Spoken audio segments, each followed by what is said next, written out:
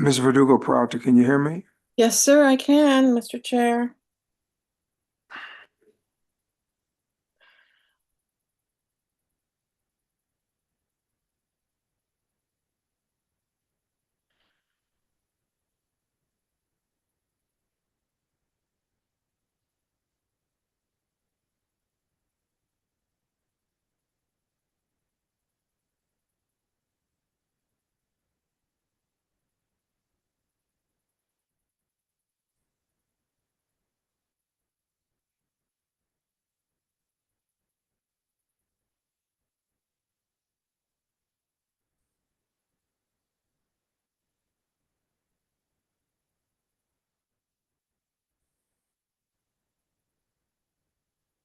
Testing, testing, Ms. Verdugo Peralta and Dr. Abraham, can you both hear us?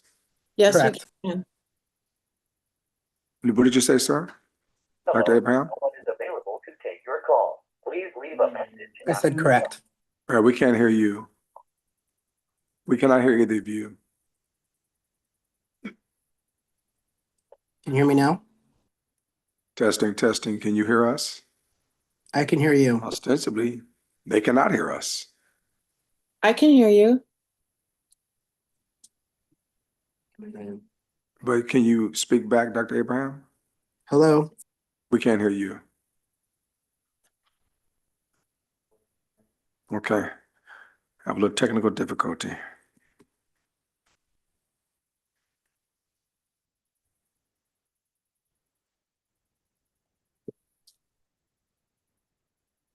Oh,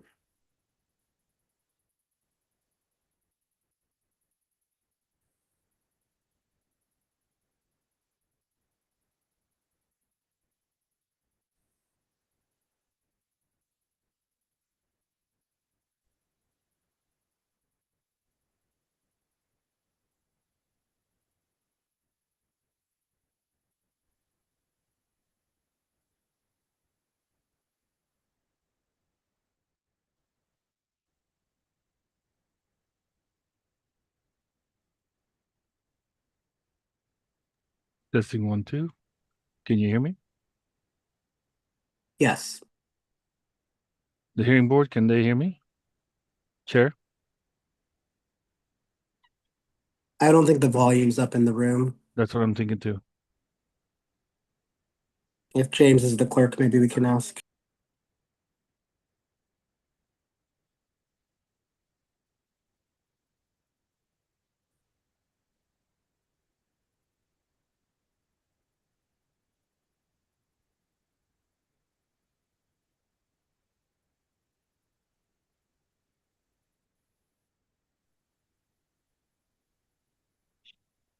One, two.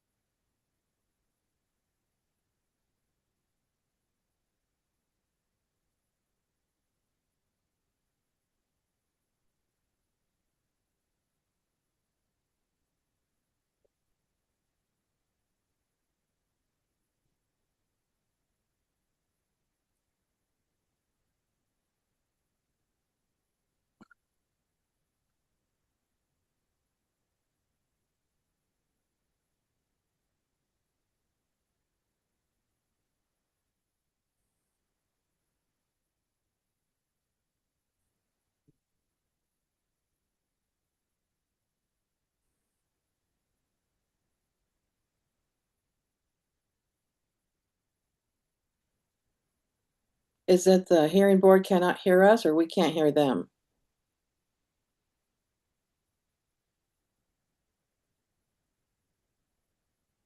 It sounds like the volume in the room may not be up. Mm.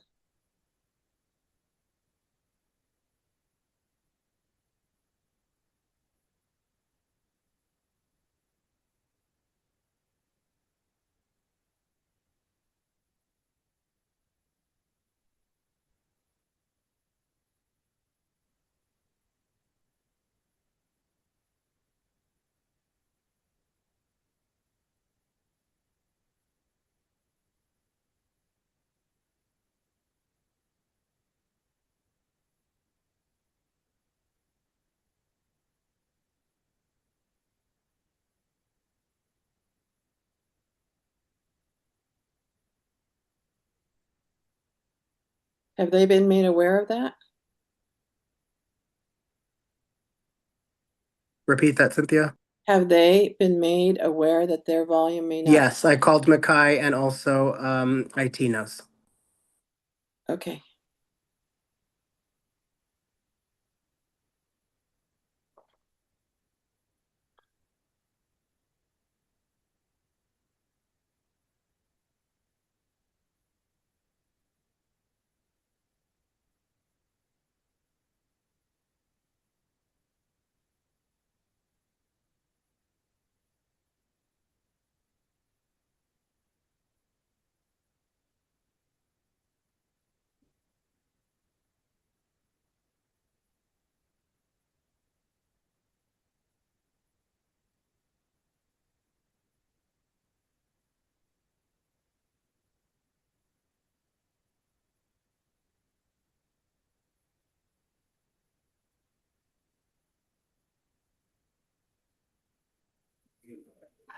Hey, Cynthia, can you say something? Or can you hear us?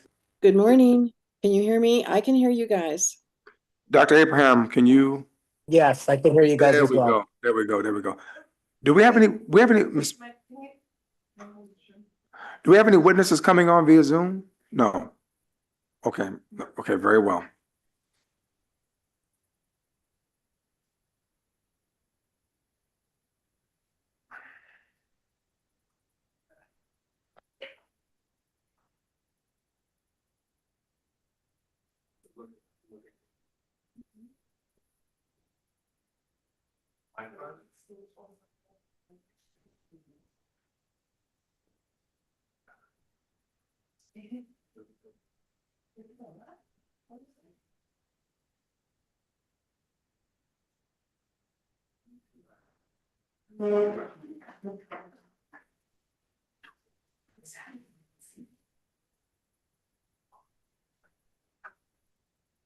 All right, good morning. Are we on the record?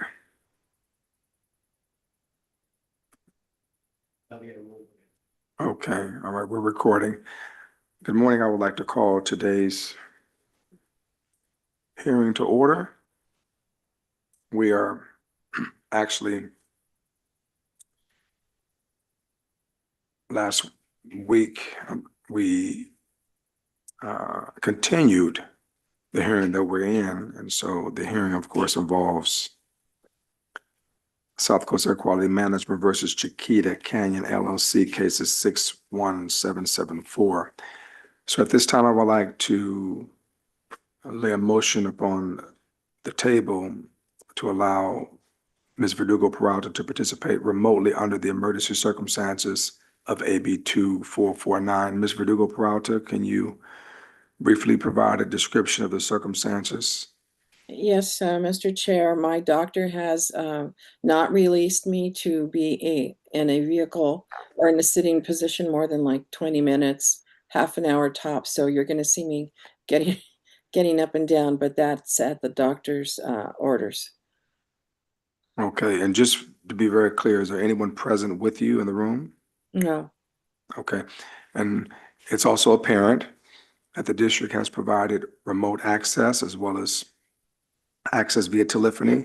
So if any individuals are desirous of providing, well, they provided public comment last hearing, but if you can also view it. So she's remote. Viewers can review it remotely.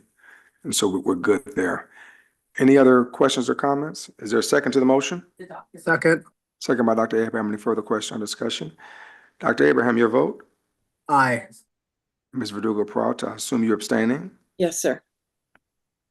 Mr. Bellica Palan? Aye. Mr. Pearman? Aye. Ali votes in the affirmative. The matter is hereby approved, 4 with 1 abstention. All right. You're in the hearing, Ms. Verdugo Thank Peralta. you. Welcome. Thank you. Okay, so we left off, the last hearing, and I believe the district was up at bat. And so I'm going to turn the floor over to Ms. Roberts. Thank you, Mr. Chair. This is Catherine Roberts on behalf of the South Coast AQMD, along with my colleagues Mary Reichert and Ryan Manzel. If I could do one housekeeping matter, can I confirm that the hearing board received a supplemental exhibit number 96? Has it? Okay. Thank you. So the district will call as its first witness, Mr. Lawrence Israel. Just say, are you referring to the declaration of Chen? Yes, I just want to make sure that we've received it. He'll be up as the second witness, but I just wanted to make sure we've received that exhibit. Thank you. And just to be clear, did Chiquita receive? Ms. Morgan, you received this as well? Yes, Chiquita received the So supplemental this is exhibit. Exhibit 99, 96. 96. Okay, and so that's a declaration of Dr. Chen in support of proposed modifications of an order for abatement. Okay. And so Ms. Verdugo Peralta and Dr. Abraham, please check your emails so that you too. Sounds good. Thank you very kindly. All right, Ms. Roberts. Mr. Chair, we got also two public comments, emails. Yes, there are two public exhibits, P8 and P9. So those will be entered into the record. Thank you, Mr. Chavez. Ms. Roberts, the floor is yours. I'll be. Oh, okay. it's Mayor okay. Riker. Could we please administer the oath? Well, 1 second.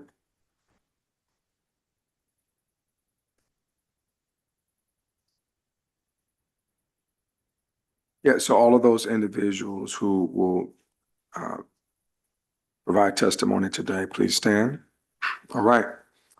Seeing that there are 3 individuals standing, do you affirm that the testimony are about to give in this matter is the truth, the whole truth, and nothing but the truth? All right, all 3 individuals say that yes, they've accepted the oath. Thank you very kindly. Ms. Riker? Thank you. The district calls Mr. Lawrence Israel. Could you please state and spell your name for the record? Lawrence Israel, Laurance, Israel, Israel. Did you take the oath this morning, Mr. Israel? Yes, I have. And are you, or could you please tell us your position here at the district? I'm a supervising air quality inspector in the Office of Compliance and Enforcement, specifically the Toxics and Waste Management team. Thank you. And how long have you held this position? Since November of 2022. And are you familiar with Chiquita Canyon landfill? Yes, Are you, did you review and sign Exhibit 86, a declaration in support of the petition for the order for abatement? yes. Okay, we would like to move Mr. Israel's declaration into evidence. Yes, accepted. Thank you. And what number is that? 86. 86 for the record, as well as for the court reporter. Thank you. Thank you. The district submits Mr. Israel on his declaration and is available for questions. Ms. Riker, thank you. I really do like that. I really like that. All right. Any questions of Mr. Israel? We do. You might not like us so much, but we do have. I like everybody in this room. Today's a beautiful day, right? Fair enough. And so, Mr. Israel, thank you for making yourself available this morning. And also thank you for preparing the declaration, which I think is where most of the questions I have this morning will originate from. I'll actually pull it up on the screen so we can follow along here in just a moment.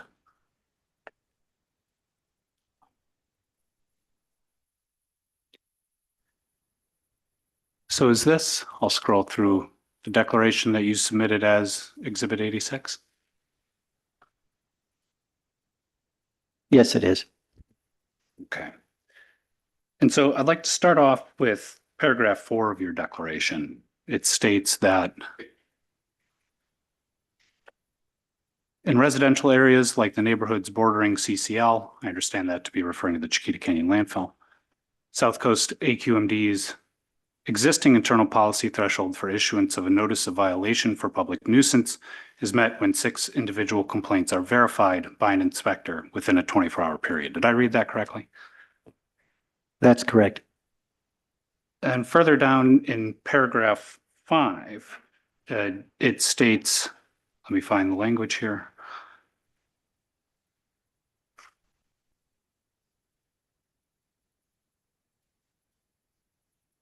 The inspector confirms in the complainant's presence that the odor is present and ongoing, then this qualifies as a verified complaint. Did I read that correct?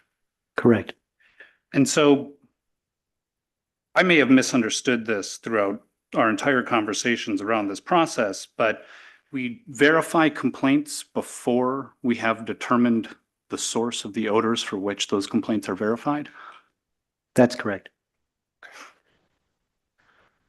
And so paragraph 6 goes on to state that if the complaint is verified, the inspector then attempts to trace the odor back to a source such as the landfill. And so that's kind of what we just discussed. Is that right? Correct.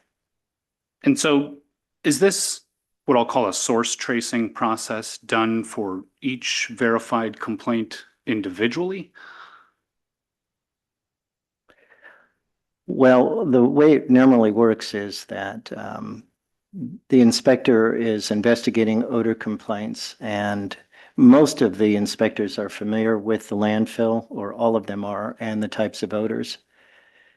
So they will go from resident to resident, confirming odors, and then they perform an upwind, downwind, and able to trace the source of the odors back to a particular source, in this case, the landfill. And so essentially there are instances when an inspector might batch a group of verified complaints together and then conduct the source tracing process. Would that be an accurate summation? Okay. Correct.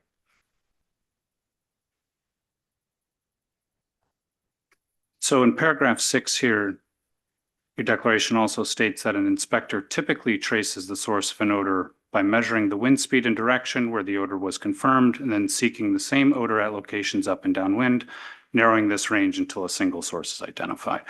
Was that kind of the up and downwind process that you had just summarized within your oral testimony? Correct. And so for each source tracing exercise, after a verified complaint, does the inspector actually go all the way back to the Chiquita Canyon landfill? Or are there instances where they're relying on their recollection of an odor as being from the landfill that they will confirm that Chiquita is the source? Well, they will confirm with each resident an odor, and then they conduct upwind, downwind. Most of the instances, because this is a known and verified nuisance, they will batch together till they've confirmed a number of 6 for a violation, or if they haven't, they will still do an upwind and downwind. The timing of it depends on the inspector and the conditions that are existing. Well, so maybe we'll go a little bit further on in your declaration. In paragraph 6 here, it states that based on the inspector's training and knowledge of up and downwind emission sources within the geographic area, and combined with the immediate wind data, the inspector will often be able to determine the source of the odor. And so that implies to me that these inspectors aren't necessarily tracing the odor all the way back to the Chiquita Canyon landfill. Is that accurate? Well, they don't typically go on the surface of the landfill. Most of them have been there in the past and have detected these types of odors, since it is an ongoing nuisance. But for the most part, the inspectors are confirming with the residents, and once they've completed that portion of it, they go upwind and downwind just to make sure that they've eliminated any other potential sources, although we've not detected any other sources that are of these types of odors. So do the AQMD inspectors ever go onto the surface of the landfill during this source tracing process? Initially, we have. There are some inspectors that do, those that are specifically trained, typically those that are in the toxics unit. But inspectors that are outside of our unit have not been typically going on the surface of the landfill lately. And so by lately, do you have a rough time frame in mind? Is that since January of this year, or since sometime last year? Well, since 2024, and certainly before the landfill closed. And so do you know how many of the NOVs have been issued to Chiquita where the inspector has not actually gone to the surface of the landfill to confirm the source of the odor? Well, I should qualify that the inspectors usually go to the front of the landfill to confirm the odors. So it's not necessary that they actually have to go in the gate and drive up to the reaction area or specifically on the surface. But to answer directly, I don't have a specific number as to how many inspectors at this moment have actually gone and done that. And so by the front of the landfill, do you mean the entrance of the landfill? So you wouldn't actually go past the gate, so to speak? Correct. Okay.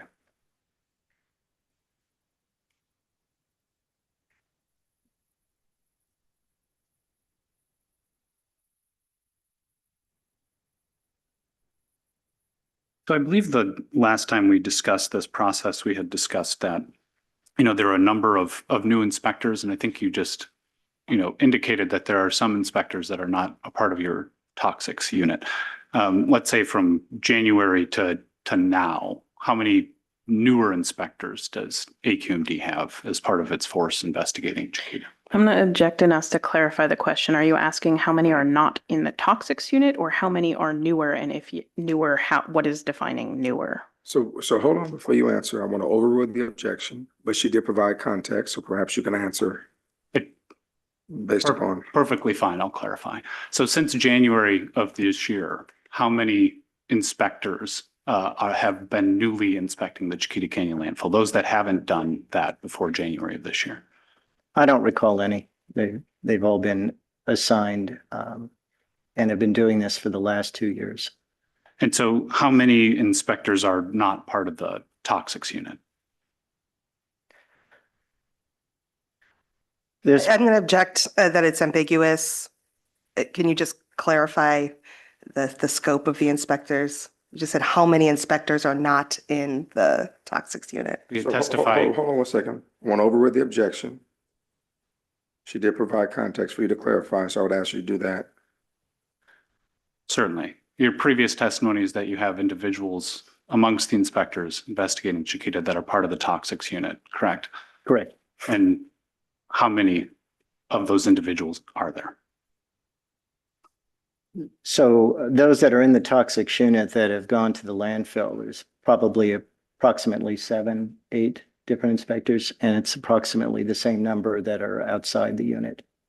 So roughly 15 total inspectors to 16 total inspectors, half of which make it to the surface of the landfill, half of which do not. Correct. And have all of those inspectors received the same training? Yes. And that training includes going to the surface of the landfill to determine the source of odors? Correct. During the initial training, before the inspectors are assigned to be on their own that are outside the team, they've conducted inspections with myself or my staff and actually gone to the reaction area in order to become more acquainted with the different types of odors that are emanating from the surface of the landfill. And so is that also true for the individuals that are not a part of the toxics unit? Yes. And so those individuals that are not part of the toxics unit, would that perhaps be the only time they've been to the surface of the landfill, is during that training process? Correct. And does AQMD in the regular course of training these individuals do any type of refresher training for those individuals? Go back to the surface of the landfill, so to speak, as an example? We haven't done that. No, not for those.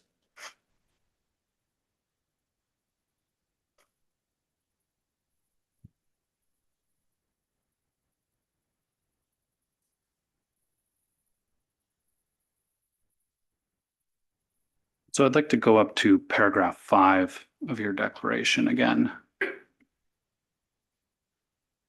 This is on line 22 here. This is accomplished, that's referring to the verification process, by assessing whether the complainant themselves still detects the odor and by relying on the inspector's olfactory senses and historical experience within the geographic area, as opposed to using specific monitoring tools.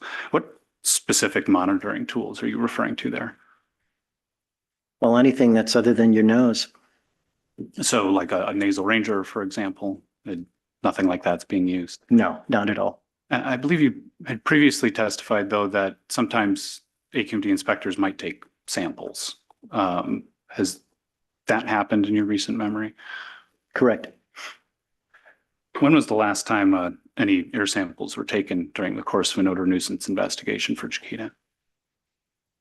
I don't recall exactly the date, but it was not in 2025. So it was probably in the second part of 2024.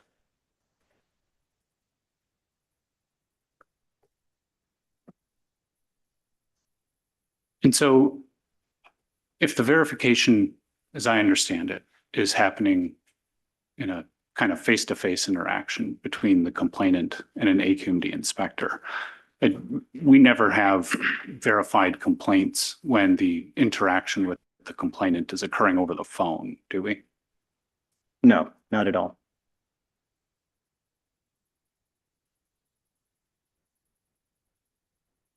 So I'd like to go down to paragraph 11 of your declaration. Excuse me, not paragraph 11. Paragraph 11 of my outline, not your declaration. Paragraph 7. So it states that South Coast AQMD has received approximately 570 complaints from the public alleging odors coming from CCL during the month of May 2025. That was as of 9 a.m. on May 29th. Do you know how many of those complaints were verified over that same period?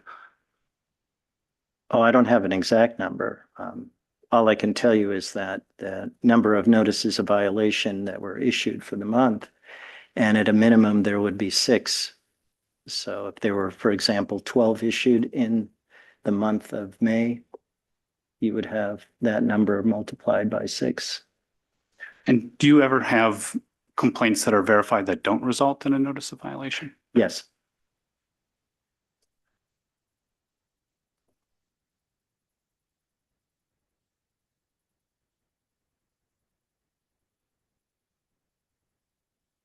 And so when was the last time you yourself actually conducted a odor nuisance investigation of the Chiquita Canyon landfill?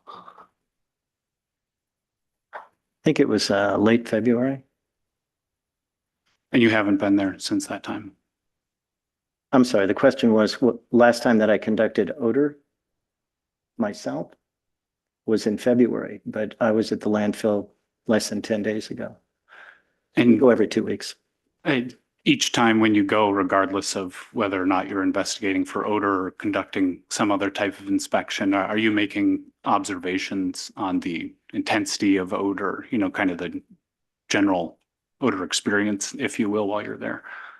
Well, we always do that when we do an inspection of the landfill. When I'm driving in the community, not unless I'm specifically going to a complainant's, there's a couple locations that we would typically stop and take odor readings. So I guess the answer would be yes to both. And so by odor readings, do you mean essentially the same way that your inspectors would go about verifying an odor? You'd go out, see if you can smell something, assign it a number on the scale of 1 through 5, that type of thing.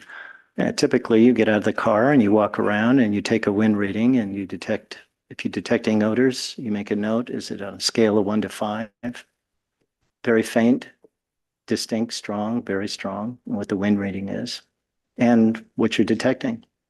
And based on those observations, you know, do you think that odors are improving in the community around Chiquita? Do you think they're getting worse? Do you think they're staying the same? Maybe as compared against 2024, for example? Well, we're getting a lot of, I interview all our inspectors, and the general consensus from the majority of the inspectors that are investigating odor complaints daily is that the odors are distinct and at times overwhelming and at times faint. To compare to last year, we had a lot more complaints last year, but I think a lot of people just have given up complaining too. But we're detecting odors almost daily there. It doesn't necessarily mean we're establishing a nuisance violation every day, but we're detecting odors almost every time we go out there. And so why do you think that individuals may have just given up lodging complaints? Well, that's a community. That's what I'm hearing from talking with members of the community. And do you have an estimate of how many individuals have stopped complaining? No.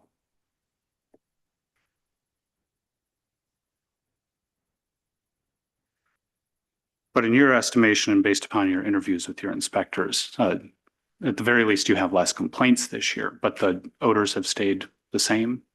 Am I understanding your testimony correctly? Correct. We're getting more reaction gas odors specifically with some leachate. We're not getting really any trash odors, but the intensity especially of late, has been more intense, that our inspectors have been reporting. And they're measuring that intensity on that 1 to 5 scale that we've discussed in previous hearings, right? Correct.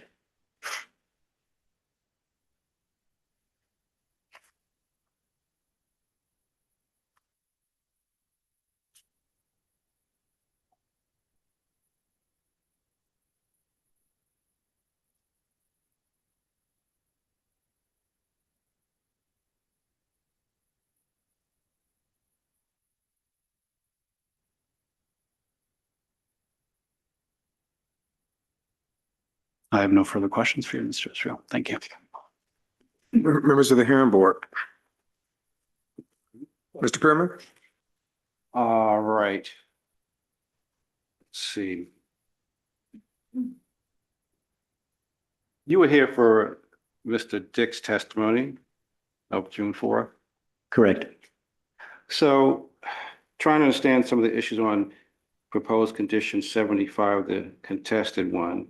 And my recollection is that in terms of the boundary adjustment criteria, there's differences in the methane percentage as a measurement, 30% versus 40%.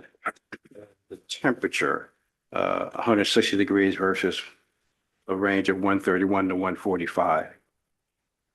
And so Mr. Dick seemed to say that the position Chiquita has taken has been consistently done over 20 months of reports.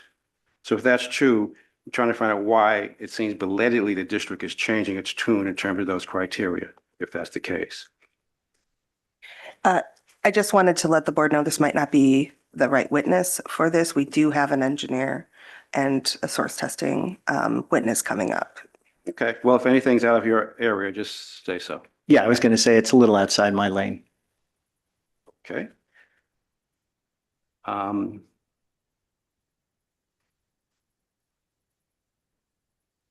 you familiar with proposed condition 75?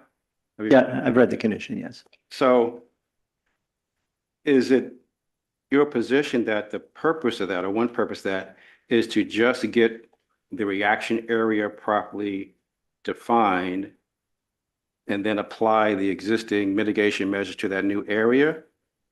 Or is it designed to develop new mitigation measures throughout the property? I'm just going to answer that. It's really outside of our OCE expertise. That's really, I think you need to ask engineering and permitting on those issues. You familiar with the EPA unilateral administrative order, which is Exhibit QQ, that was issued in the matter of Cheetah Canyon? Well, yeah, I read it when it was first issued. Are you aware if there's been any change to that in the last year or so? I can't tell you that. I'm sorry. Are you aware of any alleged breaches of that order by Chiquita Canyon in the last year or so? No, I can't answer that.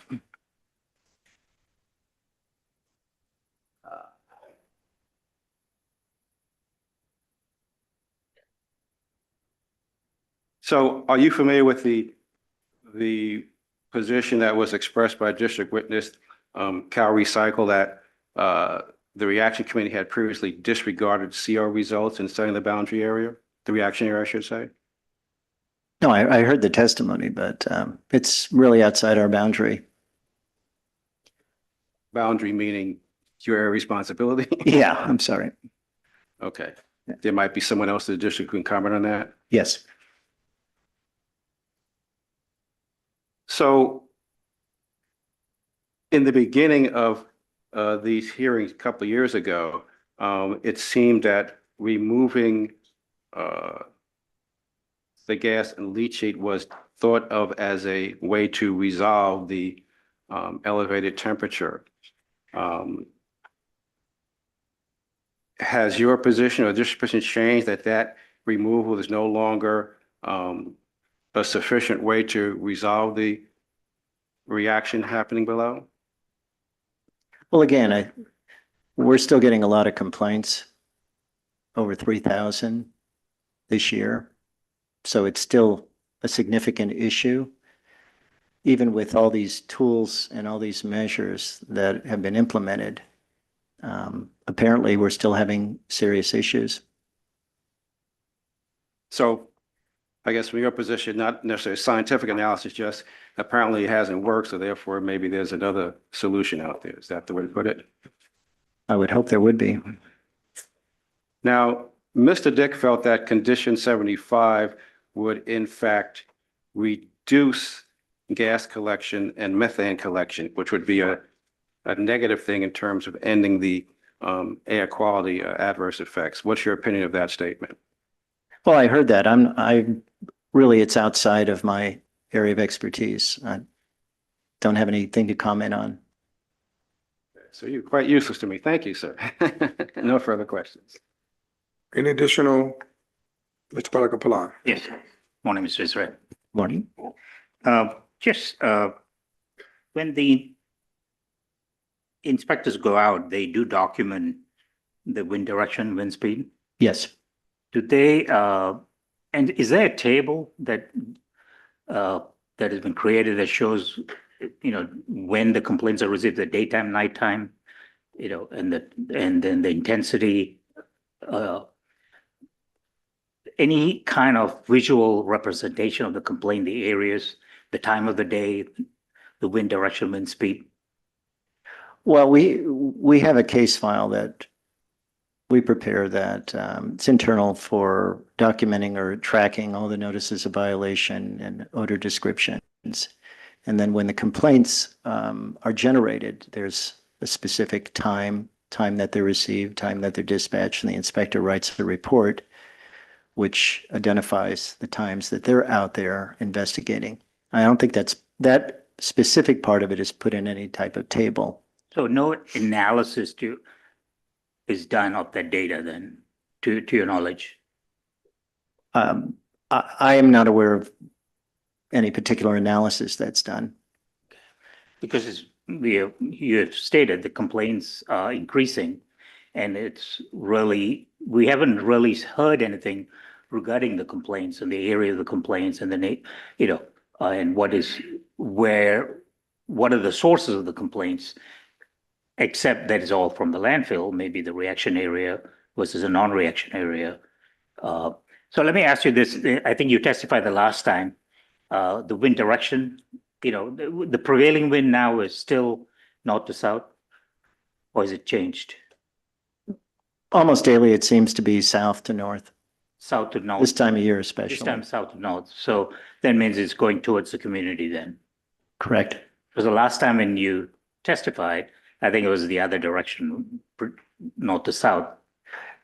Correct. In the winter months, we had a lot more winds from the north. We also had Santa Ana winds. Okay. Now the MS stations, the monitoring stations, they collect wind direction, wind speeds also, right? Correct. Has anybody looked at that data to correlate the time with the complaint data to see if what's going on over the landfill? Well, I'm sure it has. It's not somebody that I work specifically with in OCE. It would be done outside of our group. To your knowledge, has anybody done anything, any analysis? I can't answer that. Oh, let me put it, have anybody shared anything with you? Any analysis? Not specific. No, okay. Let me, and I miss either Ms. Reichert or Catherine, if you could bring up those proposed, and these are the stipulated conditions, on Exhibit 70, was it 90, 73. Yeah, the red line, please, because the version we have don't have the red line. Just wanted to get an idea what were the changes that have been proposed in the stipulated condition, and ask Mr. Israel. Okay. Have you? Sorry, this is 90. Is there a specific? No, in general, I was going to ask some questions regarding this.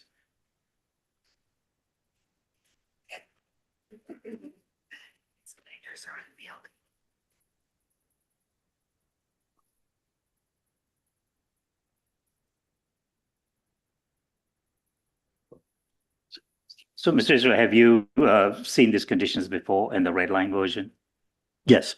Okay. Now, when I go through, and actually we didn't get the red line version, but I went through and identified, I think, similar where the changes were. But even though this condition has been stipulated, I'm at a loss to see what, except maybe for, and I'll let you explain, what in this modified condition is going to address the odor issue and reduce the odors.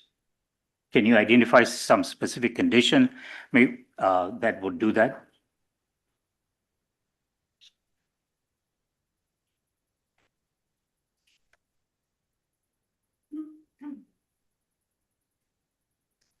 Well, I would call your attention to condition 30. Okay, and that condition 30, that's specifically on the repair of the synthetic, the covers, geosynthetic cover. Correct. But that's also proposed to go with a different type of cover, right? Correct. Only if it's approved by DTSC. Correct. Correct. So other than that, and that this is, I think Mr. Todd had testified regarding this type of covers and has been utilized at other landfills. So none of the other conditions are just more changes to the report format and so forth.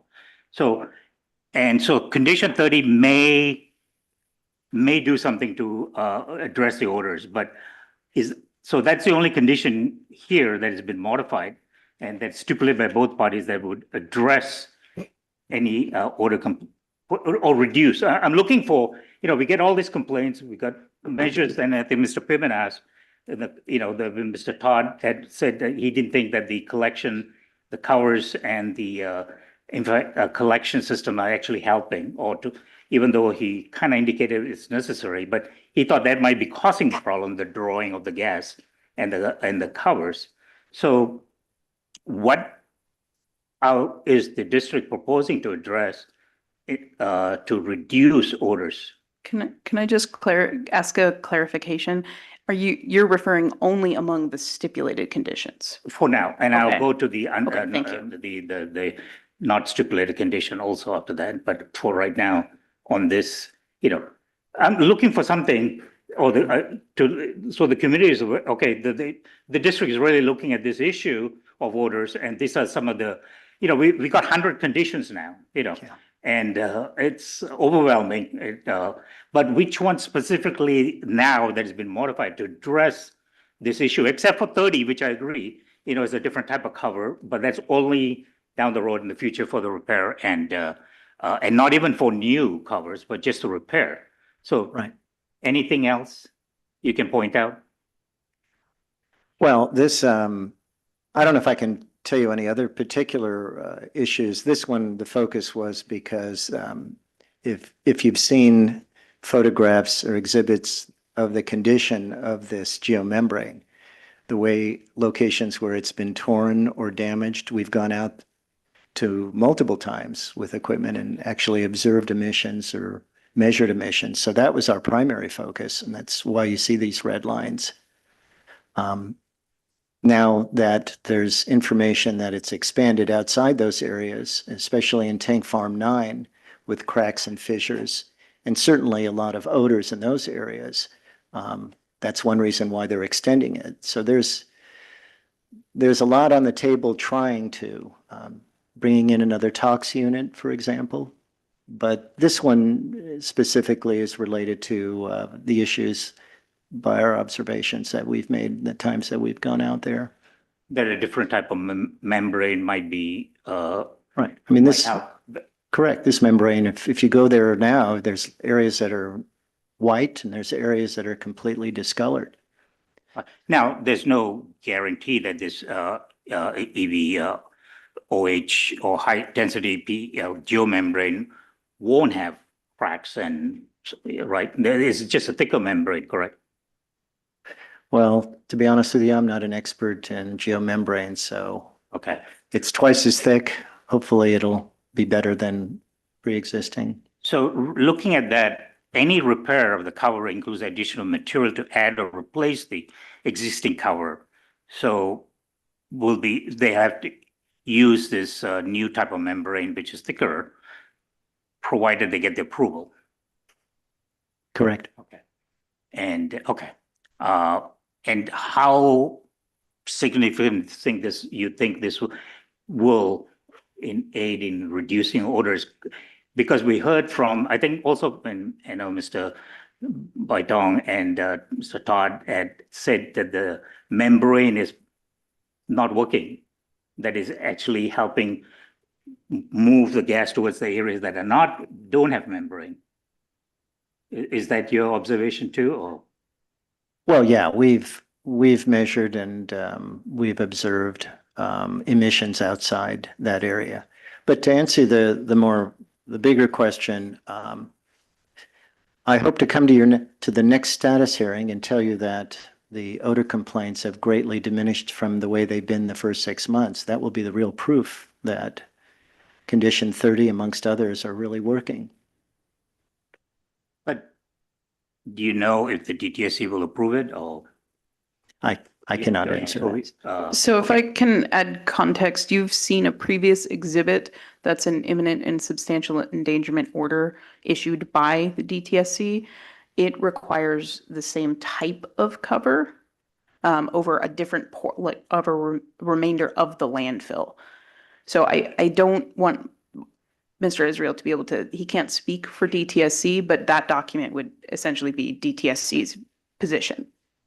Then Could if I might get just, I'm sorry, go ahead. Yeah, one clarifying question. DTSC has approved the material.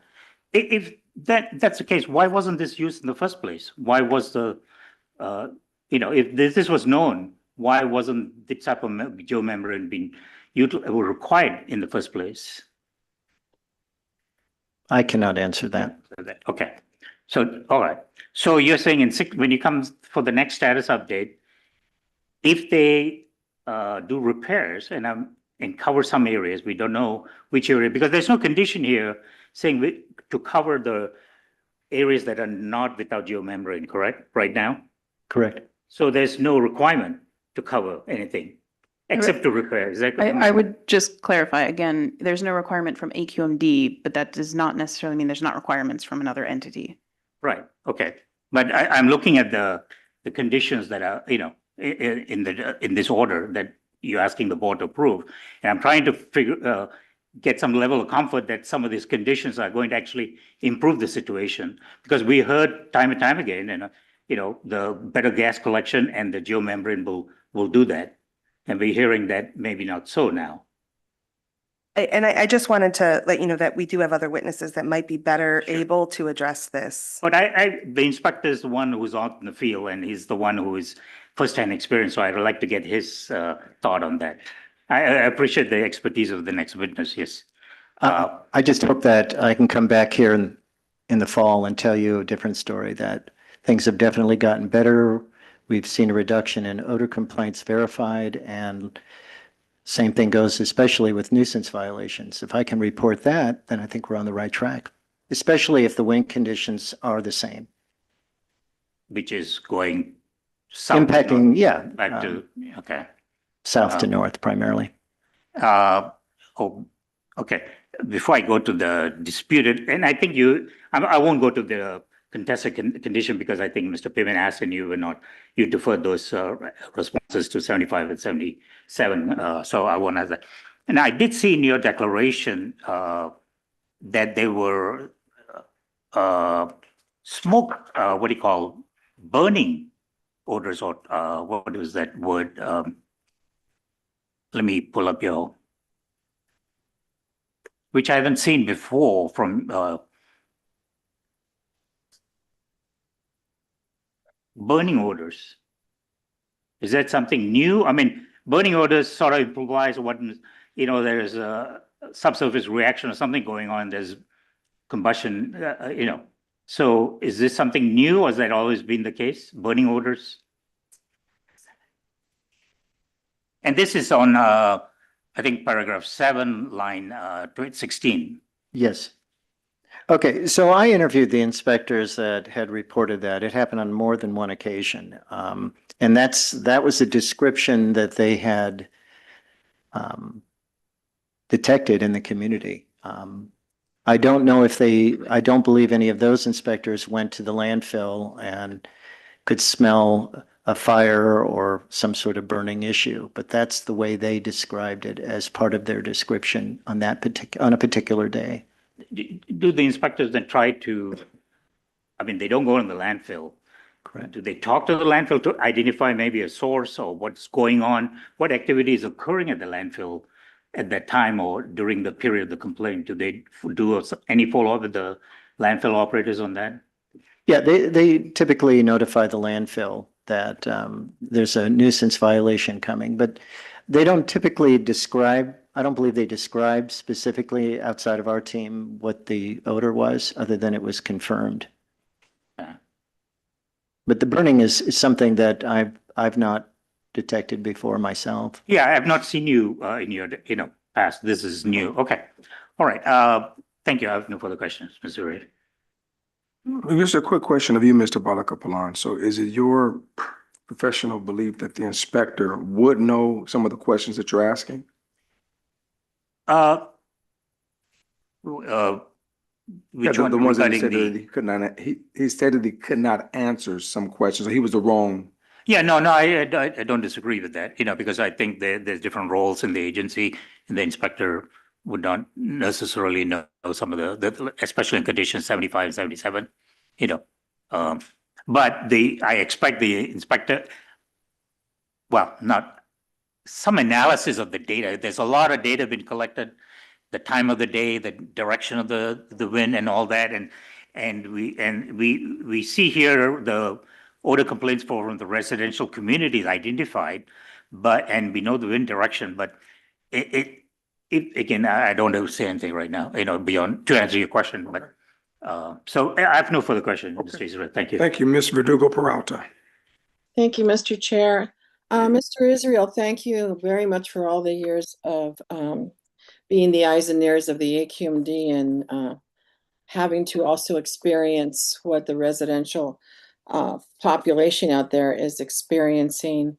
I know that you stated that you have been in this position for 3 years. However, how long overall have you been going out to Chiquita Canyon and inspecting this facility? Since 1991. Okay, so you know pretty well what's going on out there. And I know that you have previously stated that you have spoken to several of the residents that are making the complaints out there. However, you also stated that you believe that they're becoming complacent, that they don't, is it that they don't have faith that anything is being done? Or is it that they think that things are getting done and it's just taking a longer amount of time? I think I would answer yes to both of those questions. I do pretty much regularly attend the Community Advisory Committee meetings, CAC meetings, and that very issue, both of those is brought up every time. So overall, do you think the situation is getting better, staying the same, or worse? I would say it's staying the same. So there's been no real improvement. Is that what you're stating? Yes. Okay. When it comes to the conditions and the verbiage that is being written, is it being written by the attorneys and then you verify what they write? Or how is that process? What is that process? Objection, that's privileged information about the communications between attorneys. Objection and is client. sustained. Okay, let me ask it another way. Do you have the opportunity to review what is written before Yes. it actually is published? Yes. Okay, thank you. You also stated that you go to the front of the facility. Is there availability for you to go to the other sides of the facility, or is that fenced off and there's no road access? Okay, so you're asking the front of the facility. Okay, so the rear part of this facility is mountains and hills. Is that what you're referring to? I'm asking, is there any access to go around the whole entire site or not? There is on-site and off-site, it would be kind of difficult because there's no road that surrounds from the outside. Okay. Do you have the ability to request from Chiquita Canyon that you do go inside of the facility and go through the perimeter? And we've done that, yes. When was the last time that was done? About 2 weeks ago. Okay. And you still feel that it's coming south to north at this time of the year, correct? The wind conditions? Yes. So which is blowing into the community. Well, that's correct. It's more prevalent from the south to the north. Mhm. Do we get, as a result of that, do we get more complaints during this time of the year, or is it just pretty much even year round? Well, I think we get complaints throughout the year. Historically speaking, just the last 2 or 3 years since 2023 in particular, if you go years before that, we had different circumstances, different odor issues, not a reaction ongoing. Mhm. So in those years, it was primarily trash odors from the working phase. It wasn't landfill gas. Mhm. Okay, and in reference to the cover that you stated has fissures in it, breaks in it, have you witnessed any effort to correct that? Yes, And how long ago was that? 2 weeks ago. Okay, have you been, when was the last time you were out there? Maybe that's a better question. We did the Title V inspection. I believe it was the last week of May, first week of June. Okay, and so that's when you saw the improvement?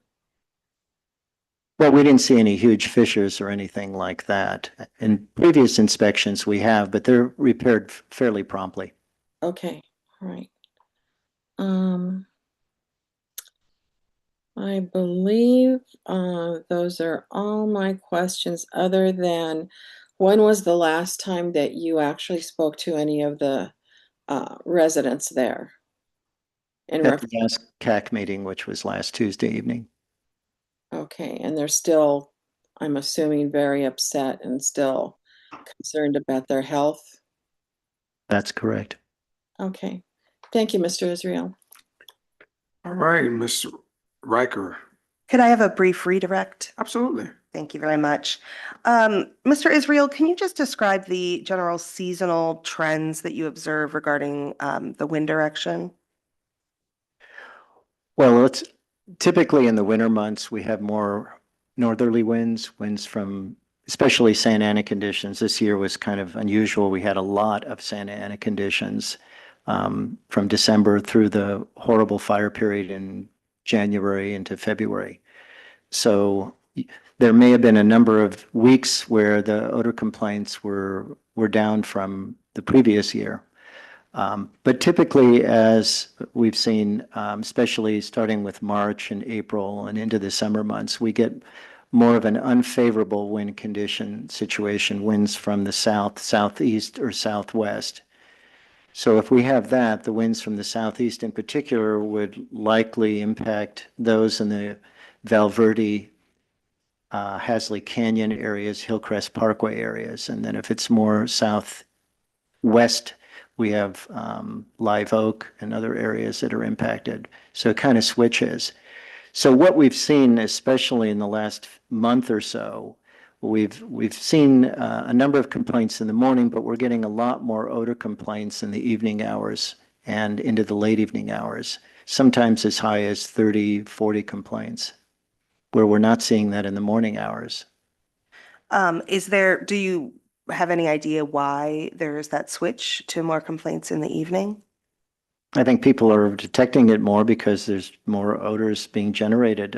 That would be the reason. Okay. And just to clarify, when you discuss the Santa Ana winds, what direction are those coming from? Santa Anas are from the desert, so they're typically from the northeast to the southwest. Okay. All right. Thank you. I just want to discuss a little bit about inspector training. What do all inspectors that have gone and inspected Chiquita Canyon for nuisance undergo our general nuisance training? Yes. And could you just briefly describe the process for the nuisance inspector training? Well, usually first, inspector who's never been to the landfill is paired with one of my team.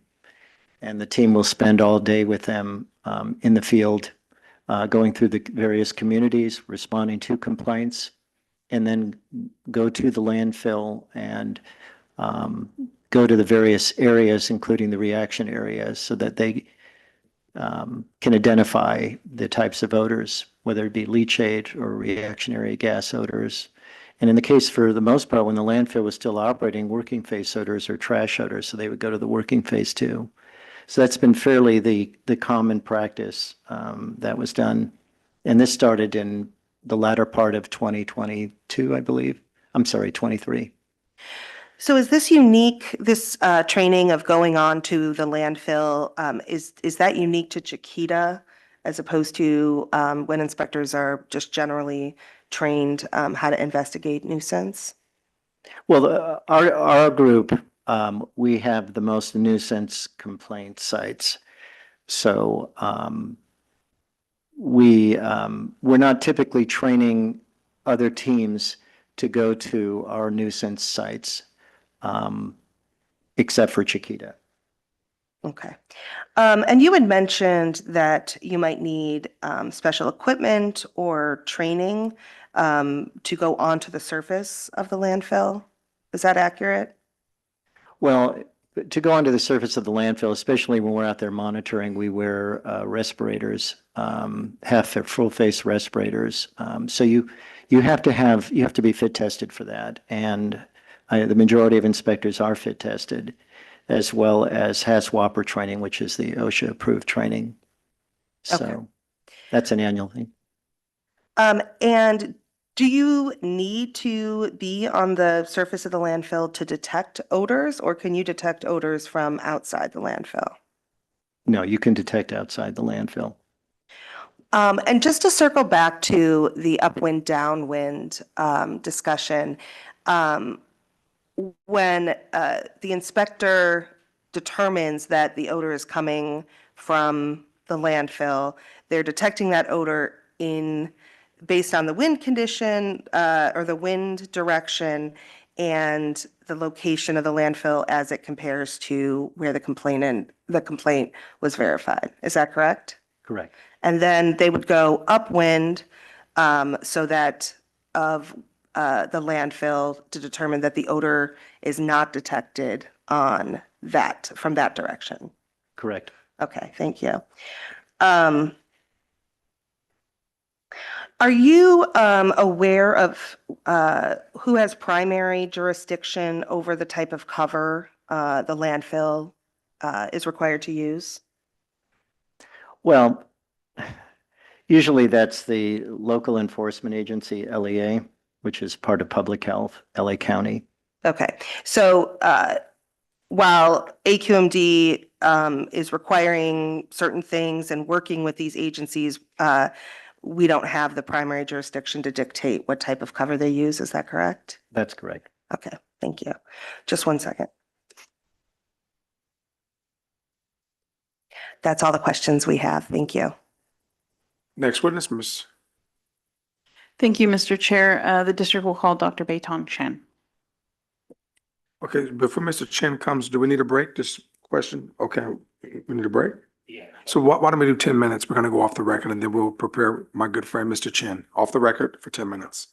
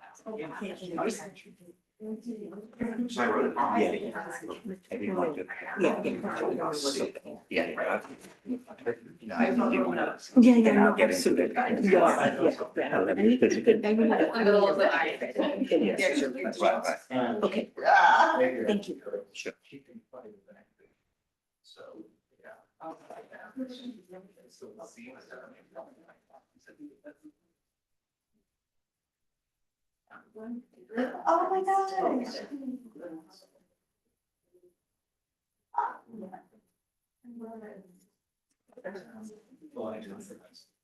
Oh, really?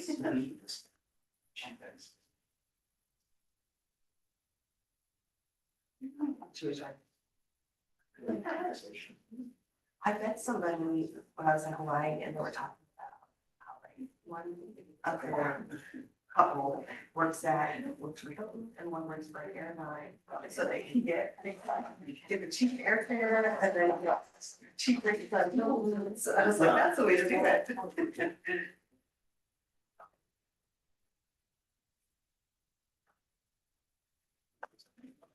Oh, I was like, what?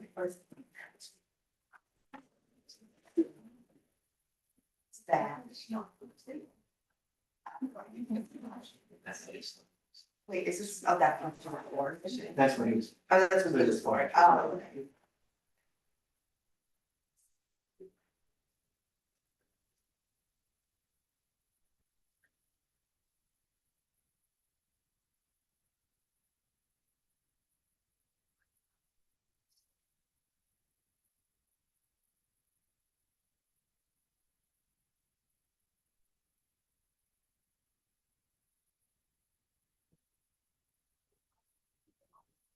Well, he took one.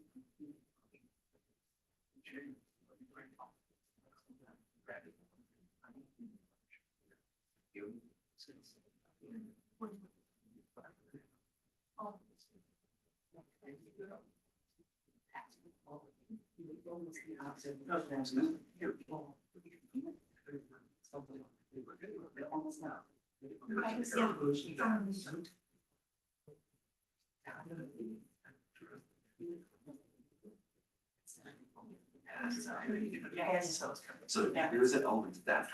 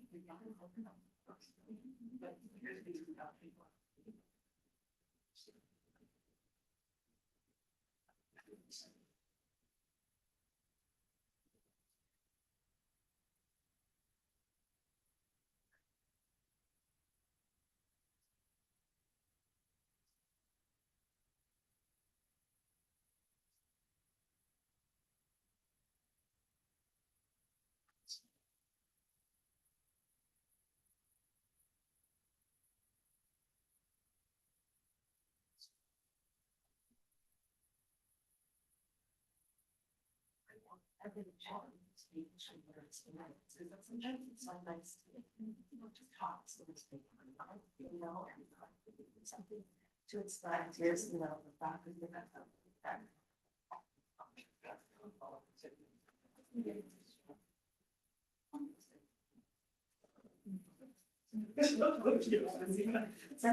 It's a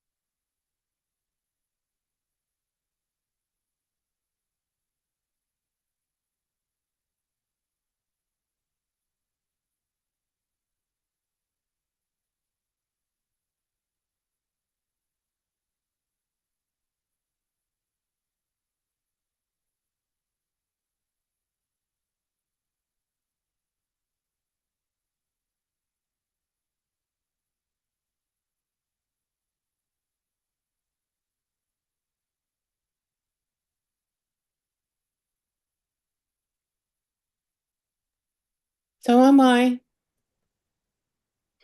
Can you hear me? Yes, we can hear you. We'll be back on the record in a few seconds. All right, we're back on the record. No, we want to be on the record. We're back on the record at 10:57 a.m. All right. I believe Ms. Roberts, the floor was yours. Thank you, Mr. Chair. The district will call Dr. Beitong Chen. Dr. Chen, can I have you state and spell your name for the record, please? Baitong Chen, Baitong, and Chen, Chen. And can you remind us what is your position with the district? Air quality engineer too. So we submitted the bulk of your testimony via a declaration that you've reviewed and signed as Exhibit 96. Is that correct? Yes, And that exhibit actually reviewed two other supplemental exhibits that you walk through that are graphs, 87 and 88. Is that correct? that's correct. Can I have those three exhibits, 87, 88, and 96, moved into evidence, please?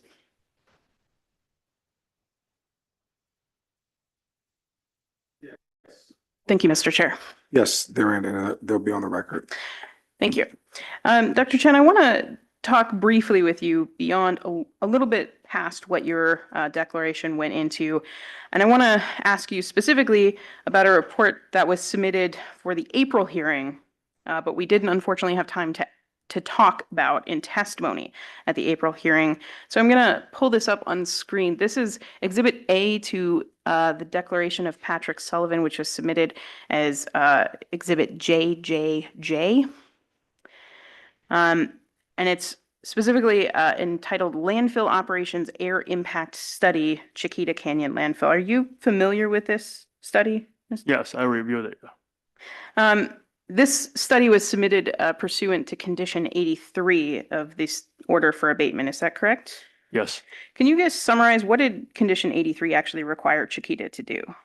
Basically, Condition 83 requires the facility to conduct an analysis regarding the landfill operations, such as equipment downtimes and the associated, as well as the air quality impact near the communities.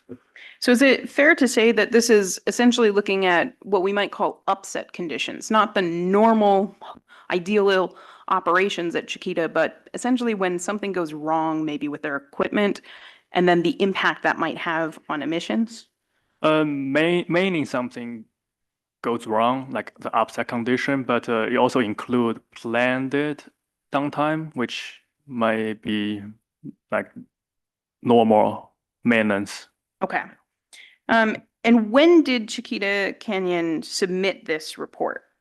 March 31st. And you said you have reviewed the entirety of this study, is that right? Yes. Can you remind us, why did South Coast AQMD feel that it was worth putting this into the order for abatement to begin with? Why did we want this study?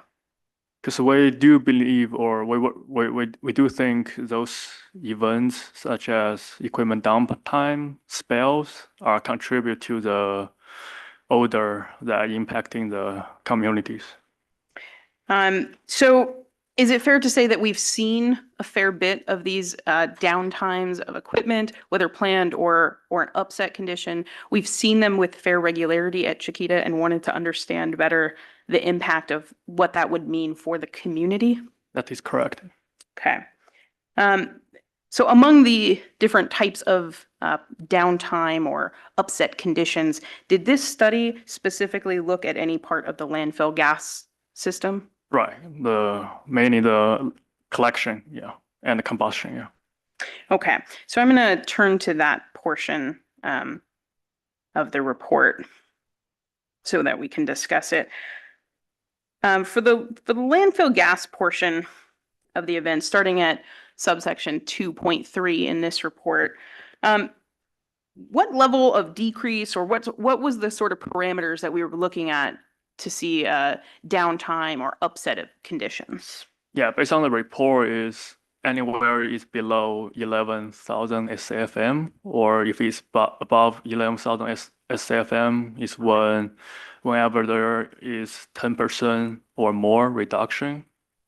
So based on this report, over the time period that they studied, how many times did Chiquita's system drop below the 11,000 SCFM? Based on report, there is, I would think it's 16 times, but it says 16.006. But it represents 10% of the study period. So is that possibly a typographical error that really means 16,000 times based on the second part of that sentence that says roughly 10% of the study period? It is possible. We don't have the raw data. We only have the graph out there, as you can Okay. see. Yeah.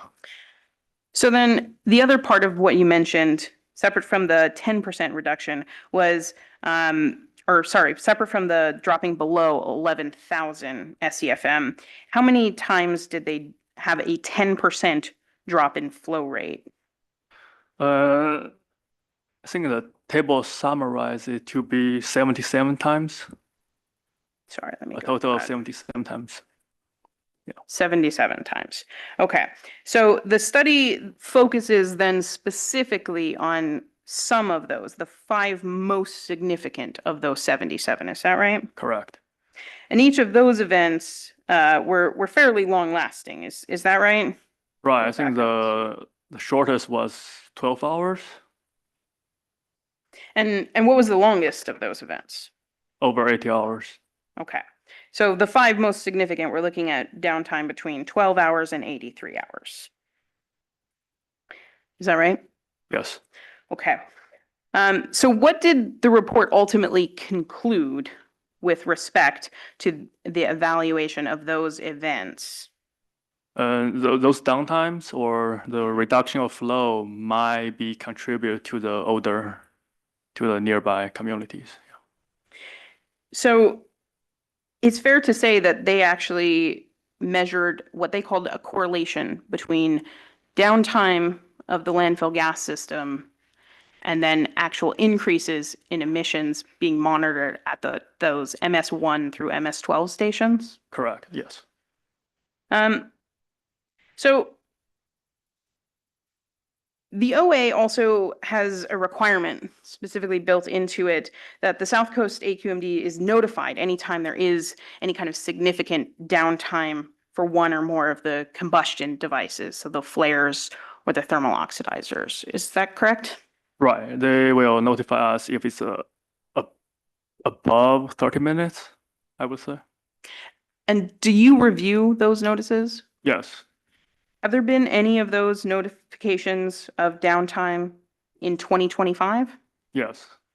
How many downtime notifications in general? I think since the beginning of 2025 to now, if we consider each individual equipment as one event, there are about 120 downtime events. In your experience as an engineer, is this a typical amount of downtime for an average landfill, or is this atypical? It's atypical. It's not normal. Yeah. So are all of the downtime notifications that we're reviewing, are they due specifically only to equipment failures, or are there other problems that they list as causing the downtime?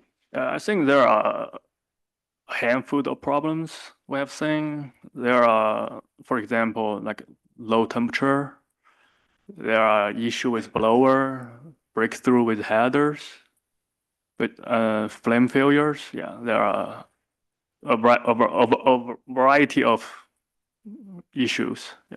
In your experience, are some of those issues caused potentially by poor methane gas?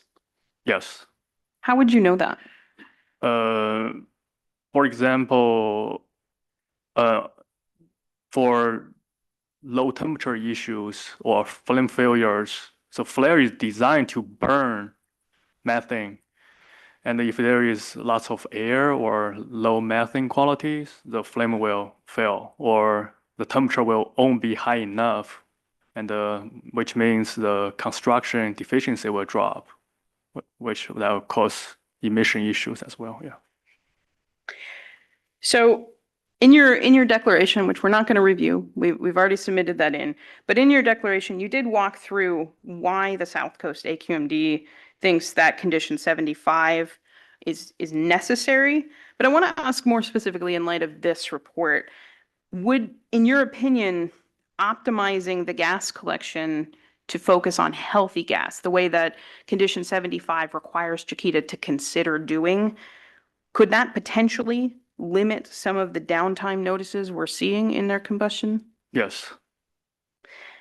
And based on Chiquita's own conclusion that there are a correlation between those downtime notifications and emissions being increased in the community, do you think that if Chiquita was able to optimize its system to reduce at least some of the downtime, that could potentially reduce the emissions going in ultimately to the communities? Yes.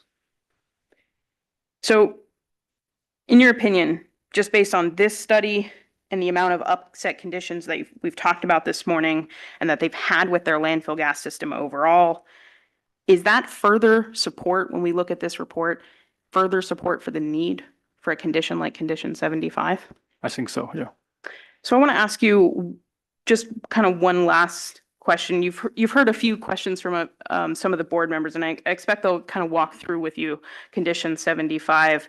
But in your opinion, is there a benefit in reducing emissions that could come from imposing condition 75?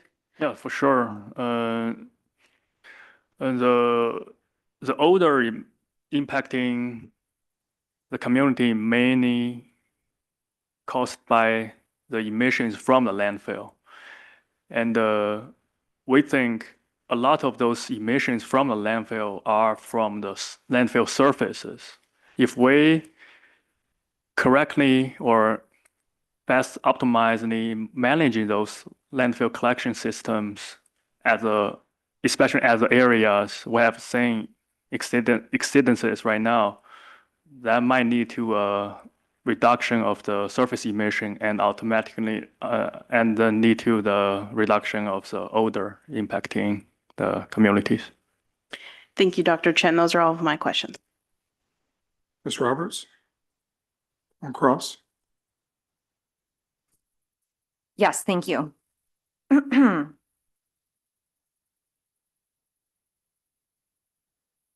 So, good morning, Dr. Chen. Morning. I'd like to start with asking some questions about your declaration. And in your declaration, as Ms. Roberts pointed out, you discuss Exhibit 87 and Chiquita's landfill gas recovery, correct? Which one? Exhibit 87. Oh, Exhibit 87.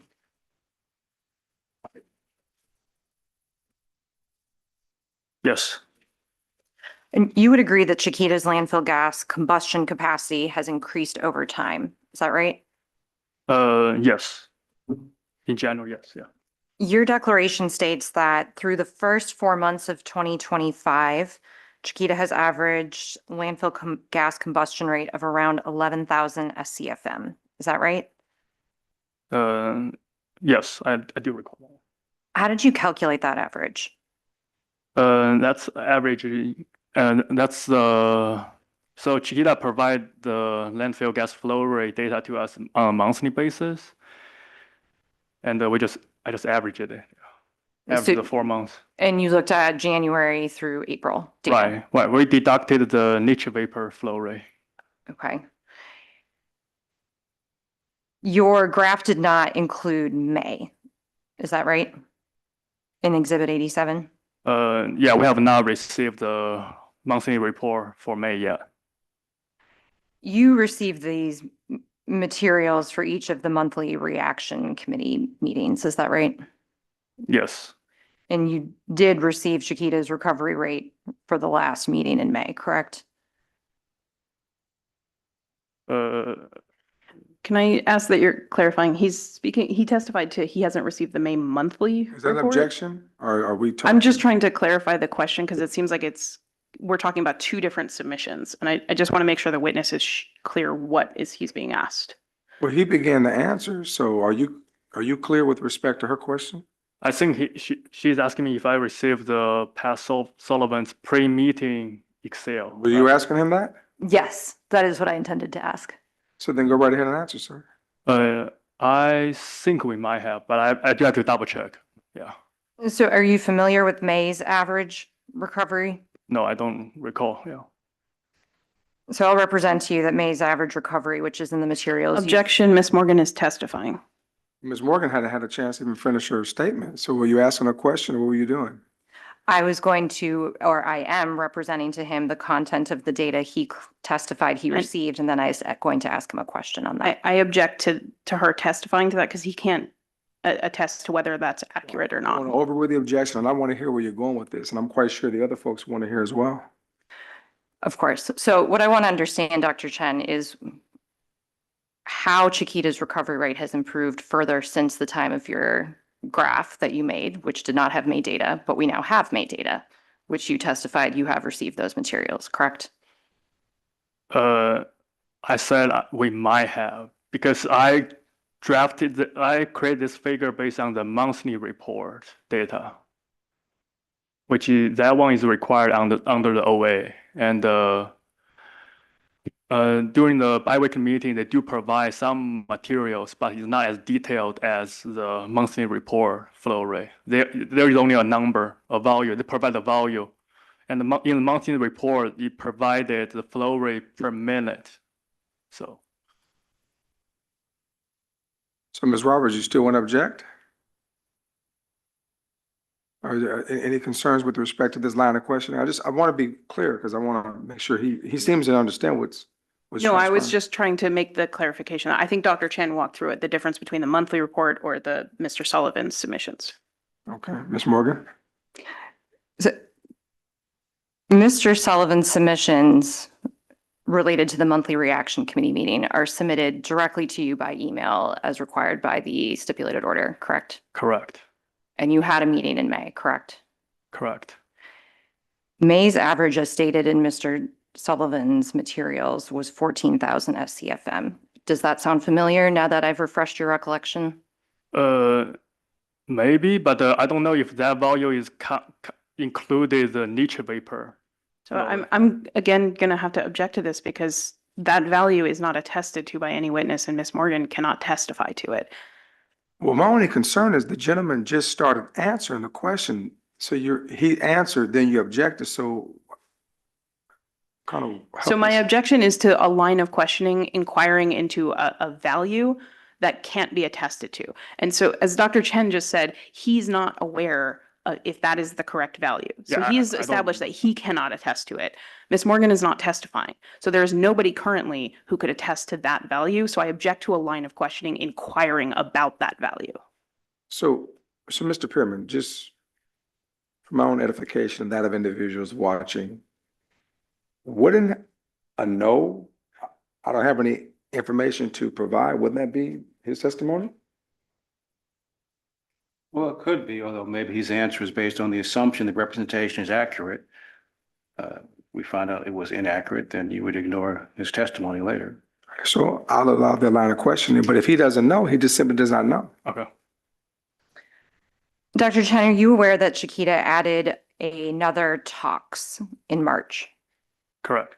And that would increase collection capacity, correct? Correct.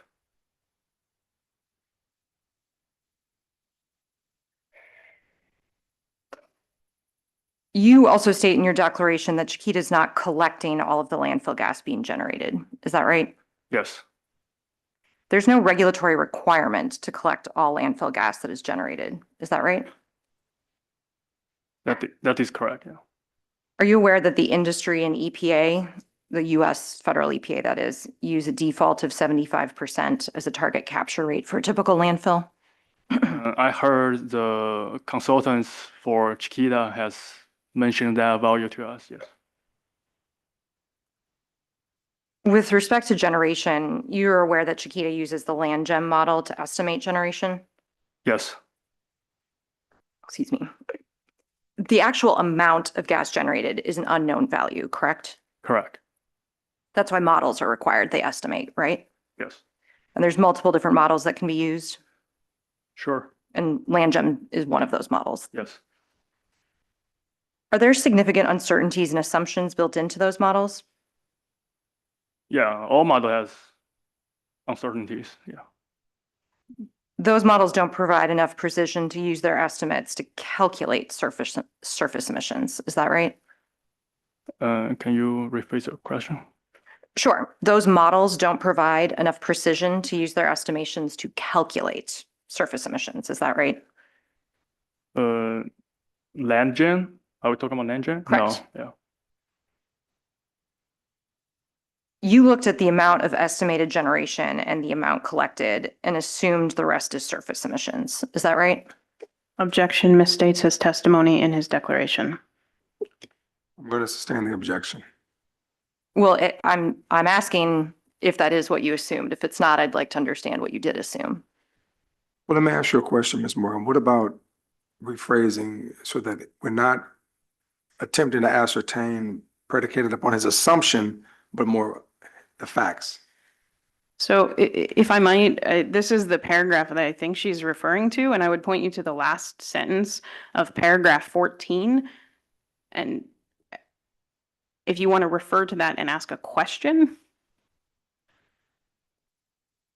So you say the remaining gas being generated remains in the landfill, potentially worsening the reaction and escaping as fugitive emissions, right? Yes.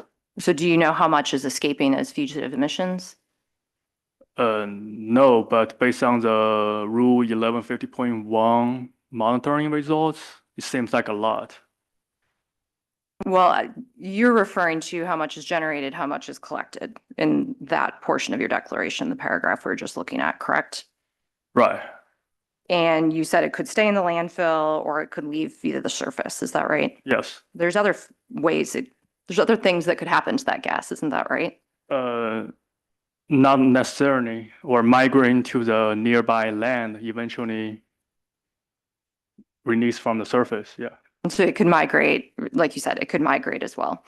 Do those assumptions account for the fact that gas moving through the landfill cover could, or the cover could attenuate some of the landfill gas constituents as it's released? I do believe under the cover, there are gas collection systems or so-called the surface collection system to collect the gas under the cover. So it should be counted to the whatever collected. So you can't calculate with any degree of certainty the total fugitive surface emissions using solely the generation estimate and the collection amounts. Is that right? If you want a specific value, no, you cannot. So you mentioned the surface emissions monitoring. Let's turn to that discussion in your declaration and your discussion in particular of Exhibit 88. So you state in your declaration that the graphs on pages 2 to 5 of Exhibit 88 show a trend in increasing emission exceedances. Is that right? Which exhibit? 88? That's a green map. Oh, okay. Yes. The graphs, and I'm specifically referring to the first 4, so pages 2 through 5 of Exhibit 88, Oh. they show the total number of exceedances per month. Is that right?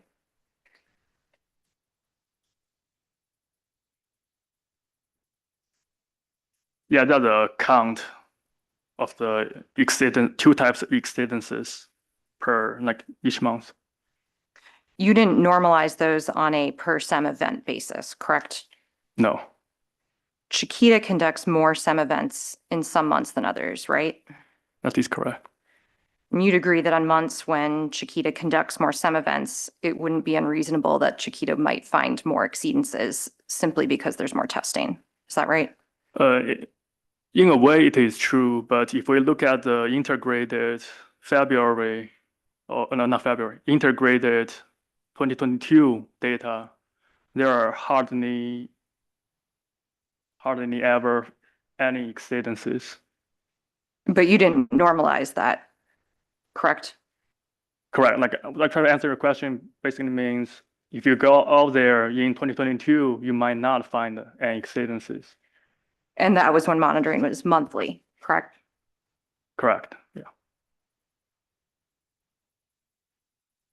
So based on this data that we're looking at, you could say that there's more exceedances in a month, but you can't necessarily rely on that for trend without normalization. Would you agree? Uh, if we get very technical, statistically speaking, we could, because we do see there is more. So it depends on, so it's a lot more complicated than just a yes or no answer for this one. Yeah. Did you do any statistical analysis here? We tried, but we did not present the data. Sorry, could you repeat that? I personally did some, but it was not presented here. Yeah. Why wasn't it presented here? Objection, that's privileged. Conversations with his attorney as to what evidence the district submits as part of its affirmative evidence in a contested abatement order hearing is privileged. Let me, Well, I want to overrule it, but I guess he said it. He said it was not. He hasn't answered that question. He said he did statistical analysis and then it wasn't presented here. And Ms. Morgan asked, why was it not presented here? The answer as to why would dive into questioning and conversations between Dr. Chen and Dr. Chen's attorneys, which is privileged information. and I'll agree to withdraw it. I can rephrase. Okay, yeah, I'll sustain it and you rephrase it. What did your statistical analysis show?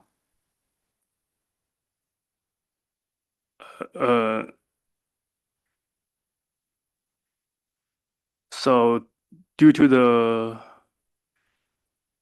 I don't want to testify my results of my statistic analysis because it's premature. It was not reviewed in any form. I just did it to play with the data. Yeah, Why did you do the statistical analysis? because I want to understand the data better. And to understand the data better, you thought you needed to do some further statistical analysis or normalizing of the data. Right, because the data Chiquita presented only has like average or media. That's why I try to check out like more ways to print the data. Yeah. But we're talking about your data, which just shows an Right. exceedance count. That's my like thoughts of like concept. Like that's how I flow. Like that's why I did my statistical analysis. But we don't have that, the benefit of that statistical analysis today. Right. Two of these graphs, the graphs on page 3 and page 5, they compare the reaction area to the non-reaction area. Is that right? Yes. They haven't been normalized on a per acre basis. Is that right? What do you mean by per-acre basis? Yeah, to clarify, so the size of the reaction area it's not the same as the size of the non-reaction area. Is that right? That's right. Yeah. So the reaction area, while we heard from the last hearing, is perhaps somewhat up to debate as to the size. Let's say it's approximately 30 acres. Would you agree that the non-reaction area then is approximately 300 acres? That's a fair.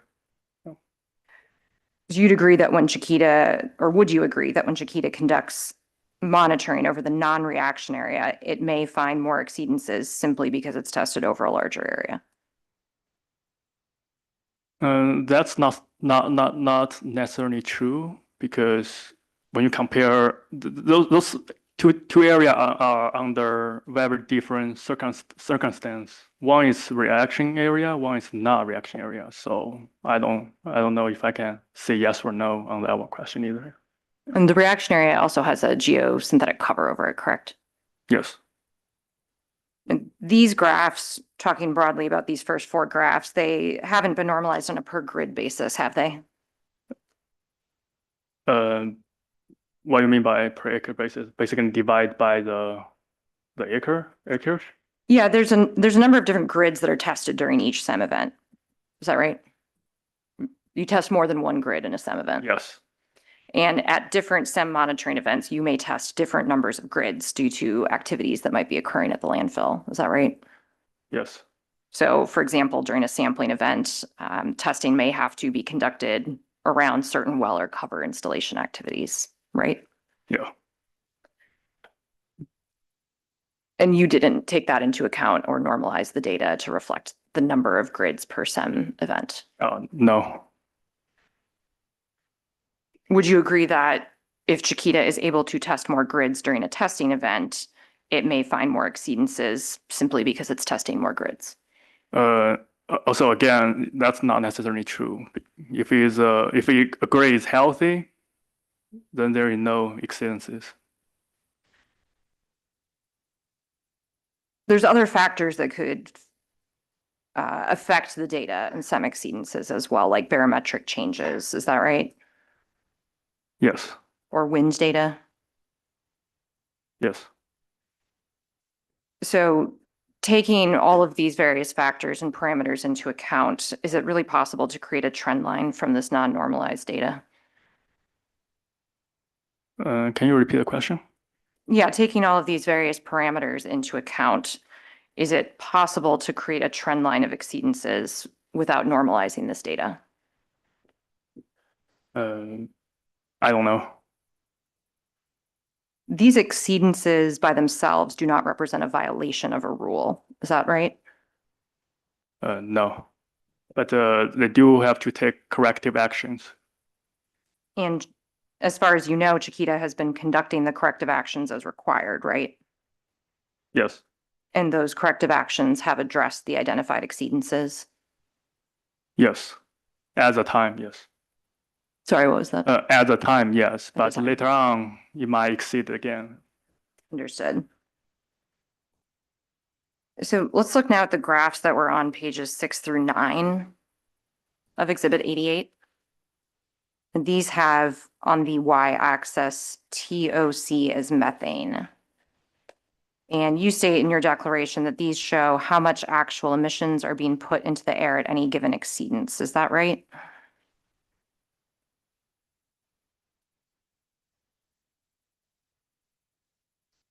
Can you say that again?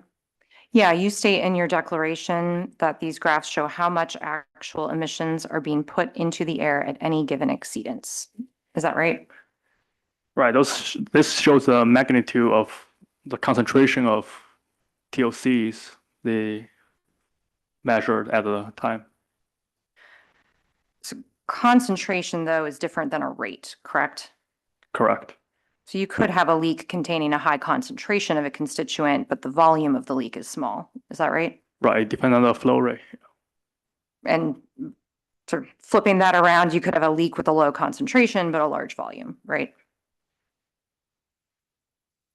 The math is correct, yeah. But we have to consider on the older perspective, the higher concentration means easier to be detected by the community. But these graphs don't actually show total emissions. They're showing concentrations, correct? Right, they are the TOC measured as methane in ppm, which is a unit for concentration.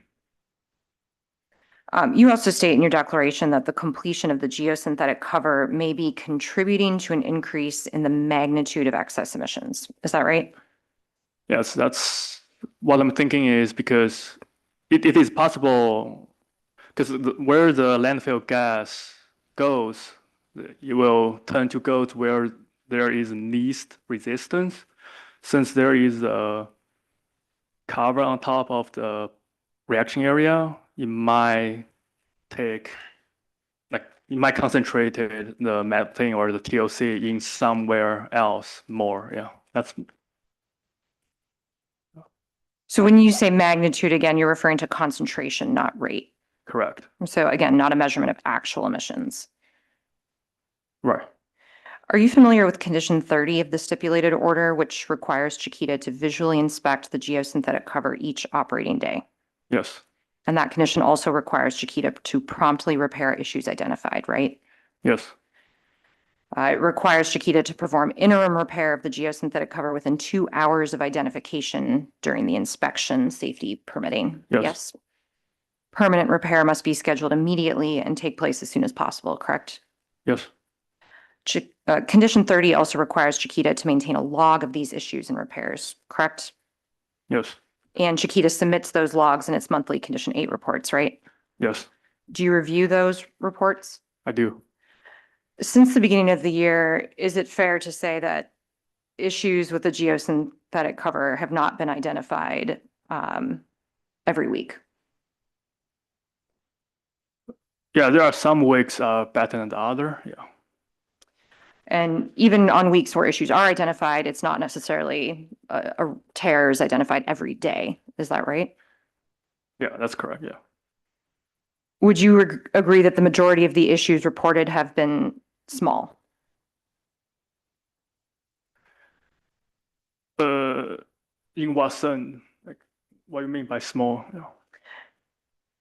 Would you agree that the repairs have typically been made at least temporarily within a few hours of observing the tear?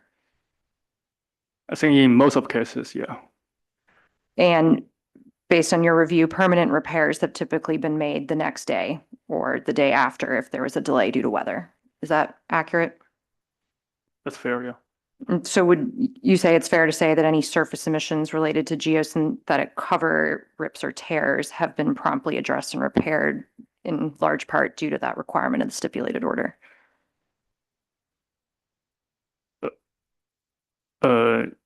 We can only say they repair the geosynthetic cover, yeah, promptly. Yeah.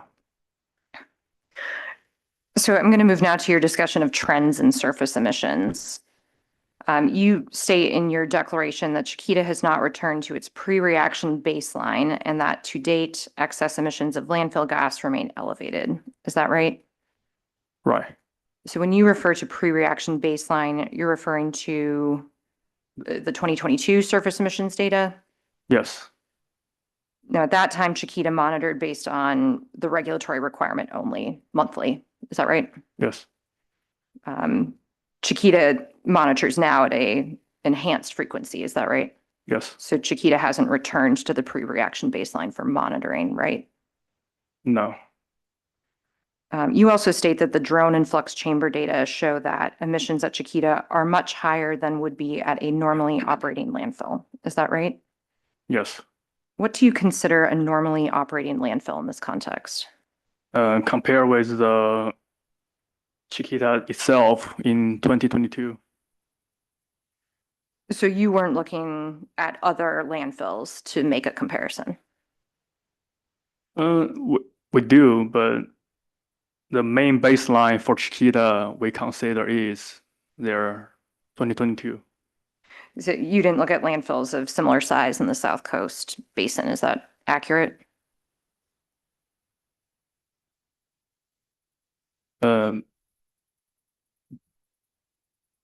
We did look at the similar size, but it's just a general practice. Like it's like when so as a permitting engineer, right, we are assigned to different landfills, so we know the general condition of other landfills. So which other landfills of similar size did you consider in this assessment? Objection misstates his testimony. He didn't say he considered other landfills. He says his general baseline is Chiquita from 2022. He also just testified that, I mean, we can ask the court reporter, but I thought, Dr. Chen, that you just said that you did consider other similarly sized Why landfills. don't we ask the court reporter? Let's ask her.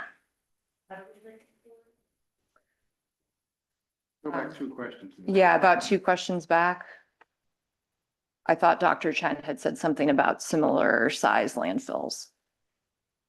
Yeah, the question was, you do look at landfills of similar size, is that correct? We can look at the similar size, but it's just, again, it's just general practice, like a way to, as a committee engineer, that the manager, we assign different landfills, so we know the general condition of the other landfills. So are you comfortable? Well, maybe I'm just misunderstanding the testimony, so I might need some clarity, Dr. So Chen. then we're gonna sustain her objection and then perhaps you can rephrase.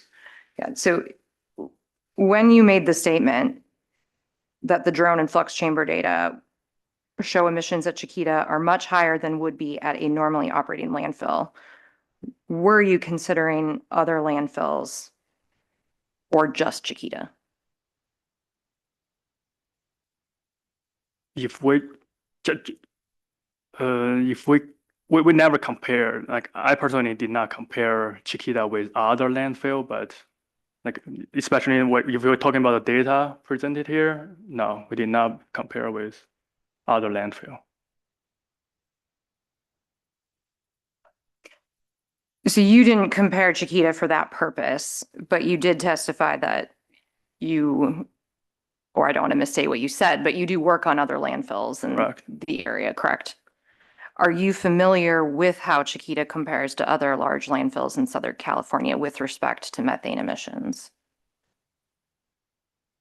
Can you clarify what you mean by with respect to methane emissions? Yeah, do you know how much methane Chiquita emits compared to other large landfills in the area? Like the actual emission comparison? I don't recall the number. Yeah. Okay. You also state in your declaration, Dr. Chen, that the elevated amounts of surface emissions are likely tied to the continuing reports of odors in the community. Is that right? Yes. And you stated in your declaration that the emissions data combined with odor complaint data support a conclusion that emissions from Chiquita are causing odors and those odors are causing impacts to the nearby communities. Is that right? Yes. Your declaration doesn't include an analysis of odor complaint data, though. Is that right? Mine did not, no. So when you refer to odor complaint data, what data are you referring to? Our inspector reporting the daily or monthly, how many NOV or complaint they have received. Over what time period? Like from beginning. Is it fair to say this is more of an anecdotal comparison, or did you actually do an analysis with the actual complaint numbers and NOVs? Can you say a question again? Yeah, is it fair to say that this is more of an anecdotal comparison, or did you do an actual analysis with the actual complaint numbers and NOV numbers? I personally did not do actual analysis.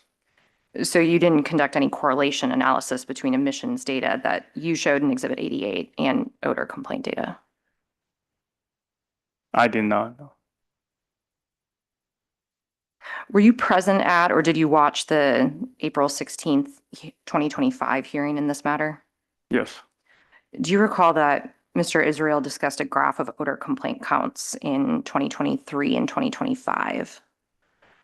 I do recall that happened, but I don't remember exactly what like the graph. Yeah. Yeah. Do you recall the additional graphic that Chiquita showed that included the 2024 counts of odor complaints? No, I don't. Are you aware that in 2024 there were more odor complaints than in 2025? Yeah, that I do. Yeah. According to your interpretation of Exhibit 88, this shows an increase in surface exceedances between 2024 and 2025. Is that right? Yes. So how do you correlate that with the decrease in complaints in that same time frame? Just like the graph. So if you see there are some super high peaks. Can I ask what graph you're pointing to? Oh. This one? Yeah.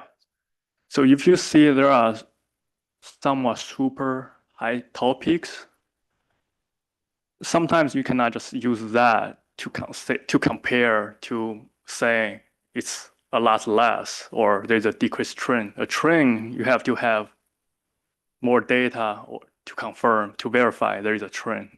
Yeah. So let's move now to your discussion of the flux chamber study data. So you state in your declaration that the flux chamber study is a screening tool. Is that right? Yeah. South Coast AQMD requires Chiquita to conduct these flux chamber studies under the stipulated order, right? Yes.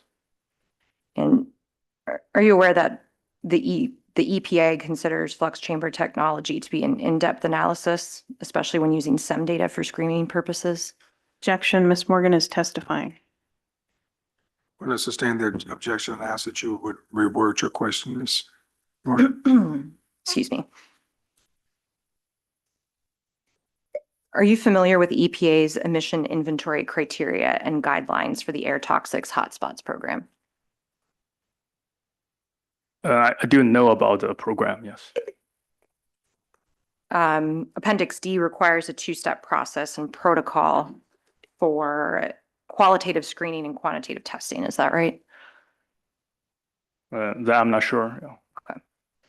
Are you aware that the EPA emission inventory criteria and guidelines requires using an emission isolation flux chamber or a flux chamber test? Again, objection, Ms. Morgan is testifying.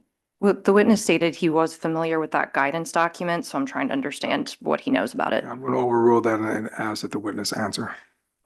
Actually, I did not say I'm familiar. I said I know about the program. Yeah. So what is the difference between knowing and being familiar? So I know the program exists, but I don't know the details about the program. Yeah. Okay, Ms. Roberts? that answers my question. Thank you. Are you familiar with CARB's emission inventory criteria and guidelines? Again, I know about the program, but I don't know every single detail about the guidelines. Are you aware of whether that program includes flux chamber testing? Yes, It does include Yeah. testing, flux chamber testing? I think so. Yeah. When Chiquita conducts a flux chamber study, it's required to provide the district with a protocol for the study. Is that right? Can you repeat that? Yeah, when Chiquita conducts these flux chamber studies, it's required to provide a protocol to the district for the study. Is that right? Yes. Have you reviewed those protocols? The protocols, we send the protocol to source test engineer for evaluation. Are you familiar with the source test engineers' evaluations of these protocols? Yes. So would you agree that the protocol Chiquita uses screening data from the SEM monitoring to select grids from testing, Yes. and then details screening to select representative locations for the flux measurements? Can you say again? Yes, and then detailed screening to select representative locations for the flux measurements. Yes, I'm aware of that. Yeah. Has South Coast AQMD ever rejected a protocol as it relates to Chiquita's approach for flux chamber studies? No. So you also state that the flux study extrapolates the emission amount across the whole landfill by extrapolating the rate of emissions collected during the study to calculate the total amount of emissions that the landfill would emit in a year across the whole landfill surface. Is that right? Yes. And have you read Chiquita's flux chamber study reports? Yes. Those include a methodology section. Is that right? Yes. This isn't simple math, is it? You don't take a handful of readings, average, and multiply. Would you agree that it's more complicated than that? It does involve those steps, but the knowledge behind it is more complex than that. But the calculation wise, it is multiply and add. The flux chamber studies separately consider emissions from the reaction area and the rest of the landfill. Is that right? I believe it was just the last one. It's separated. And that study also separately considers emissions from the areas covered by the geosynthetic cover and areas that are not covered. Is that right? Yeah. Then within each area, the flux chamber study separately considers and tests landfill grid cells where some data shows low, medium, and high emissions. Is that right? Yes, that's based on the selected grade. And for each landfill grid cell tested, 4 flux chamber measurements are made, correct? What was the last word? What? For each landfill grid cell tested, 4 flux chamber measurements are made. Is that right? Yeah, And those 4 measures are targeted to represent low, medium, and high emissions and the maximum concentration in the cell. Is that accurate? yes, that's yeah, they selected the low, high, medium based on the SEM and but the rule 1150.1 as well as OA do require them to do corrective action within the earliest is the OA requirement within 2 days. So After those measurements are taken, the average flux value of the cell is calculated by multiplying an apportionment factor by the measured flux value for each measurement, correct? yes, And using this method, the flux values for each constituent are averaged based on the area apportionment that we discussed. Is that right? correct. The average cell flux value is multiplied by the area represented by that grid cell to arrive at total emissions. Is that accurate? Yeah. Are you familiar with stack testing protocols? What do you mean by stack testing? Flare. Oh, the flare stack? Yes. Okay, yeah. Source test? Yes. Yeah. And those protocols use similar extrapolation. Is that right?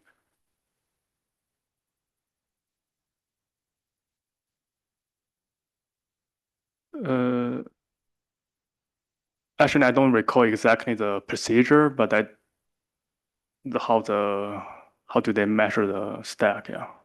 Yeah, but in a flare testing, you would take a couple of measurements and use that to extrapolate a year's worth of emissions. Is that right?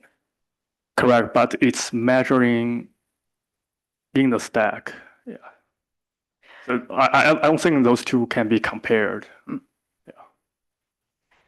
Your declaration also states that you do not consider flux chamber data to be a valid substitute for the measured surface emissions. Is that right?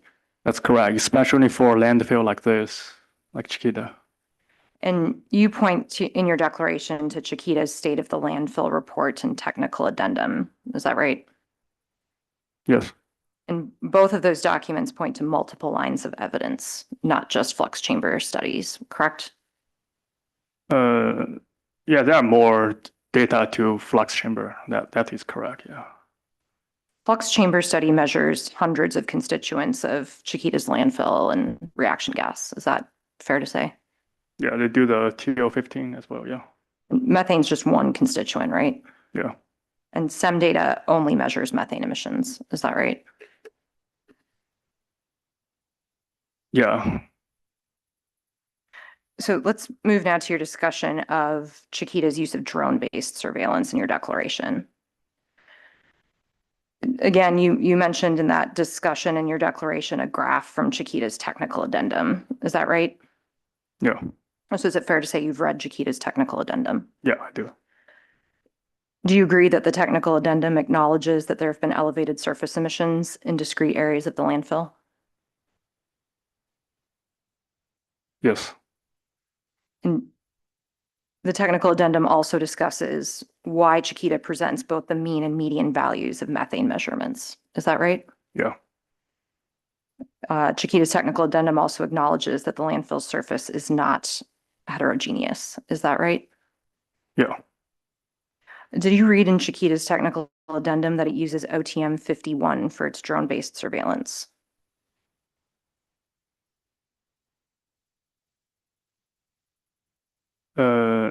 That specific method, I have to check, like really double check in the report if they actually use that method, yeah. If Chiquita were to use that method, OTM 51, would that change any of your testimony about Chiquita's drone-based surveillance? No. You still find Chiquita's presentation of drone-based surveillance data to be not to be a substitute for surface emissions monitoring. Correct. Those two methods are different. But the district is seeking a condition requiring OTM 51, correct? Right, with a follow-up of method 21. Right. So you do believe that there is some value to drone-based monitoring? Yes. Your declaration makes several statements regarding the reaction, but Dr. Chen, are you an expert in landfill reactions? No, but I have been reading the papers about this reaction. I'm not an expert, yeah. So the only data you mention in your declaration related to the reaction is the emissions data. Is that fair to say? Yeah. Do you think that landfill surface emissions data alone is evidence that a reaction is taking place? And the surface, so there are definitely a lot more to it, but like unusual high amount of surface emission definitely is like a result of a reaction. But for the statements, excuse me, for the statements in your declaration regarding the reaction size, you're relying on reports by other witnesses to say that reaction is expanding. Is that right? We also seeing data. We have been communicating or discussing with the Chiquita's consultant or technical staff about the expansion of the reaction during like a lot of recent meetings. Yeah, we also think we do believe the reaction has expanded, but we're still discussing with their consultants, and that's why we do want to see more data to confirm that. Yeah. Do you have any independent analysis or assessment about the reaction area boundary? I personally did not. So I'd like to move now, Dr. Chen, to your discussion of contested condition 77, which is the aerial surveillance monitoring for methane. You're familiar with this proposed language, is that right? Yeah. And did you contribute to drafting of that language? I might have, yeah.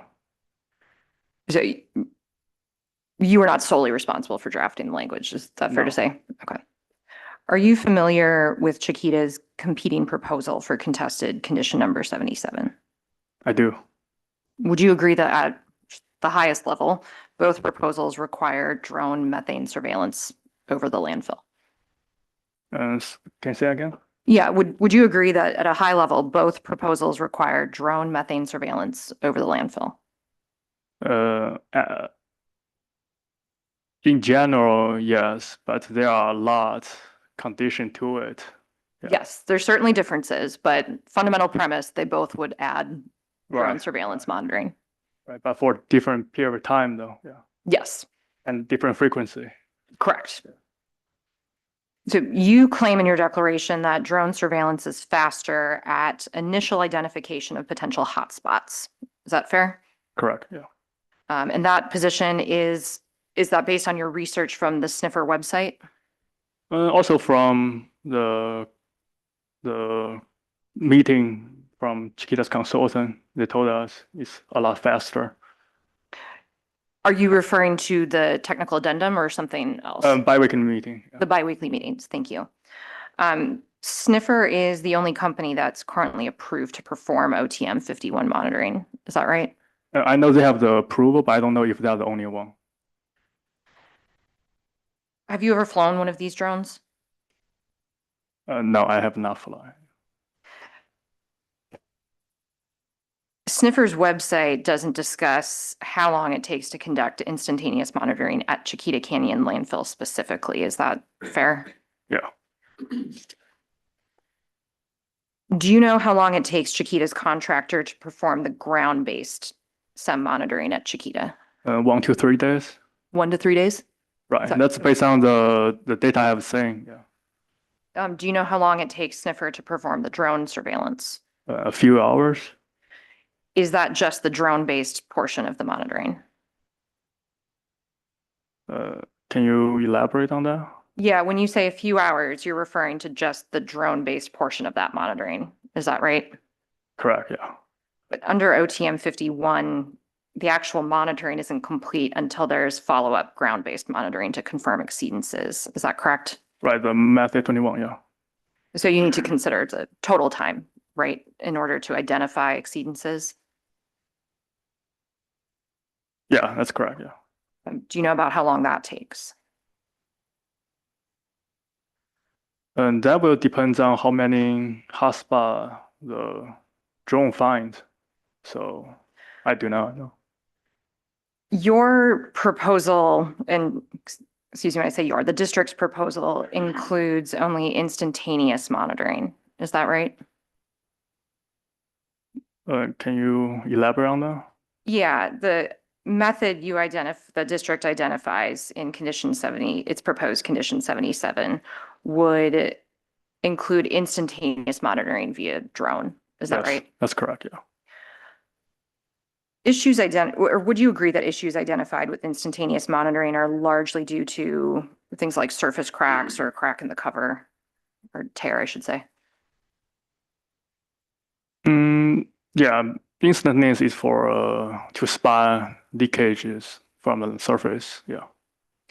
And I think you testified earlier, you're familiar with Chiquita's, or the stipulated orders condition 30, which requires daily inspections of the landfill surface and the cover for cracks and fissures. Is that right? Yes. Do you think the drone monitoring would identify potential issues faster than the daily landfill inspections for those cracks, fissures, or tears in the cover? What do you mean by faster? Can you rephrase that? Yeah, drone monitoring under the district's proposal would occur weekly, Correct, yeah. but the landfill is already inspecting on a daily basis for the same issue, for cracks and the cover, or excuse me, cracks in the cover or tears in the cover. I'm gonna object and ask to clarify that those are different inspections. You're comparing the method 21 to the condition 30. And those are, condition 30 is inspecting a cover and method 21 would be a surface monitoring of emissions. So is that an objection? You said objection, right? Yes, I just want to be clear that those are, are you I asking the mean, I witness think to Dr. Chen can compare? answer the question. Right, those are not comparable. One is visual, you just use your eyes to inspect. So I don't think they are comparable. So, But you did agree that instantaneous monitoring is largely looking for issues like cracks in the cover. but with a precise sensor, yes. Yes, but if your concern is, as you had stated in your declaration, faster identification of hotspots, isn't that taken care of through the daily inspections? No, it does not. You cannot see emission from your eyes, through your eyes. But you do see the cracks and you cover them on a daily, or Chiquita sees the cracks and covers them on a daily basis. Is that right? Yeah, but some cracks and cover might not be observed by eyes, but it will be detected by the sensor. Yeah. So let's move now to your discussion of Chiquita's proposal. As you've already testified, there's several differences between the proposals. That's why they're competing proposals, right? You state that Chiquita's proposal makes no distinction between the reaction and the non-reaction area. Is that right? The frequency wise? Well, if we look at your declaration, and that's what I want to clarify, I'm looking at paragraph 50.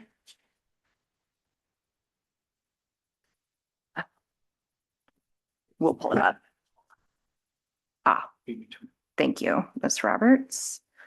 So I'm looking at paragraph 50, which is on page 22, lines 21 through 22. You say here, and makes no distinction between the reaction or non-reaction area.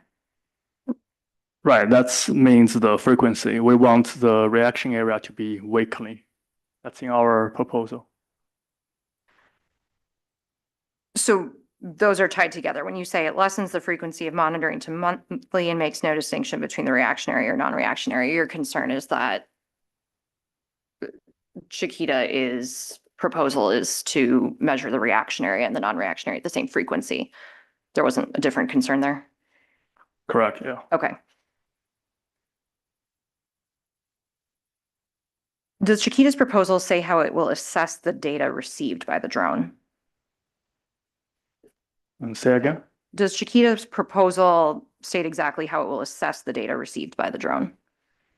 Yes. Yeah, There's a methodology for its analysis proposed by Chiquita in this condition. uh, there is no, it did not provide the details. You just want, I think Chiquita's proposal, you just want to see if they are equivalent, if the two methods are equivalent, but on what basis, we do not know. So Chiquita's proposal was to conduct surveillance over the entire landfill, is that right? Correct, And that would include the reaction and non-reaction area. yes. And then it would be possible to separately evaluate data received from the reaction and non-reaction area. Yeah, You also point out that Chiquita proposes to use this drone method for 3 monthly events to decide if the method is equivalent to both traditional instantaneous and integrated monitoring. Is that right? You just testified about an equivalency determination. Do you understand that to be a key difference in the Chiquita and district's proposals? yeah, Use of drones to conduct aerial surveillance monitoring is relatively newer method for measuring surface emissions. Is that right? yes, And you state in your declaration that California has not yet adopted this method, correct? no. Are you aware of whether this method has been incorporated into the landfill methane rule? I think they might be trying to, but I don't know if it's approved yet. Have you read the exhibits that Chiquita submitted, Quad D and Quad E, which are industry comments regarding use of this method under the landfill methane rule? No, that's pardon me. I'm not quite sure which one you are referring to, yeah. Yeah. Yes. And I may not have questions if you haven't actually read these, so we'll start with whether you've read them.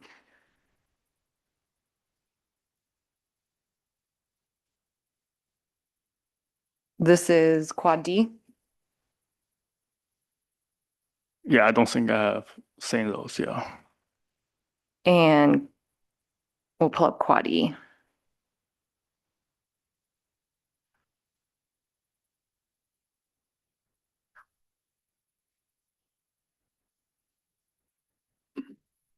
Yeah, I did not review those. Drone-based aerial surveillance monitoring has also, it has not been approved by the district and incorporated into District Rule 1150.1. Is that right? That's correct. So Chiquita can't use these drone flyovers for compliance with the California or district requirements. Is that right? That's correct, yeah. And Chiquita's proposal wouldn't have it use the surveillance for compliance purposes, correct? No, it's a tool to be faster spotting those leakage spot and then lead to faster corrective action and potentially reduce the surface emission. That's a goal. So under Chiquita's proposal, Chiquita would continue to use traditional SEM monitoring for regulatory compliance purposes. Is that right? Yes, So in that sense, Chiquita's proposal regarding equivalency is not a true equivalency determination for regulatory compliance purposes. Is that fair to say? can you say that again? Yeah, under Chiquita's proposal, the equivalency determination is not a true equivalency determination for regulatory compliance purposes. Is that right? Yeah, I don't know based on the condition. So based on the writing, I would not know like what you mean by equivalencies. Yeah, But you agree that based on Chiquita's proposal, it would never replace its regulatory compliance monitoring with drone-based monitoring.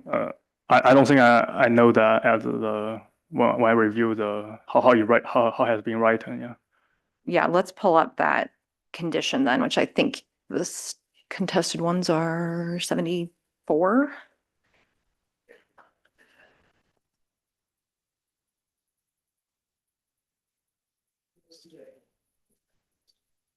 Is there a specific part? If you scroll down to I think it's in the equivalency section.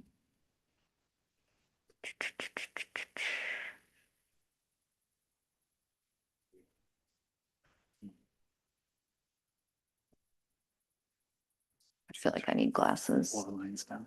4 lines down. Okay.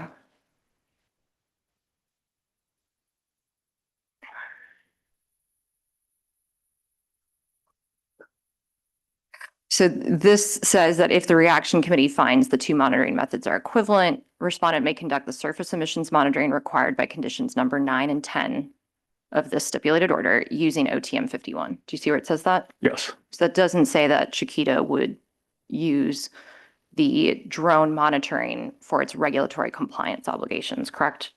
Right. You still have to follow the rule 1150.1 to conduct at that frequency. Yeah.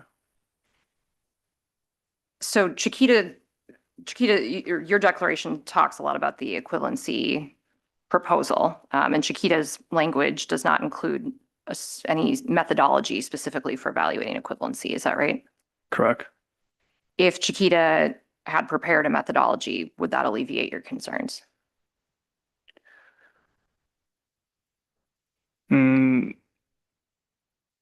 I think this will definitely need to be evaluated, but especially internally, yeah. So you stated in your declaration that you're not aware of any other regulatory agency that's ever approved drone-based monitoring under a methodology is equivalent to integrated sampling. Is that right? That's correct. Are you familiar with the state of Washington's landfill methane emissions rule? No. If you were aware of this rule or that Chiquita's proposal would allow for directing or for testing and direct comparison of integrated sampling conducted using drones and traditional ground-based sampling, would that change your opinion? We have to evaluate how they evaluated the integrated drone method. Also, what method they are using. We do have to look at those. So you said you did some research on the sniffer webpage before. Is that right? I don't think I said I did some research on the sniffer page. In your declaration, you stated that you had reviewed the sniffer webpage. Right. Is that right? Right. Okay, so did you see or are you aware of whether sniffer is capable of drone-based monitoring for integrated sampling? Yes, I'm aware there is technology there. Yeah. Do you think there's any value in conducting a study to determine or compare the results of integrated drone-based sampling and ground sampling for integrated methods? I mean, there's definitely a value to it, but for Chiquita, I think the instantaneous where we're locating the hotspot is more important to reduce the surface emission. You don't think it's valuable to find the area-based exceedances as well? I don't think I say that. It's still valuable. Okay. So you also state in your declaration that this condition is needed in order to obtain a new data set to help reach conclusions on surface emissions. Is that right? That's correct, yeah. But you discounted Chiquita's use of this data in your declaration as well, correct? What do you mean by I discount? Well, we had previously discussed Chiquita's use of drone-based methane surveillance in its technical addendum, which you said you seem to suggest does not provide value separate from the SEM monitoring. I object that misstates his testimony. I will sustain that objection. Why don't you rephrase that, Ms. Morgan? So you do agree that Chiquita's drone-based monitoring provides value? Yeah, it has some value, but not enough to conclude the surface emission has decreased at Chiquita. So under California and district regulation, Chiquita conducts integrated monitoring on a monthly basis. Is that right? Yes. Instantaneous monitoring on a quarterly basis? Yes. And both of those are over the entire landfill area, correct? Yes, And then under the stipulated order, Chiquita conducts instantaneous and integrated monitoring across the condition 9A reaction area in addition to the standard regulatory requirement, correct? yes, And that's done 3 times a month? yeah, And across the entirety of the landfill done, that is conducted at least 4 times per quarter. that's correct, yeah. Now, you're familiar with Chiquita's biweekly drone surveillance, is that right? What you mean by I'm familiar with the biweekly drone? So It's not, you're aware that Chiquita conducts biweekly drone surveillance on a voluntary basis, is that Uh, right? I do know they have done drone surveillance, but I don't know if they have continued, nor I don't know, nor I do not know they have done it in biweekly basis. And that, did you read that in the technical addendum? Yes, but we do not receive any data, so I cannot confirm. Have you discussed this at any of the reaction committee meetings or the biweekly technical meetings? Chiquita consultant brought up once, I believe. And you've not asked questions on an ongoing basis about whether Chiquita is conducting this surveillance or whether it has data to share? I personally did not, but I recall it was monthly. That's what they said in the biweekly, and it was occurred like end of last year. Yeah. So how will this additional data help further your analysis? Is it simply the identification of hotspots? Yes. Not simply, but yes, it's a great tool to screen hotspots and follow up with Math 21. Yeah. Is there anything else that you'd be doing with this data that you're not already doing with Chiquita's surface emissions data? I don't know what I don't know at this time. Yeah. What else I'm gonna do? Yeah. Thank you, Dr. Chen. I'm going to move to the second contested condition, which is condition 75, but I'll pause for Yeah, time check. But thank you, Ms. Morgan. So why don't we go ahead and want to do 30, 45 minutes? What do you prefer? So why don't we do a 45-minute lunch break and we come back? Let's say we come back at 1. Is that fair? Perfect. Okay, good deal. We're off the record at 12:14 p.m.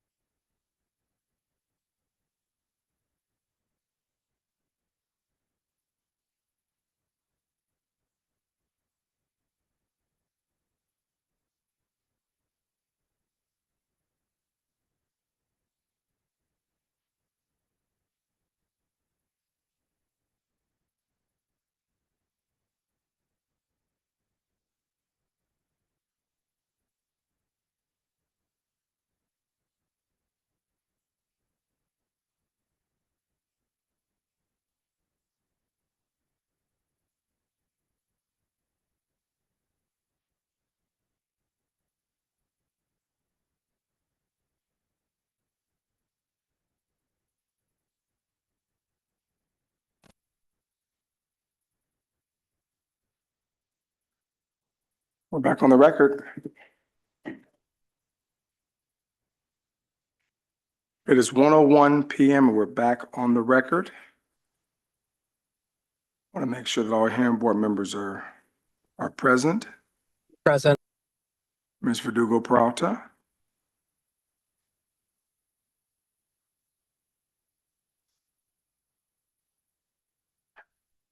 Ms. Verdugo Peralta, are you able to hear us? I'll give her a quick ring, Mackay. Okay, very well.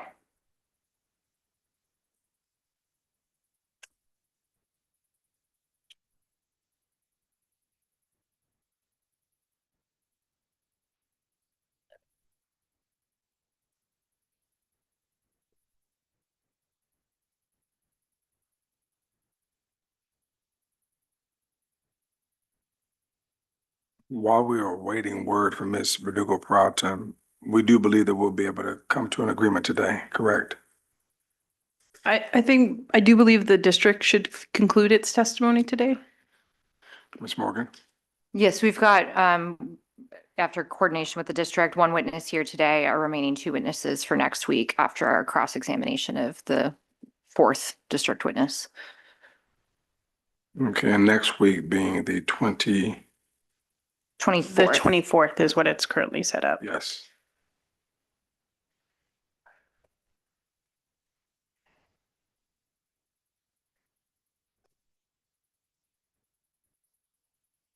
Okay, she's not responding. We're going to go ahead and proceed forward. Ms. Morgan, the witness is yours. Thank you. Dr. Chen, good afternoon now. Let's move on to the second contested condition, condition 75, which is where we had just left off before lunch. Dr. Chen, you've never worked at a landfill, is that right?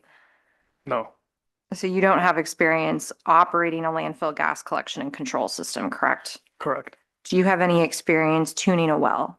No, Do you have any experience determining the appropriate flow rate of a well? no, Do you have any experience adjusting the vacuum of a well? no, Have you visited the Chiquita Canyon landfill? yes. When was your most recent visit?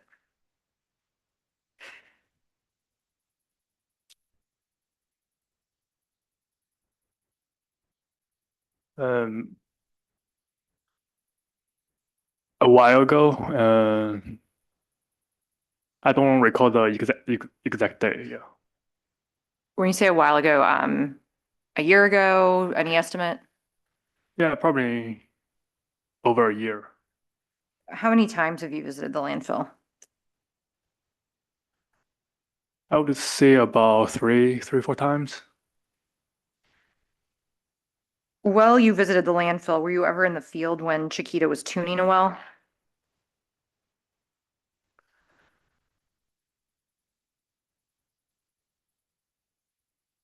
I don't think so. You're familiar with the language of the contested condition number 75, is that right? Yes, Did you draft this condition? Or maybe rephrase, did you assist or contribute to the drafting of Yes. this condition? You stated in your declaration that you met with multiple manufacturers of these systems as well as a landfill operator who employs this type of system. Is that right? yes. Which manufacturers did you meet with? Low side and SCS engineers. Sorry, what was the other? SCS engineer. SCS engineers? When you say SCS engineers, are you referring to the reaction committee? No, no. They have a different branch for those type of remote monitoring systems. And you reached out to SCS engineers directly? Yeah, they have a presentation here. I believe it happened at district. So you reached out to Chiquita's consultant without notifying Chiquita? Not, I don't think it's, I I'm gonna don't, object. He specifically testified that it was not the reaction committee. You're aware that SCS engineers, Wait, one second. I want to overrule the objection because I do want to hear this. no, I did not reach out to, and you're aware that SCS engineers is Chiquita's consultant that operates the landfill gas system, correct? I aware Chiquita, I will aware SS engineer, yeah. They are the consultant, yeah. Is it a typical practice to reach out to a consultant without letting the regulated entity know that you've done so? I don't know. You stated that you also, well, first, are there any other manufacturers? You said it was Loci. Yeah, Loci, yeah. You also stated that you reached out to a landfill operator. Is that right? Yes. Which operator? Bowerman landfill? Sorry, can you say that again? Bowerman landfill. Bowerman landfill. I'm not familiar with that landfill. Is that about the same size as Chiquita? I don't recall exactly the size, but it's I do believe it's in a decent size. Yeah, I don't recall exact acreage of that landfill. Where's that landfill located?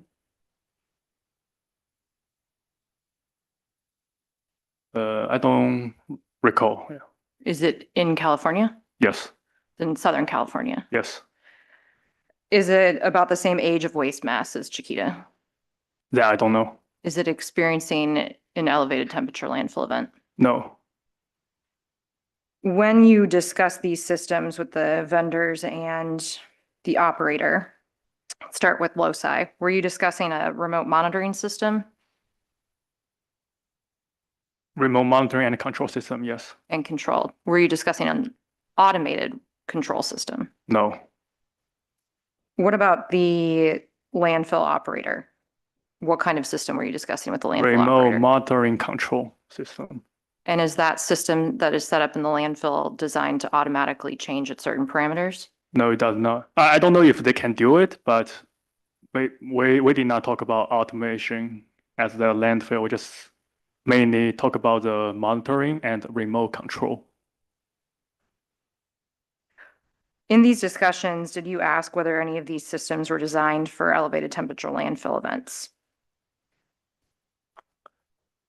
I do believe when we talked with Loci about those like temperature concerns, those stuff, yeah. Did you talk with the landfill operator about temperature concerns or any other elevated temperature landfill conditions? I don't think so. When you talked with Loci, did you talk about conditions other than temperature? Also, liquid levels, basically the symptoms of a reaction. We ask them if their system can handle or will have issues, yeah. Did Loci, or when you talked with Loci, did you discuss creating a policy for a remote control system?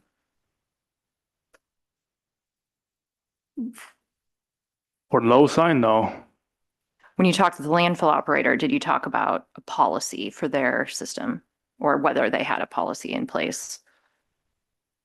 We did not ask for their policy, but we did talk about like some basic best practice of the operation wellhead or landfill gas collection well. What sort of best practices did you discuss? It's, I believe, enlisted in the condition. Yeah, those 5 criteria. So the 5 parameters are based off of the conversation you had with that landfill operator? Not fully, but partially. Okay. Are you aware of any industry concerns with the use of remote wellhead monitoring and control equipment? Maybe the price. No, not other than the price. I don't think I know. And I may have asked about this exhibit before, but if I didn't, I just want to make sure I have it on the record. Did you read exhibit Quad E that Chiquita submitted, which is the landfill methane rule update, landfill operator comments and proposed regulatory concepts? What one of the things you put up there? That's what I want to double check. Okay. Is this one we put up before? Okay. Yes, it is one that we put up before. So So no, yeah. that answers my question. Thank you. Dr. Chen, you stated in your declaration that the purpose of this condition is to optimize gas collection by real-time monitoring and remote well tuning while also providing additional data. Is that right? That's correct. And you also testified earlier today, another reason or purpose for this condition is to improve, I'm going to summarize, so let me know if you agree, but it is to improve gas quality going to the flares. That's correct, yeah. Okay. I'm going to ask you first some questions about the real-time monitoring aspect of this condition. Are you familiar with condition 66 of the stipulated order? Yes, And that required Chiquita to conduct a feasibility study in remote monitoring systems, right? yes, And it first required the reaction committee to submit a proposal for a study, correct? yes. And Chiquita submitted that proposal to the district on January 31st of this year, is that right? I think that is correct. I don't know, I don't remember exact date, but we did receive it, yeah. And that proposal is for a study that would evaluate a remote monitoring system in the reaction area, correct? Correct. And it would assess the viability, functionality, and feasibility of that system, right? Yes, Has AQMD provided approval on that study? not yet. Has AQMD provided any response to Chiquita about that submittal? In writing, no. Okay, so let's turn now to your statement that a purpose of the condition is to optimize gas collection. You support this condition because, is it accurate to say that you support this condition because you believe it will improve the time it takes Chiquita to make adjustments to the 21 wells that are included in your proposal? Yeah, that's the idea, yeah. So is your concern about timing related to sort of the time it takes from when you sample a well, review the data, and then physically go implement the adjustment? And that's part of it, but there are also other part too. Because since you have brought up the condition 66 earlier, so I want to be clear, condition 66 is different from this new condition. And for this new condition, we specifically selected the wells that are not have like basically below 140 Fahrenheit wellhead. So, and so we expect those wells are not experience the issue or symptoms, so they are be able to install those monitoring and control equipment like a normal or healthy landfills wellhead, yeah. So just to make sure I understand the answer to the question was about your concern on timing. So is your concern that it takes too long between the time of sort of sampling the well, reviewing the data, determining to make an adjustment, and then physically implementing and making that adjustment? I don't want to call it taking too long. We just want to be faster to adjust the wells to minimize the surface emission.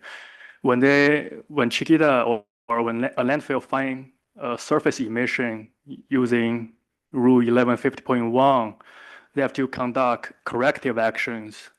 And one of the corrective actions usually is by adjusting nearby wells. So in this case, if they have the remote control, they can quickly to adjust the wells. Yeah. But if you're referring to surface emissions and corrective actions, say there's a surface emission, is the corrective action typically to pull more gas? That's one of the corrective actions, yeah. But you also stated that one of your goals is to basically give more healthy gas to the flares, correct? Correct, yes. That requires turning down the gas field, right? Correct, yeah. And maybe, yeah.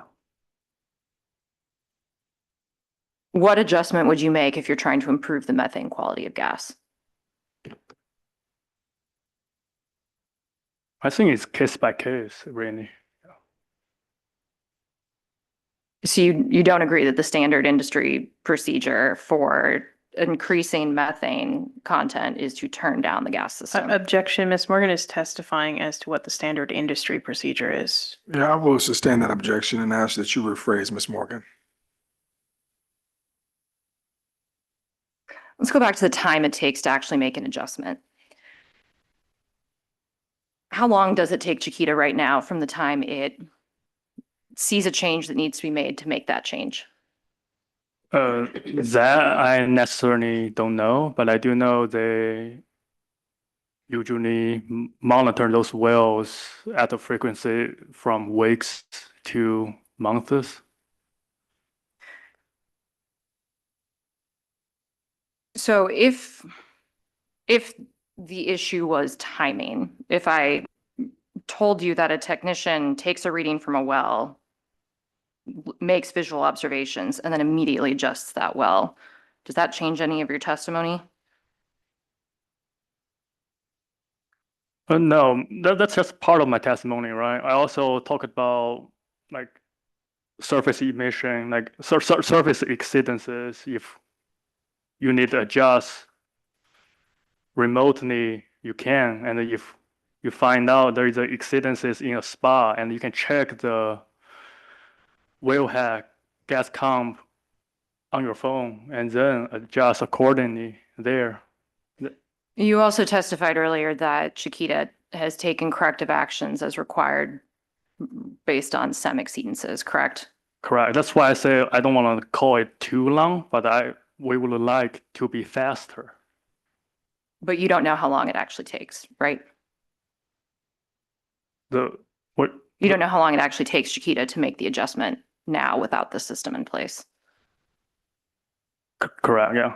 The exact time, no, yeah. Have you ever seen this sort of remote wellhead control system in operation? Yes, You went to the other landfill to view this? yes, So your declaration compares the system to a remote control car, correct? wait, say it again? Your declaration compares this sort of system to a remote controlled car. Is that right? Card? Yeah, like vehicle. Car, a remote control car. Comparing the system to the remote control? Using a remote control. Oh, yeah, the example I gave, yes. Yes. A remote control car is a fairly simple system of commands, correct? Yeah, The landfill set of commands is very complex. Is that fair based on your observations? I'm not sure you mean by the command to adjusting a well, a valve is more complex than adjusting a car? That one? So every well within a landfill is interconnected. Is that fair? Yes, So if you're adjusting one well, you are making a decision that impacts the entire well field to some extent. Is that fair? fair, yeah. So you would need to be able to consider how one adjustment at one well would impact the rest of the landfill, right?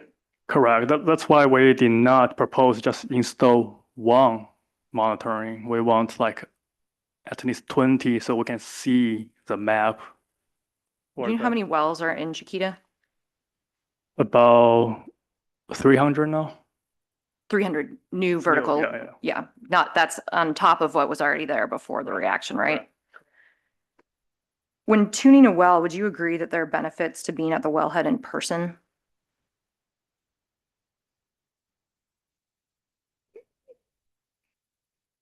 Also, this is not a yes or no. There is benefit, but there is also benefit to tuning remotely, right? I want to ask you about some of the benefits to being there in person.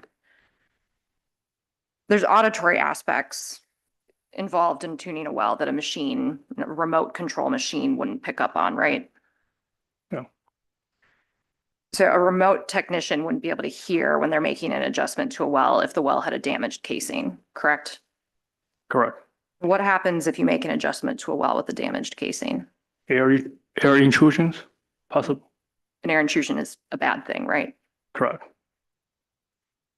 Can- But with the monitoring on there, you will be able to see if the gas composition has issue or not.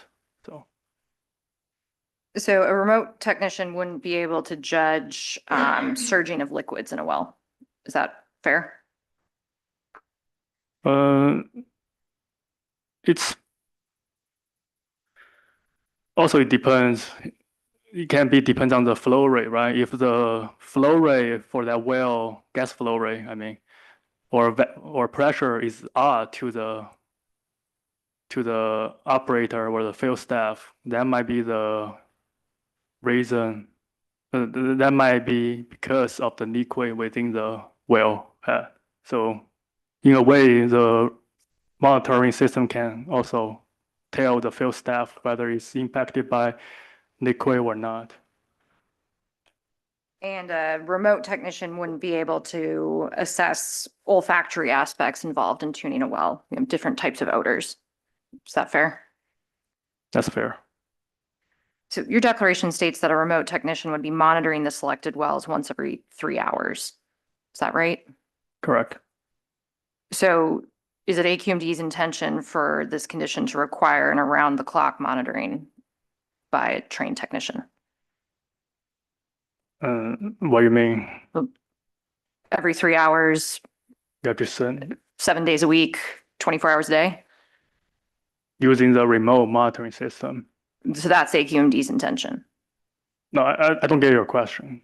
Yeah, is it AQMD's intention that someone is literally checking every 3 hours indefinitely? Oh, no, it's we want them to store on a cloud-based, just like their remote monitoring stations. Who do you intend to be doing this remote control? Wait, what do you mean? Well, normally a well field is tuned by a technician in person. So who is going to be doing this Yeah, tuning? like the field staff, The field staff. the manager, like I don't know how Chiquita is like the So someone who's located at the landfill. possible, yeah. So how would that person, so is that the intent? They could communicate changes to the field team because they are at the landfill?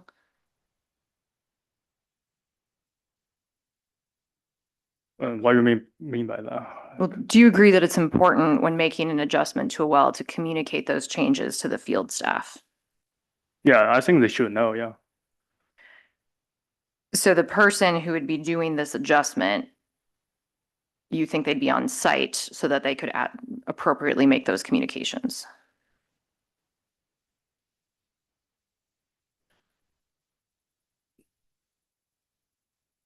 Can it? Can I ask for a clarification? Because I think you're assuming that he has said the remote control person has to be on site. Could you ask him, could he maybe answer like the prior question? Does the person remote controlling need to be on site in order to either control it or communicate to field staff like you're asking? Well, he Is that- did is that- say, Is that an objection? I'm asking. Sorry, I'm asking for clarification in the question because it does appear that Dr. Chen is confused by the question. Right, I'm not sure where this question going. Like, yeah, you testified that you thought it would be a field staff person making this remote change. when I say field staff, that means somebody has a knowledge about the well, right? Okay, so when you said field staff, you didn't necessarily mean they'd be on site. Correct. It can be the reaction area committee to monitor it or give them a phone call or text to the field staff if they have to make changes. Yeah. Just an example. Yeah. So you think it's feasible that someone could do this from hundreds of miles away? That will depend on the capable of the remote monitoring system, right? So why don't, if the communications are being made with the field staff about the change, why wouldn't the field staff just make the change themselves? Because they are not the reaction committee expert. So is the AQMD's intention that the reaction committee is making these determinations on how to adjust these 21 wells? No, but the data can be shared with them, and that's just partly. I previously also talked about the faster reaction, like corrective action, faster adjust of the wells. There are lots of other benefit to it, not just one. Would you agree that there's natural variability that occurs in landfill gas over short periods of time? Sure. isn't it possible that it could create more problems if Chiquita were to adjust a well based on a micro trend? I don't think we ask you to adjust on microtrain. Well, you stated that the monitoring would take place every 3 hours. So if there's a change in a 3-hour increment, would you expect Chiquita to make a change? I did not say that. So you wouldn't expect the change after 3 hours. It's just monitoring every 3 hours. Correct. The change will be at Chiquita's decision. Based on the written policy. Correct. So you emphasize the importance of timing and the remote control aspect of this condition, but there are several parts of the condition that would require in-person adjustments, correct? Correct. So if we look at paragraph C, IV, Romanet 4.3, that language, which we'll pull up, would require Chiquita to change the flow of vertical extraction wells based on readings from different wells. We're pulling up the language, but does that sound familiar? I'm going to object because that's misstating the condition. It doesn't require that. I think we did this at the last hearing. If you read the paragraph above, it says the written policy directing optimization of the landfill gas system is developed by giving due consideration and priority to, at minimum, the following, and then read number 3. Is that an objection? You objected, right? Yes, I object to her. I object to her mischaracterizing the requirement of the language of condition 75. Okay, so I want to overrule the objection. I want to understand where you're going so members of the hearing board can at least get a picture. So are you referencing, can you read? Yes. Okay, so perhaps just walk us We through it. are pulling it up. C Romanet 4.3. So as Ms. Roberts stated, Romanet 4 talks about the policy, and then we get into the parameters that are a part of the policy, or that the policy must give due consideration to. And number 3 here is optimizing nearby vertical extraction wells to increase vacuum. If a wellhead valve is completely open with full vacuum and the well is not experiencing oxygen intrusion, or installing an additional vertical dual extraction well to increase gas extraction in the vicinity. Should I read that right? Yeah. Okay. So why do you think it's appropriate to tune wells based on readings from different wells? So first I have to be clear. The criteria written here is just example. So ultimately, they have to be, Chiquita is the one writing the written policy and how the thing is going to be operate. So this is what we learned from the best practice at the landfill. Who's best practice? Maybe Barman, but I don't recall exactly. And that landfill you said is not experiencing an ETLF event, correct? Correct. Conditions at a landfill experiencing an ETLF event can vary drastically from well to well. Would you agree with that? Yes, So the well could be watered in, is that right? it's possible, yeah. And the casing could be damaged. Yes, but the decision has to be made by a person, right? So if you know those things are happening, don't you do them? Is that because you'd be in person to tune the well? Why would you know? Because like I said, the monitoring perimeter can tell you a lot of things, so. But this could impact wells that aren't in this monitoring system, right? Say that again? So this condition, optimizing nearby vertical extraction wells, that could impact wells that aren't in this monitoring system, right? Right, but you can override this in your written policy. But you would know if there were an issue because you would go there in person, take a reading and see if there was an issue with that other nearby well that's not in the monitoring program, correct? Correct, yeah.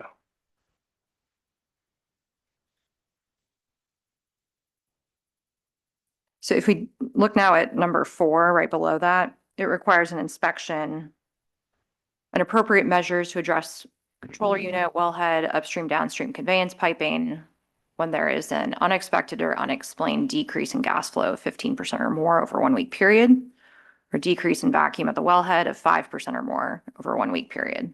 Is that accurate? Yes. Why did the district choose 15% for decrease in gas flow? Like I said, it's based on other experts as well as landfills experts. So we come up with those initial numbers. Which experts?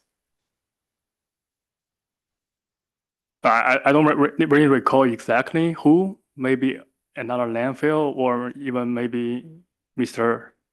Thalhammer, Is this in reference to an ETLF landfill? the value here? Yeah. No. Why do you think it's appropriate to include a value from a non-ETLF landfill in a condition about an ETLF? Because we do want to show what we are looking for in those written policies. Why would it make sense to have a written policy in place with parameters from non-ETLFs at an ETLF?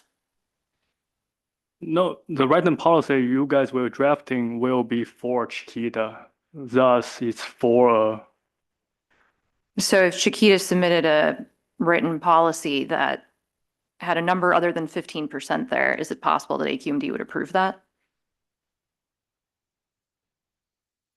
I would say so, yeah, but it will depend on the written policy.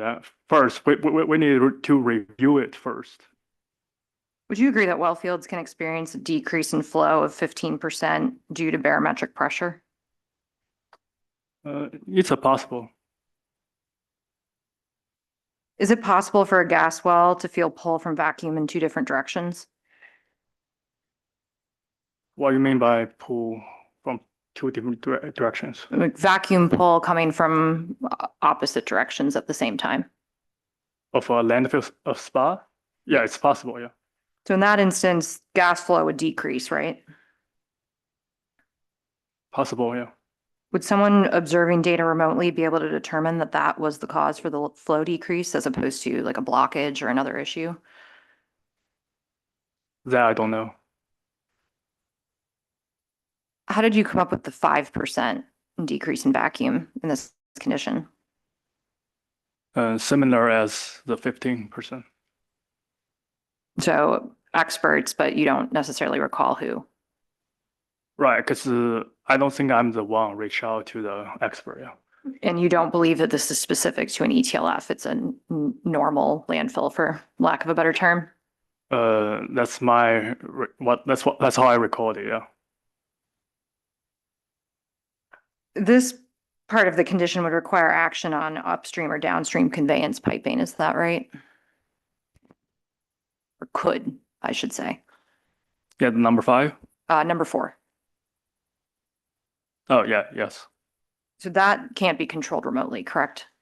Yeah, the header one's only for the monitoring system, yeah. Okay, so now let's turn to number 5. Now, this also sort of similarly structured to the last section. It mentions decrease in gas flow of 5%, decrease in vacuum pull in the header of 5% or more, and increase in oxygen concentration of 0.2%. How did you come up with these numbers? Is it the same as what you've testified? Yes. Do you think that these proposals adequately contemplate the interconnectedness of the well field?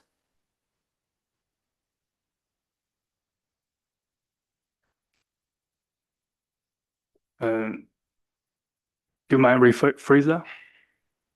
Sure. Do you think the parameters that that the district has suggested here for the policy adequately contemplate the interconnectedness of the well field? I mean, I'm sure since we got this from an expert, that means those are best practice. But you didn't have those conversations with the expert, correct? No, And you don't know who that expert is? I don't know exactly, but who that is, yeah. So the district believes, based on these conversations, that the proposed system would be able to function at the Chiquita Canyon landfill, right? Yes, with the initially selected ones, so we know the limitation of those systems, and then we specifically select the ones that are able to install those type of system. But we also gives Chiquita and the manufacturer, if they can change a well if they think it's the proper thing to do. Yeah. And apologize if I asked this already, but in the prior discussions you have, were you made aware of any such systems operating at an ETLF landfill? That I don't know. So you believe this would work based on the conversations on temperature? That's what your declaration focuses on, is that fair? Temperature and other parameters, yes. Are you familiar with Chiquita's exhibit Quad I, which was a low-size system brochure? Yeah, I've seen that brochure, yes. And that brochure specifically states that the low-size systems are not intended for locations with standing liquids. Is that right? Can I ask that you bring that exhibit up? Because I don't know that he has it memorized to attest to that. We can pull that up. Good suggestion, Ms. Roberts.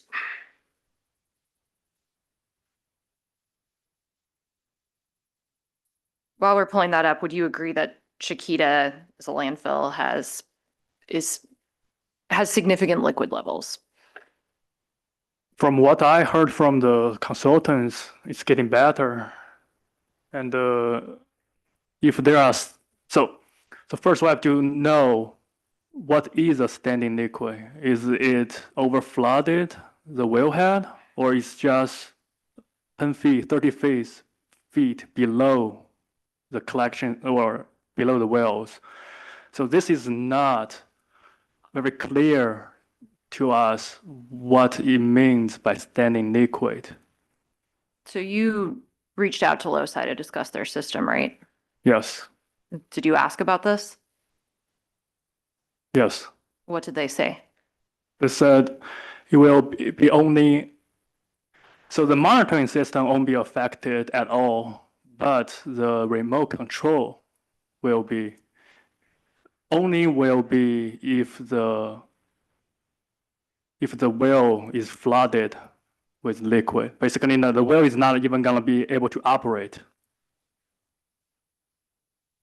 So do you know what the liquid levels are at the 21 wells or the 20 wells that you had selected?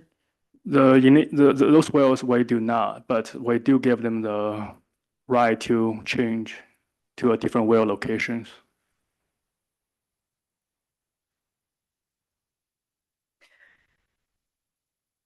You stated earlier that you're familiar with condition 66, right? Yes, And are you familiar with the provision that says that if any of the remote monitoring system equipment failed due to ETLF conditions, Chiquita would not need to replace it? yeah, that's in condition 6. That's not in this proposed condition 75, right? No, because we do give them the right to change it to a different wells, as well as we are not expect those to be damaged, because those wellheads are supposed to be so-called like health wellheads. Yeah. But you don't know the liquid levels of those wells and whether they'd function at Right, those wells. like I said, we give Chiquita the right to change locations. So if one of the wellheads fails, would Chiquita automatically be in non-compliance? I'm not from OCE. I cannot answer that question.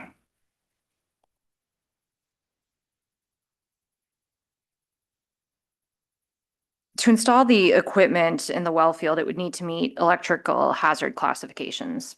Is that right? I don't know if that's right or not right, but that's what I heard based on Mr. Dick's testimony. Did you investigate at all the electrical hazard classification for the loci system? Like I said earlier, we do give the right to both the Chiquita and the manufacturer. If the manufacturer does not believe it's safe to install at a certain wellhead, it is okay for them to move to a different one. But did you find out if they're safe to install at all in this landfill? That I don't know. Did you ask loci if they're approved for use by an OSHA nationally recognized testing lab? That I don't know. Did you ask loci if their components would be able to withstand a pressurized leachate release?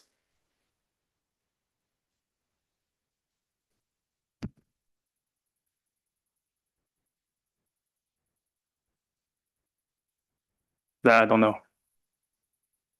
If it couldn't, that could be detrimental to the well field, worker health and safety. Is that right? Objection. I would like to clarify. Are you saying the pressurized, the geyser would be detrimental to health and safety or the monitor?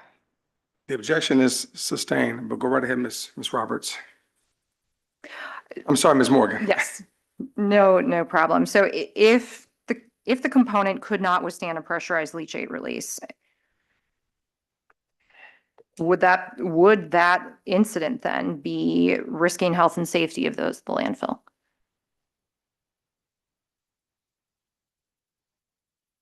I don't know.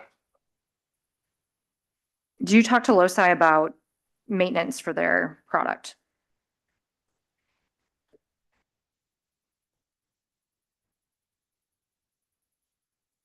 I think it depends on what you ask. Yeah. Are you aware that loci needs to conduct its own maintenance of its own product? That I think for low side, yes. Yeah. So the maintenance is dependent on loci's schedule then, is that right? Yes. Is it possible that could cause delays in functioning of the wellheads? That I don't know. Is it possible that that could cause Chiquita to be in non-compliance with various requirements of the stipulated order?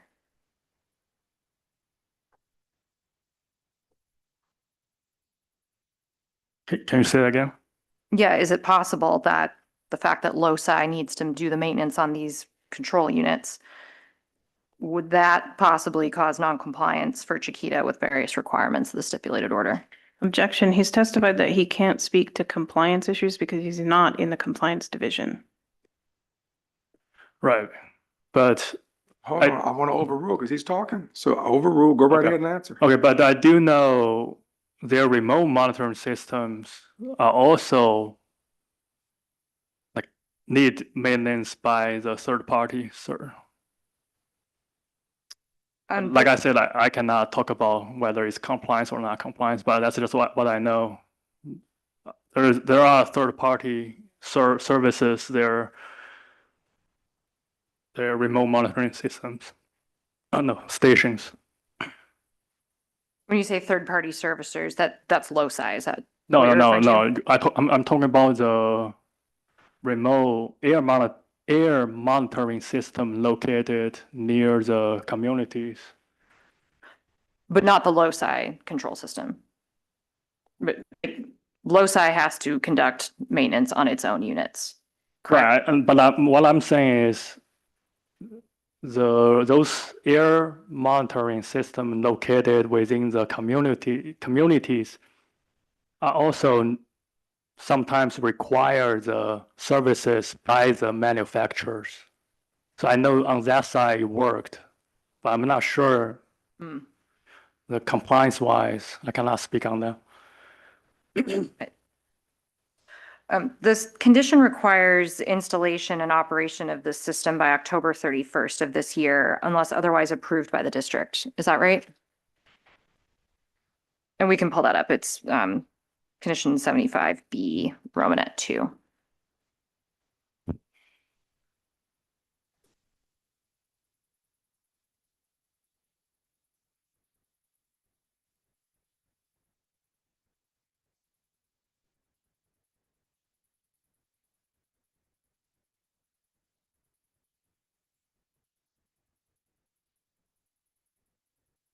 Yes, by October 31st.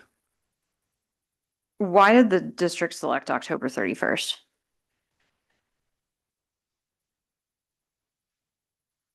Because we think that is a reasonable timeline since Chiquita already have experiences with Condition 66, so we think should be enough. Is that based on a conversation you had with LoSci about equipment availability? Personally, I did not have any conversation with LoSci, but I do recall we did reach out to LoSci, ask them the lead time and stuff. Did you ask about whether there would need to be custom components manufactured for Chiquita? Not to those healthy wellheads, if those wellheads are healthy. So let's move now to talk about those particular wellheads. Did you hear the testimony from Mr. Robert Dick from the June 4th hearing? Yes, And you've seen the exhibits Chiquita entered at triple F, triple G, and triple H, which were the well field maps of these 21 wells. Is that right? I recall those graphs, but I don't know don't recall the exact details. So do you recall Mr. Dick's testimony that most of the wells selected to receive these remote systems have at least one indicator of, we'll call it unhealthy gas?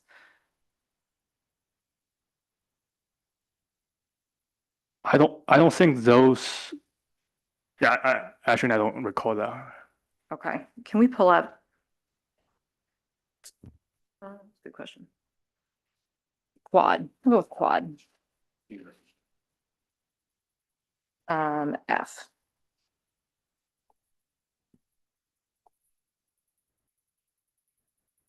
Do you recall seeing these, there were 3 maps like this?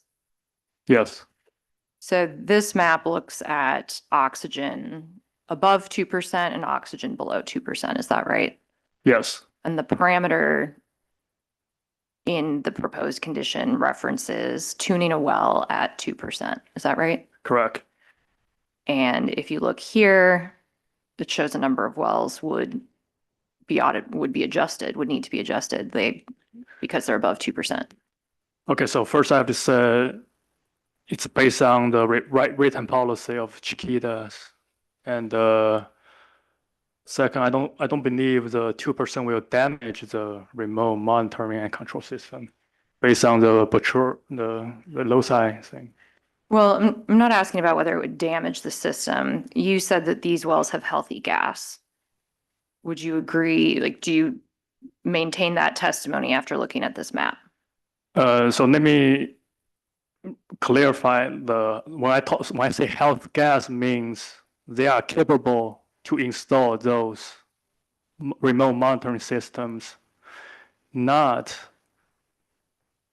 healthy, because we actually do believe those at least some of those wells are areas, might not be those wells, but close by areas might be part of the extended reaction areas.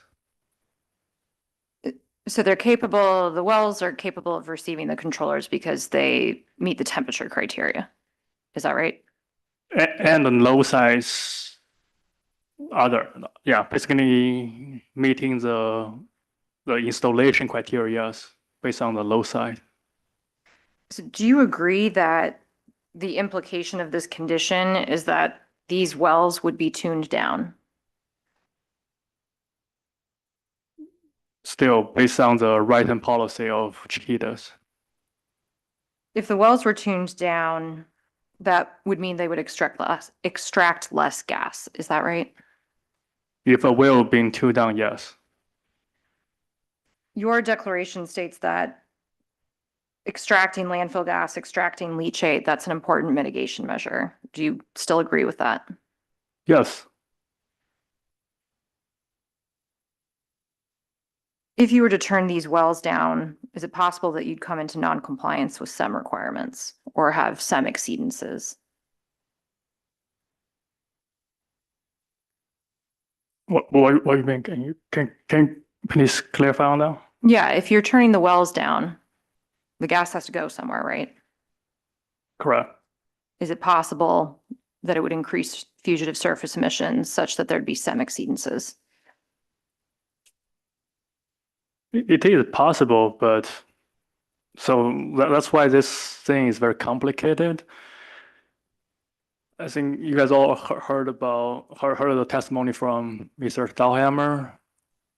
If you put too much, either it will create those hot pocket or extend the reaction.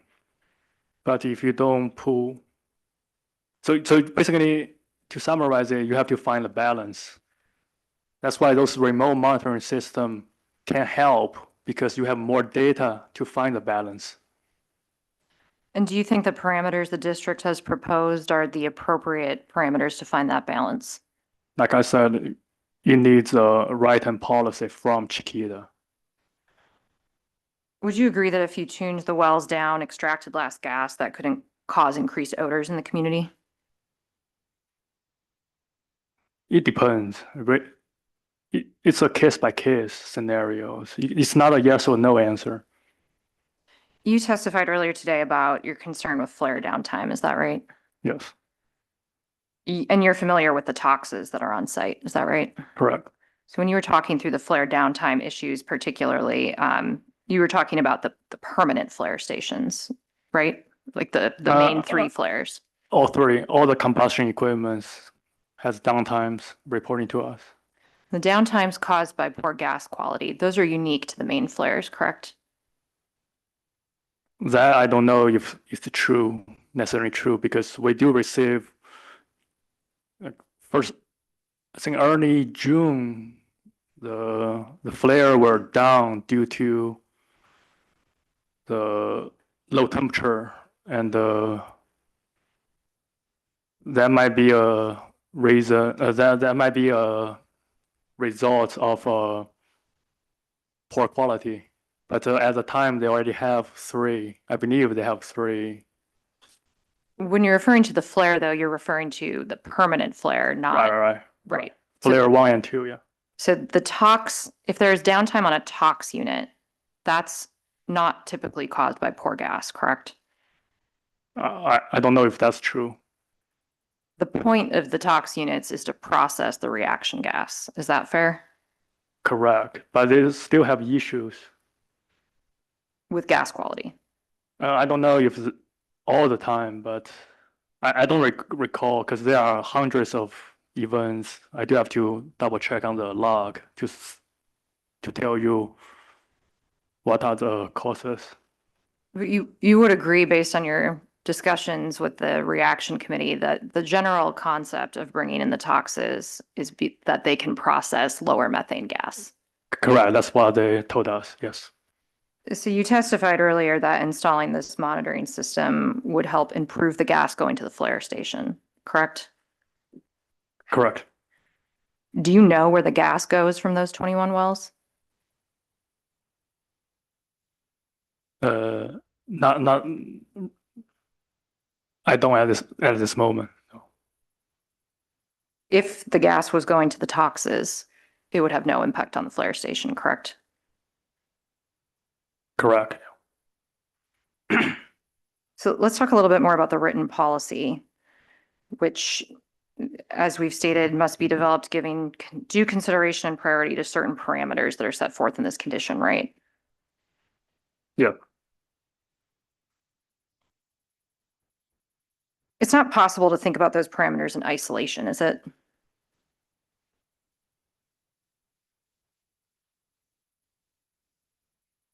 Can you elaborate on that? Yeah, so if an example, if all of the parameters indicated air intrusion, it would be pretty clear you would turn down the flow to avoid air intrusion. Is that right? Possible, yeah. So what happens if you get mixed signals?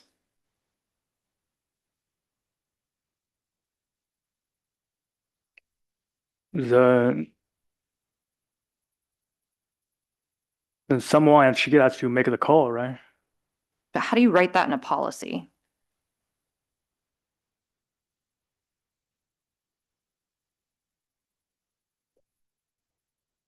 I don't know if I can answer that question.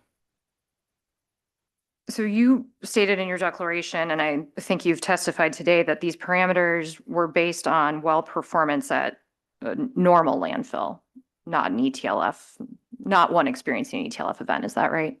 Can you say that again? So you've stated in your declaration and testified today that the parameters listed in the condition were taken from a normal landfill. Correct. Okay. Would you agree that even wells outside of the reaction area may be influenced by the wells inside the reaction area?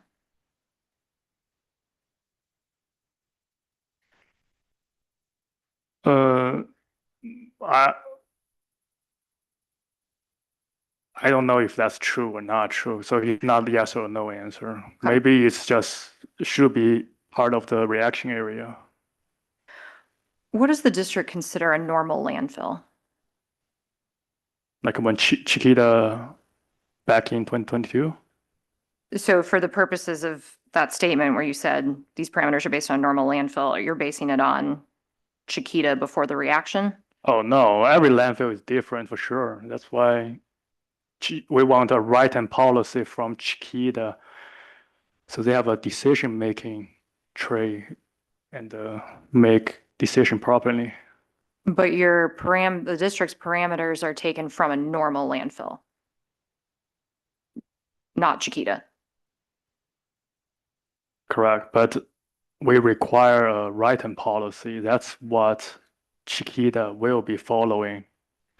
Why didn't the district simply say you'd like a written policy that considers oxygen intrusion instead of setting a number?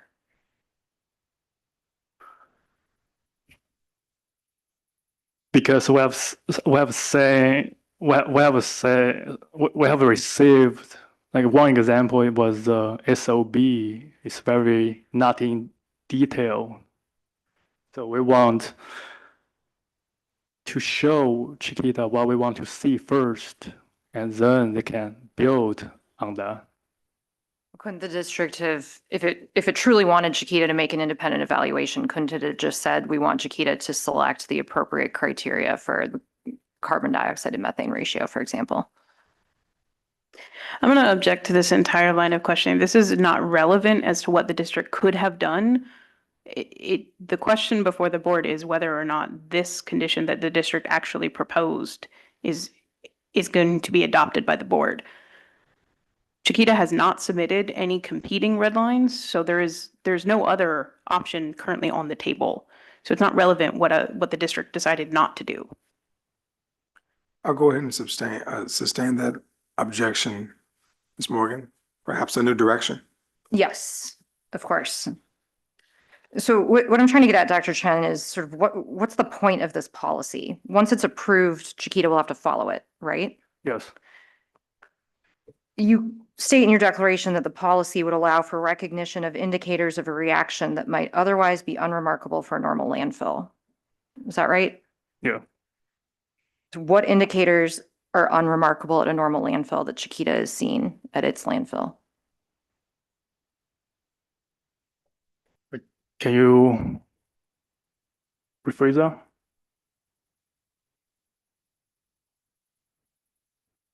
So if the policy is supposed to show indicators of a reaction that you say, something that's normal at another landfill. Right. So every landfill is different. That's why we want, especially the Chiquita is experiencing right now. So of course it's gonna be different from other landfills. Is that what you're asking? Well, I'm asking about your statement that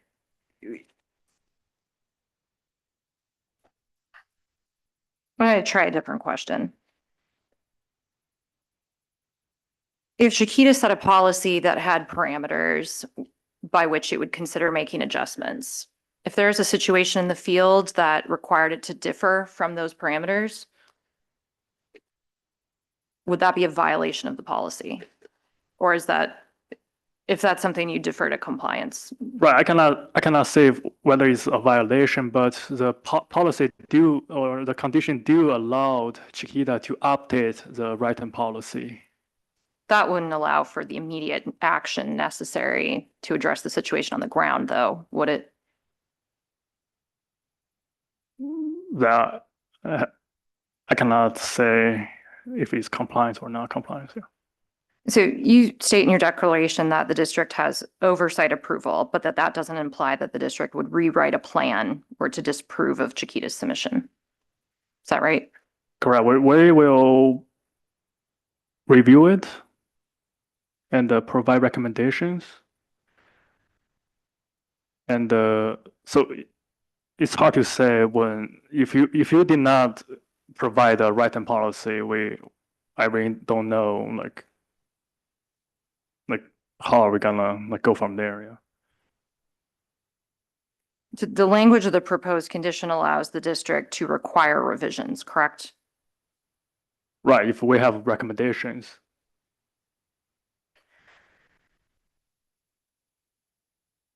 I want to ask about the oxygen intrusion requirement. If we could pull up the condition language there.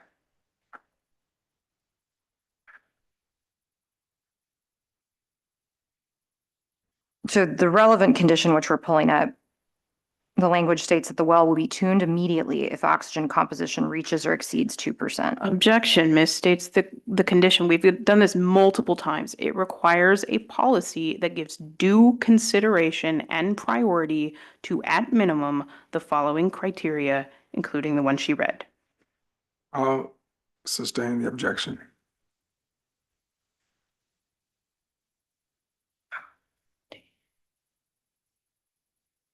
So it's your position that this language where it says tuning immediately is actually voluntary?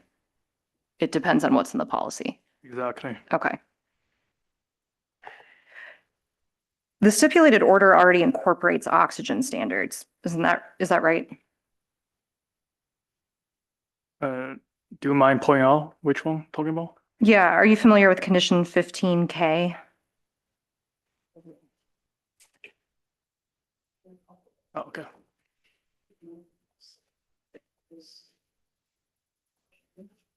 Or you can pull up the.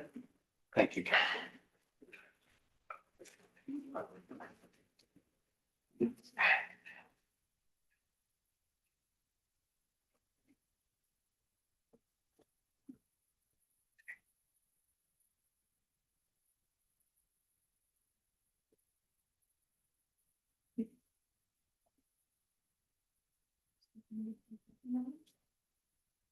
Yeah, 15. It's a long condition. That's right. It's not, it's online screen. It's just not, sorry.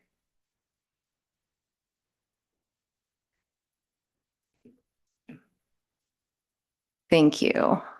So here it says, operate gas extraction wells with less than 3% oxygen where feasible. Follow landfill best management practices to keep the oxygen below 5% in interior wells. Yes. Would this be an appropriate parameter for Chiquita to put in the policy, even though the condition asks about 2%? We will evaluate. Yeah. Once we have it. Would you agree that there could be reasons for increased oxygen levels other than air intrusion at a wellhead?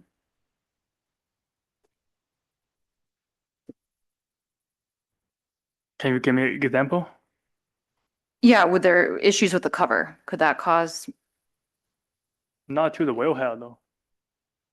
that wouldn't cause increased oxygen in the landfill gas? Oh, okay. I see what you mean. Okay. Yeah, you would. Yeah. Or instead of oxygen intrusion, like when I say that, I'm referring to the wells pulling too hard. Right. Right. So you could have pinholes in the well itself, something that you'd have to visibly see, right? Correct. Yeah. If a well is watered in, could it show high oxygen? Possible. You state in your declaration that you selected these 21 wells to balance the cost with the benefit. Is that right? Correct. Because we want I think I talked about this morning. We not just propose one, we propose a group. So we have a map of wells we are monitoring. Yeah. Do you know what the cost of the system is that you've selected? depends on the manufacturer, I would Did- say. So did you ask LoSci for the cost? We did. What is the cost? I think it was, I don't recall exactly, but it might be a few thousand per month. Per well, right? Well, yeah. Does that include maintenance? That I don't remember. And what about the headers? You asked for remote monitoring on headers in this condition also, right? Yes, I think it's similar price. What I'm trying to understand is when you said in your declaration that you're balancing costs and benefits, like how did you come up with the cost? What is that cost? Was it the discussion with LoSci? As well as with other landfills. That's how many they started with, or yeah, I think that's what I recall. Yeah. How did you quantify the benefits? What do you mean? Well, you said you balanced the cost and benefits. So how did you quantify the benefits to balance against the costs? I mean, I talk about benefits in my testimony, right? So we want faster reaction, faster corrective action, and collect more data and know your wellhead. The condition at E Romanet 2 requires Chiquita to conduct a study on the data gathered by the system. Is that right? Do you mind putting it out? Yep. Thanks.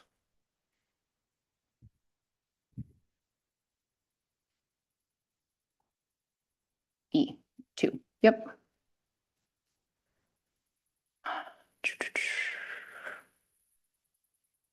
And let's scroll down a little bit further, please. Yes. Okay, thank you. Sorry, can you scroll back up now? Now that we've seen it all. Would you agree that this study includes a number of requests for Chiquita to investigate, including the advantages and disadvantages of the system?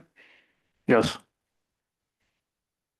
So is it fair to say the district didn't investigate the advantages and disadvantages before ordering its installation? Objection misstates the condition. I would point, Ms. Morgan, to specifically the thing about recommendation about additional wells or headers that could benefit from the installation. I'll sustain the objection and encourage you, Ms. Morgan, to perhaps look toward another path.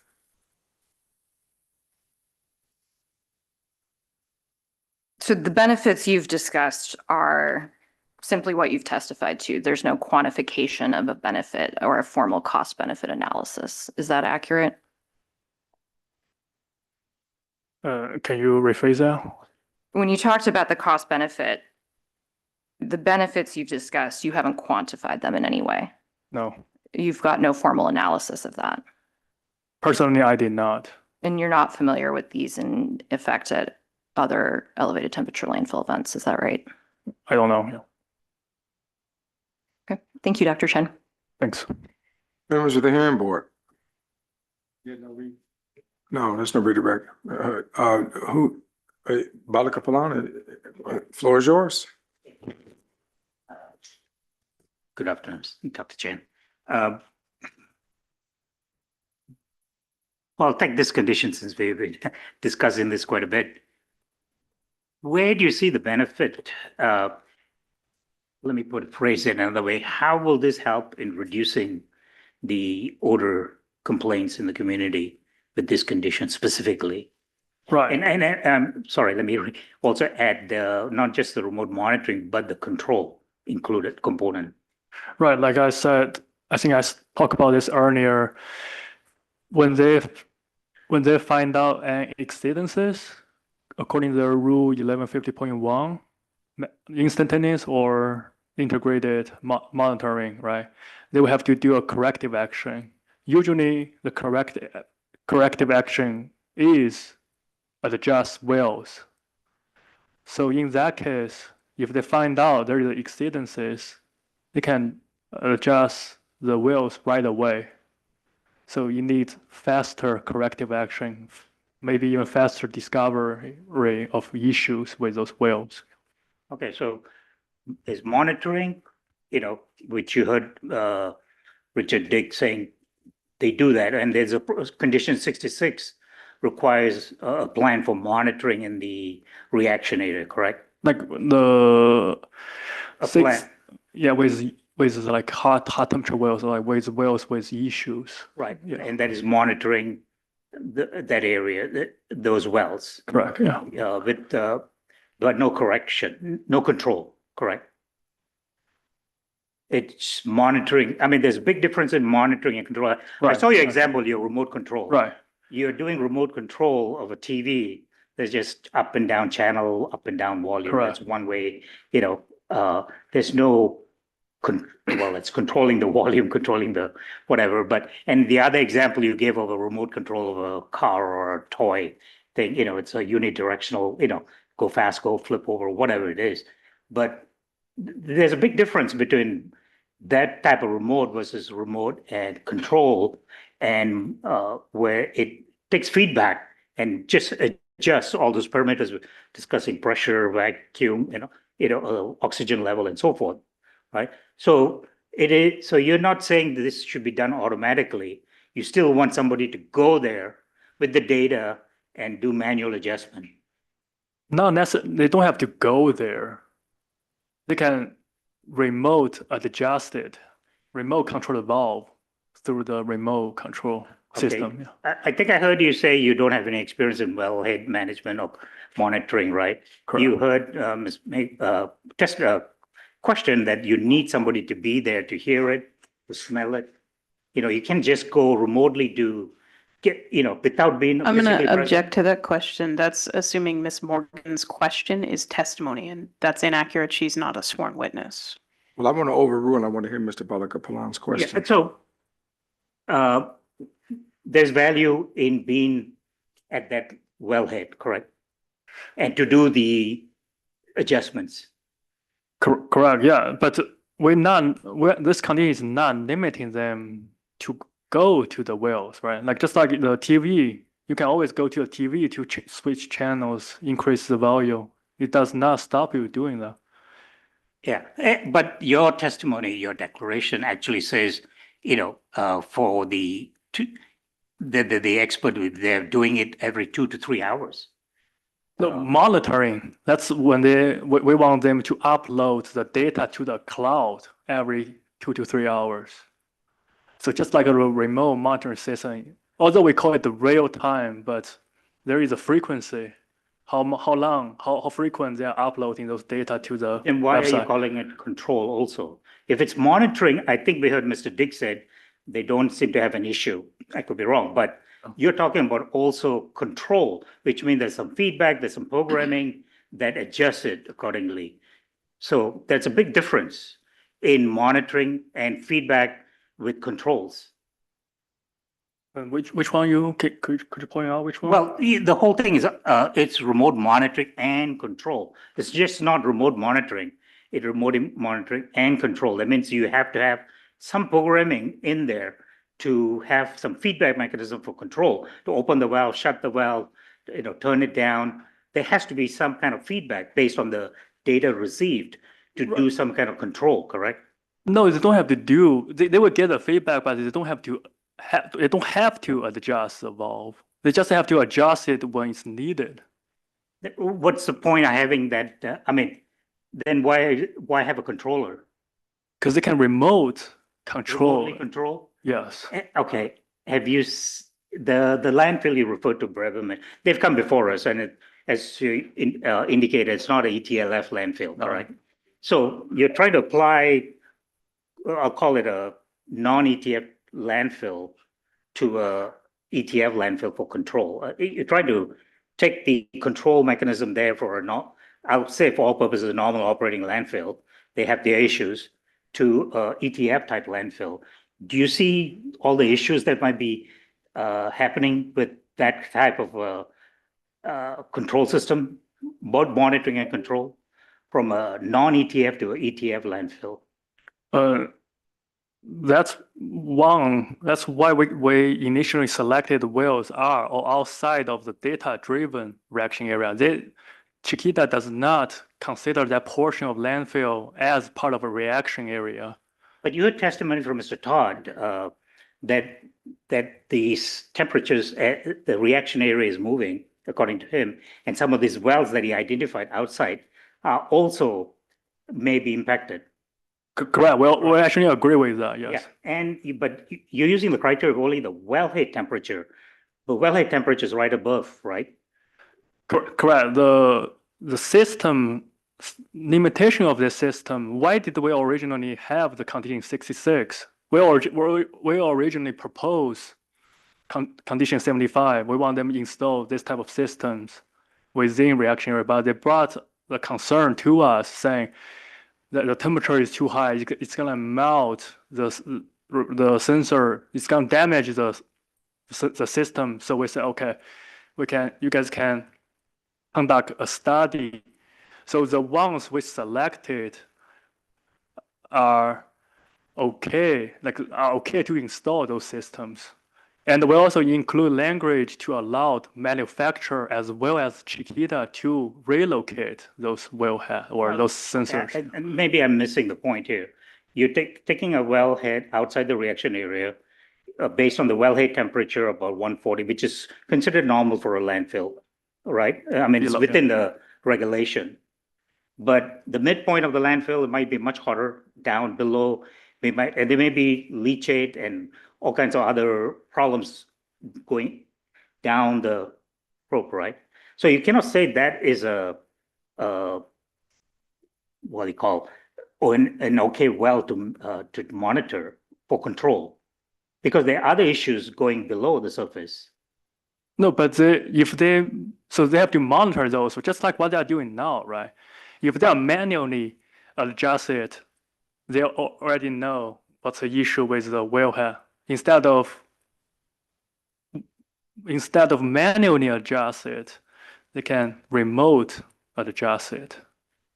Okay, when you say remote adjust, it doesn't. So there's somebody in the office can send a signal to open the valve, shut the valve, or that's the idea. Yeah, that's the idea.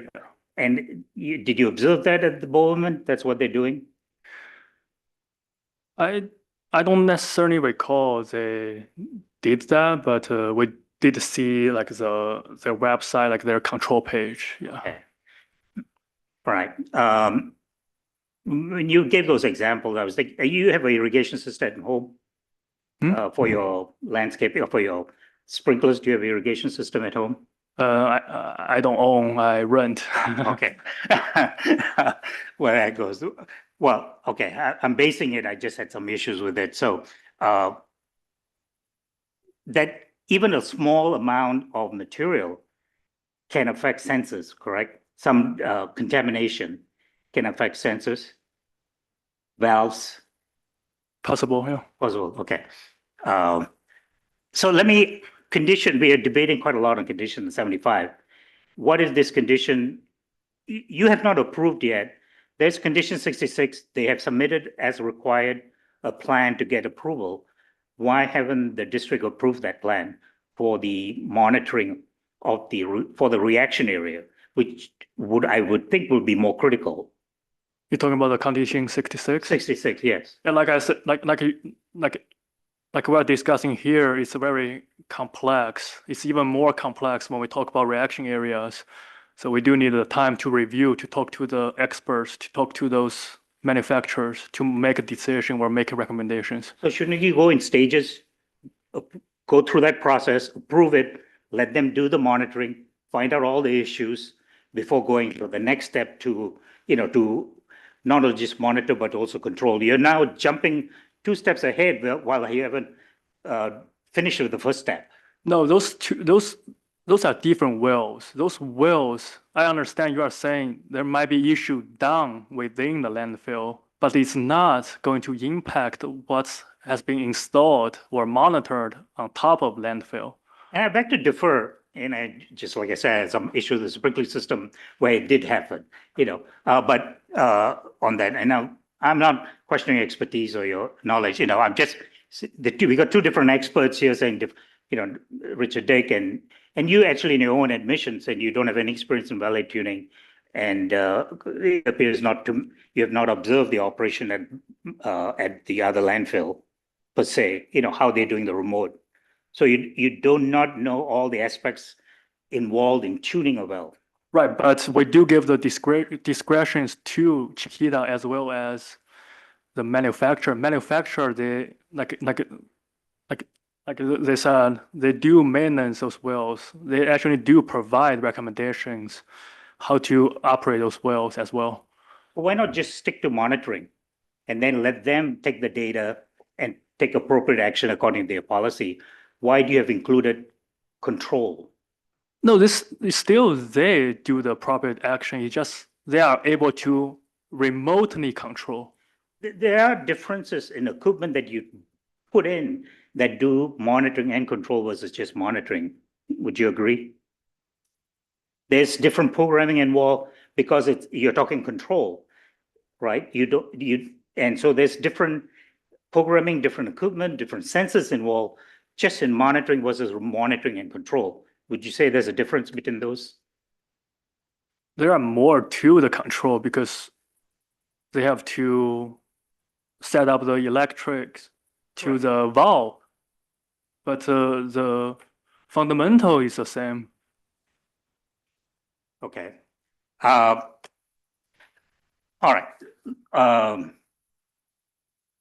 So and personally, if I'm not speaking for the board, if the board doesn't agree with condition 75, what impact do you think it will have in on the community in not being able to, in reducing the odors? You will not reduce the odors for sure. Okay. And you think this condition is essential in reducing odors? Yes, I do. I do believe it's at least there's, like you guys said, the cover is not working very well right now, right? We have to find, because the odor is due to the surface emission, right? We have to figure out a way to control the surface emission. This is one of the ways. Okay, here's the other problem I have. The covers are not working well, you said. The district, all the agencies approved the covers. They approved the landfill collection under the I'm going covers. to object to that question, Mr. Balakopan. That is assuming things that are not in evidence. The AQMD did not approve a cover. And I'll sustain that objection. When you say it is in the condition to install covers, geomembrane covers So on the reaction the condition does not direct them to install the geomembrane. It says to install the geomembrane per the LEA's approval. Okay, and as per the LEA approval, those covers were installed. That's okay. Thank you for correct. Now we're hearing those covers are maybe the problem because it's helping to the overdrawing of the gas and the covers is one, like you said, migrating it to the non-covered area and overdrawing, pulling the gas is causing the reaction to even go faster. That's what it's sort of got the gist from Mr. Todd's presentation. I don't think it's necessarily the cover made it worse. Like the air intrusion made the air intrusion worse. But the issue with the cover is it's not covering the whole landfill and it always has tears. Okay, let's take that point, So are you saying now And that's my personal opinion. No, that's your opinion, is what we're valuing, you're the expert, is that the cover is only covering the reaction area, 30, 40 something acres, Yeah. correct? That the whole other areas should also be covered?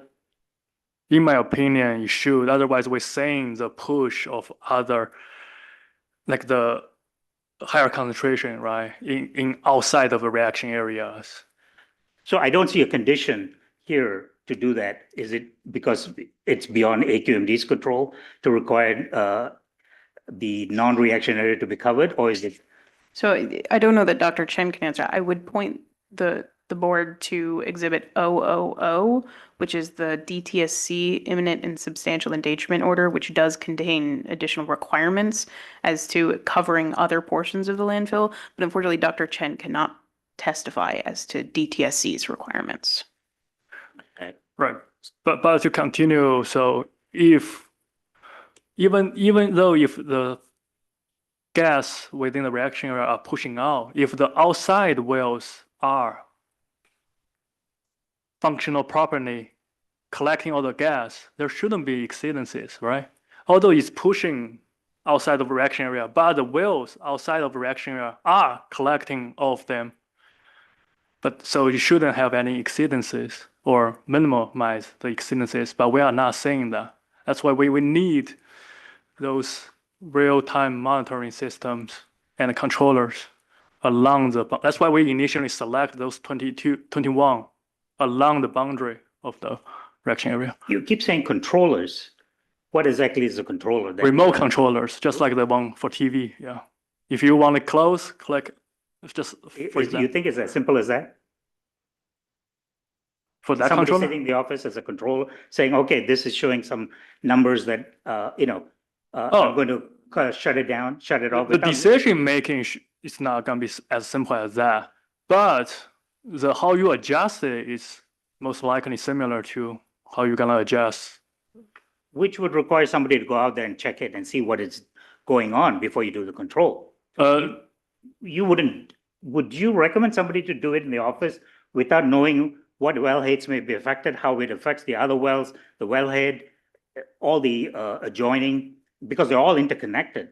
You don't just turn off one and then find out there's pressure buildup and geysering event. You have to have somebody go investigate, correct? I don't think necessarily they have to go every single time. Okay. Okay.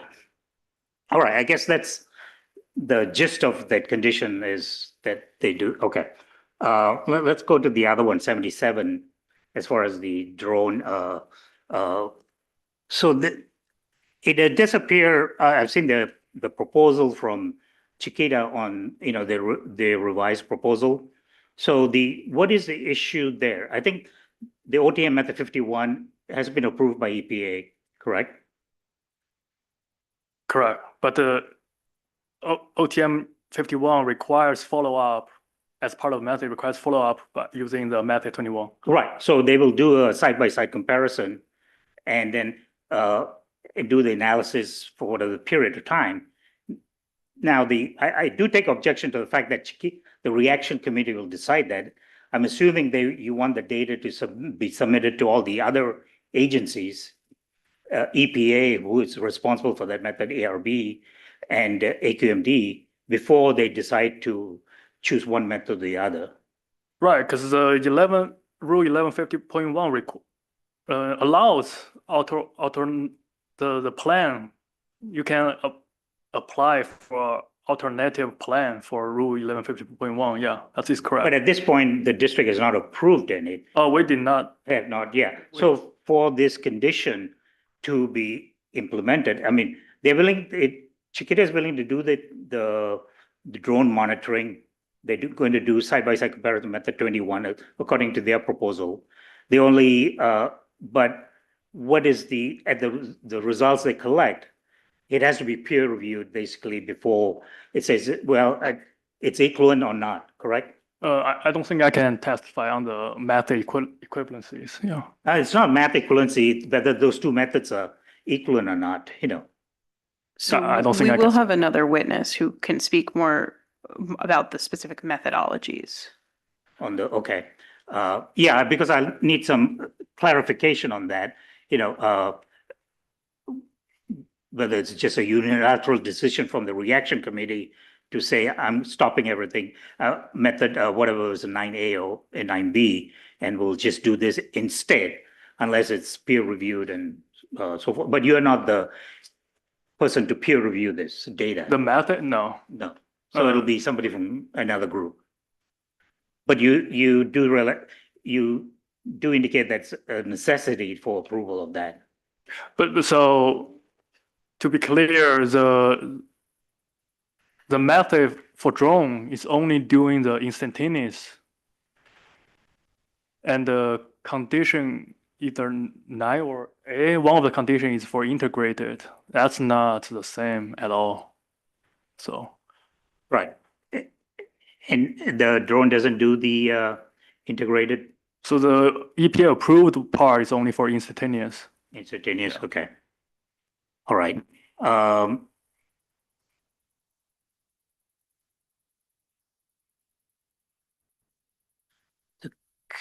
let me see. Just give me a second.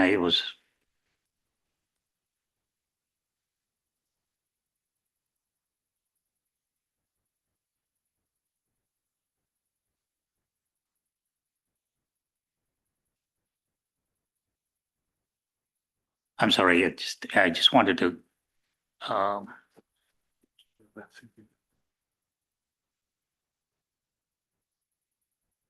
I'll let somebody else has a question. Let me formulate my question. Thank you. All right, Mr. Pittman. You mentioned, sir, that in response to a question about how some of these proposals in 75 would help reduce the orders to the community, you said it would speed up corrective actions such as adjusting wells. Exactly what type of well adjustments did you have in mind? So, so if the, so either turn it up or turn it down. What So does that mean? basically increase the collection rate or decrease the collection rate to avoid catastrophic, like more, like worse events, yeah. There's no adjustment in terms of inputting and injecting anything into the system or anything Oh, like that? No, just the well like open or close, increase the flow rate or decrease the flow rate. Now, you mentioned the timing and that this remote monitoring controller units you're proposing can move more quickly to make adjustments. The implication has to be that you think Chiquita has been too slow to adjust in the past. I did not call them too slow. We just want faster because we do see the severe odor impacting the community. That means the surface emission is still pretty bad. So if we have faster corrective action, they can fix the surface emission faster. That means less emission will go to the community. Well, therefore, you must mean compared to what you propose, they've been slower than this faster situation you envision, right? I mean, obviously, they haven't been fast enough. How's that? Sure. Now, what's the evidence of that beside the fact that there's still odor and nuisances? And lots of like the exhibit, like the graph, you see a lot exceedances has been discovered. Like the exhibit 88, and you see those high magnitude concentrations of exceedances has been discovered.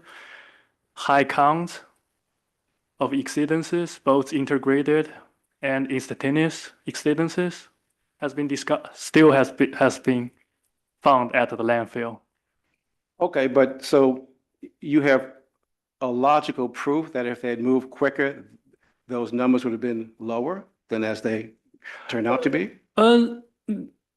So for example, if it takes them 10 days to do the corrective action, there will be less emission for them just do it within 1 day. That's just a high, for example, yeah. Right. Makes sense. But again, you've got some demonstrated proof that indeed at certain times they took too long and you know how fast you could have moved under your proposal, the time would have been less. You can show that. Was this just a speculation, a hypothesis, a reasonable projection on your part? I would say it's a reasonable projection. Yeah. That's a good answer. So I want to follow up on what my fellow boardman asked you to be clear here. In 75, you're asking for remote monitoring and controller unit. Use the term RMCS controller and monitor units. You talk in page 4, I guess, condition C. The controller unit shall monitor the parameters, ... The RMCS controller unit shall additionally include the ability to remotely adjust valve positioning. So it seems to me that there's two purposes of this unit, correct? Correct. Now, are there units on the market that solely perform the monitoring function? I believe so, yeah. Are they readily available? Yes. Do you know if they have the same temperature sensitivity of this particular unit in terms of failing at 140 degrees? It's the similar parts. It's just the remote part would be the add-on to the, you know. Are they more or less expensive than the combined unit you're talking about? I don't know exact price, but it might be similar. I don't know exact price. Yeah. Okay. Some questions on the condition language on, I'm looking at page 6 of the Exhibit 74. And it's those various 5 points that relate to being given due consideration in the written policy. Right. Could you look at those? Great. So item 2, the policy should include dealing with well tuning immediately if oxygen composition at a wellhead reaches or exceeds 2%. Now, none of the other suggested ones talk about immediate action. Why the immediacy of this particular criteria versus the other ones? Yeah, because we do heard Mr. Dalhammer talking about this issue. When the oxygen is too high, they will create like those hot pockets or even like small air spots of reaction. That's our concern. That's why they have to do it immediately. Recommended to do. Okay. In item 4, they're supposed to deal with measures when there's an unexpected or unexplained decrease in gas flow. So I want to make sure the words unexpected or unexplained, that you mean what you say. If they have an explanation or they expected it, then they don't necessarily have to take these measures that are suggested by 4. Am I reading this correctly as far as you know?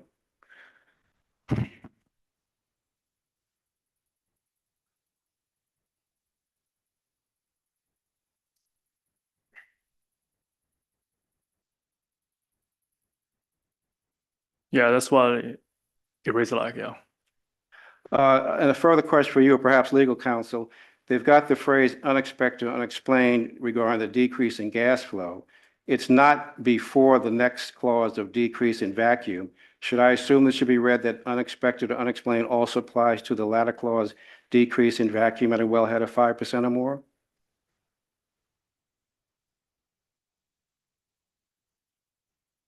Would you have any comment? Question to Yeah. legal counsel? Yeah, Sorry. is that a correct interpretation, you think, of what you intended? Yes, I think the unexpected or unexplained would apply to both before and after the or. Thank you. And same question as to 5, where we've got unexpected, unexplained decrease in gas flow 5% or more. Later on, there's a decrease in vacuum pull, and later on, an increase in oxygen concentration. Would those also be modified, be unexpected and unexplained? I think that one might be different because one is referring to unexpected or unexplained decrease and one is referring to an increase, but I would, I don't know if Dr. Chen has a different interpretation. Yeah, we probably have to look into this a little bit more. Well, hopefully before we vote on the order. Yeah, yeah.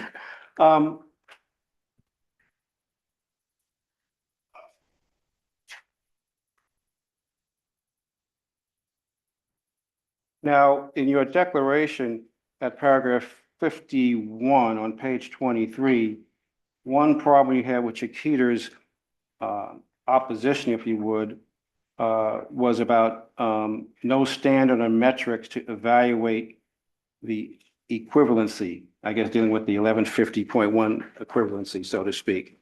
And my question was, if you had to be asked, what do you have any idea of what standards or metrics you think would be appropriate to evaluate that equivalency?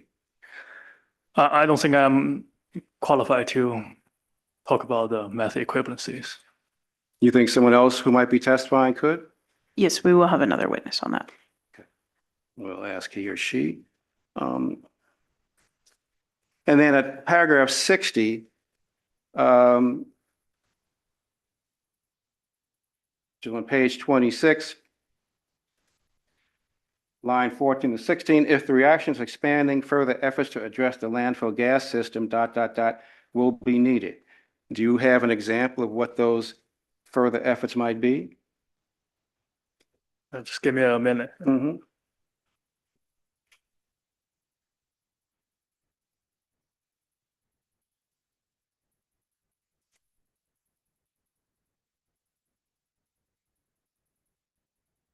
Yeah, so basically they should include that area as part of the reaction areas.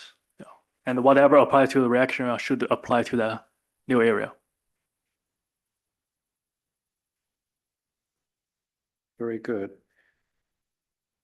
And you also mentioned in your testimony and also in paragraph 63, the concern that had been expressed, I guess, by Chiquita about the ability of the proposed units to withstand certain temperatures.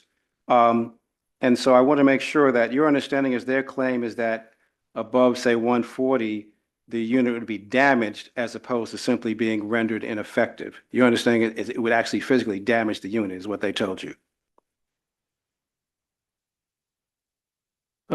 Because I'm thinking like with cruise control in a car, they may not work after 80 miles an hour because they don't want your speed that much, but it doesn't mean it's damaged. It just doesn't work at that higher speed. That might need a clarification from the manufacturer, but normally as a standard practice, usually it means not effective. It's not gonna be catastrophic at 140, just like every other heat rating, right? Okay. PVC is like 160, 140 Fahrenheit, but they can withstand above that. All right, well, that may be a point for Chiquitas to address too, but I mean, I'd want to be fair if we would include that if it truly is, or just be rendered ineffective, it'd probably be a fair way to phrase it if that's the case.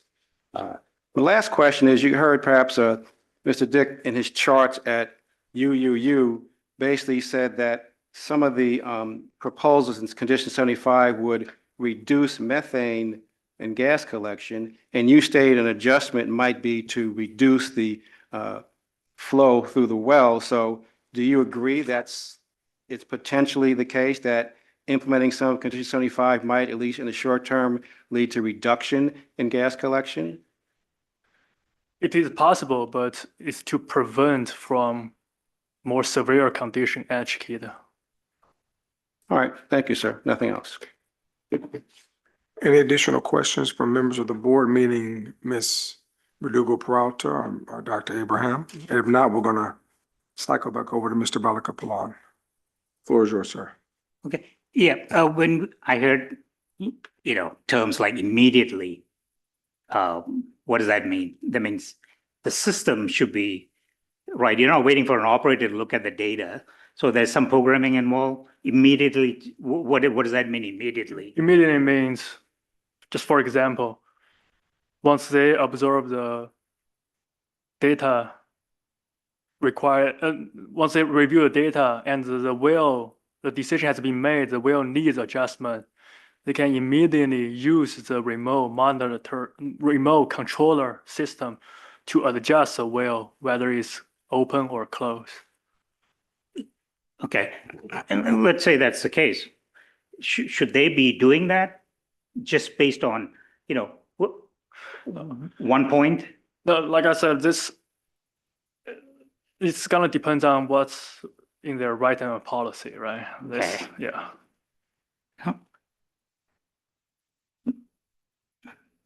So you think without the controller, it's remote monitoring is useless? No, the data is always good, right? So without a remote monitoring, it will potentially be the same as right now. So they find out the issue, they have to send out field staff. So they have to take time to do the corrective action. But take time, the abatement order requires that to do it within 2 days, right? You say 10 days, but 10 days is. Yeah, it's a rule 1150. The rule is 10 days, but the abatement has already tightened it down to 2 days. Correct, but we're still saying exceedances after exceedances. Right. Well, let's go to that portion of it. The problem with showing that, like you said, the data is not normalized, and you're also not showing improvement event, the flux data. Let me take the flux data. except for that error they made in the flux density. I think that was corrected. And the reported data shows over the four times they did it, a decreasing trend, correct, of the emissions based on just solely on the flux data. Correct, but you have to know the limitation of the flux data, right? So No, I'm not correct. There are methods and their limitations. So flux data is an approved study, is one data point, right? correct, but Then my question is the flux data showing a decreasing trend? the data is showing the decreased trend, but you have to know the limitation of the flux study. When you put a dome flux chamber with a surface area of 0.13 square meter on a landfill, which is 400 acres, if it is not placed on top of fixture or if not placed on top of a crack, it's not going to capture those emissions. All right, let me critique that. Say there was a procedure they had to follow to do the flux chamber study, right? They had Correct. to identify the high, low, medium wells. And then do the site selection for the flux study. It was approved by all the respective agencies, correct? And then they did the flux study. This is the fourth one they did, correct? So, and it's an approved EPA method. And it's a data point that shows a decreasing trend. Yes or no? Yes, but Okay, that's all my question is. If I could ask the witness to be able to finish the answer.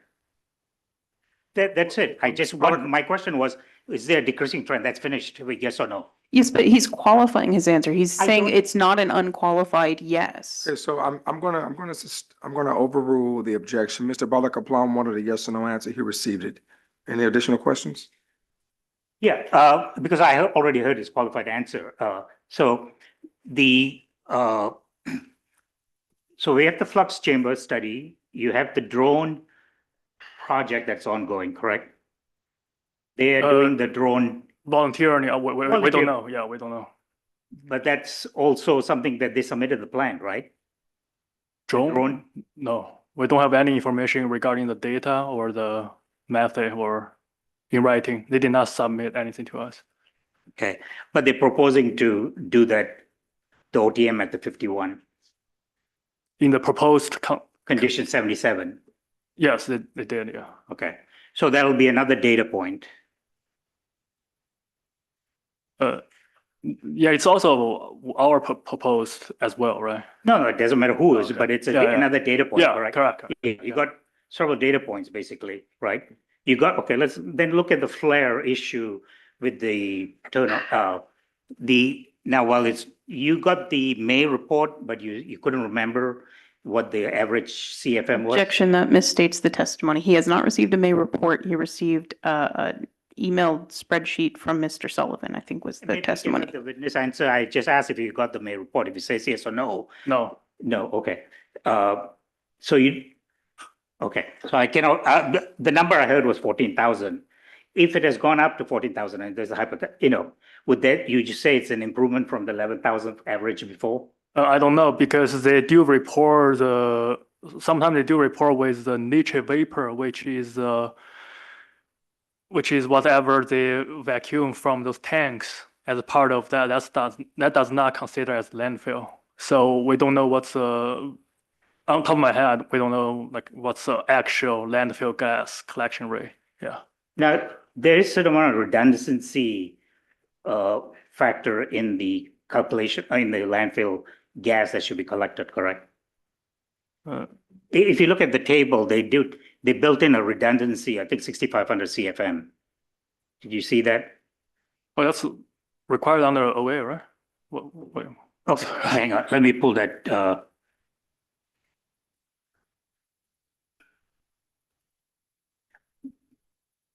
I think it's in your declaration and you actually used the chart showing the 18,000 CFM. Oh, you're talking about the capacity. The capacity, and so there is from the estimate from the land gem, and then they also estimated based on the flares capacity and the tops, and also they built in 15% increase, correct? Correct. And then they put a redundancy of about 6,000 CFM. I have to check the numbers whether that is, okay, right here. Yeah. So there's a redundancy estimate, basically, correct?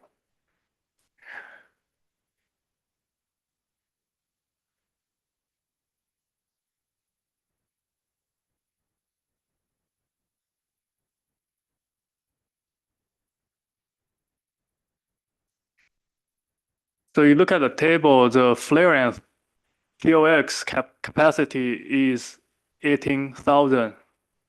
And the landfill gas generation with reaction gas increase is 17,676.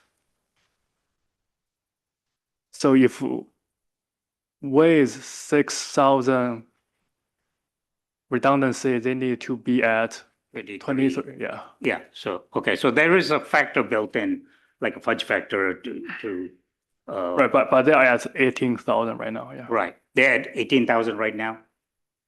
Maybe they are slightly higher because that's discount the additional thermal oxidizer they brought on site, like. The talks, the panel? Yeah.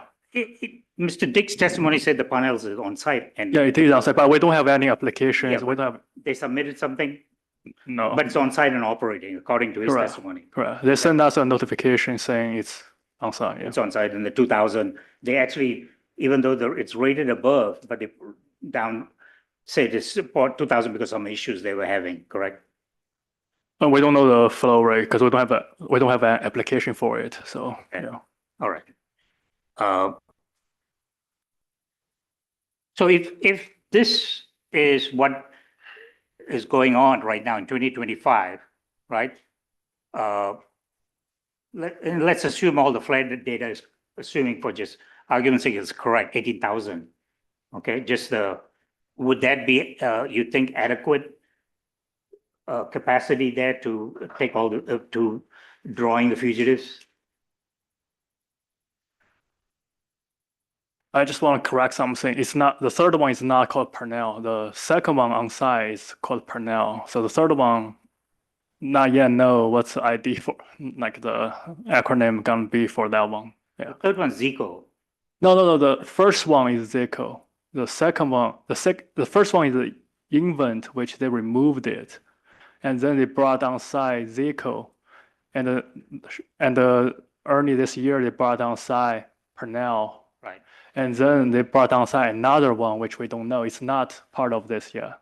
Yeah. Right. The 18,000 does not include the 1 day. Correct. Yeah. I just want to clear because you said Purnell, and I said yes, but it's actually not. Yeah. Purnell is 2,000 2025. That's for Purnell, but the new one, they did not, this table is not updated based on the new thermal oxidizer yet. Yeah. Right. Yeah. So back to your question. I don't know if I can say if it's enough or not enough because this is capacity. We want to see the actual collection rate. Yeah. Right. But then you have design capacity and you have actual. Right. My question, Mr. Todd, and I forget his with you heard his testimony, correct? Yeah.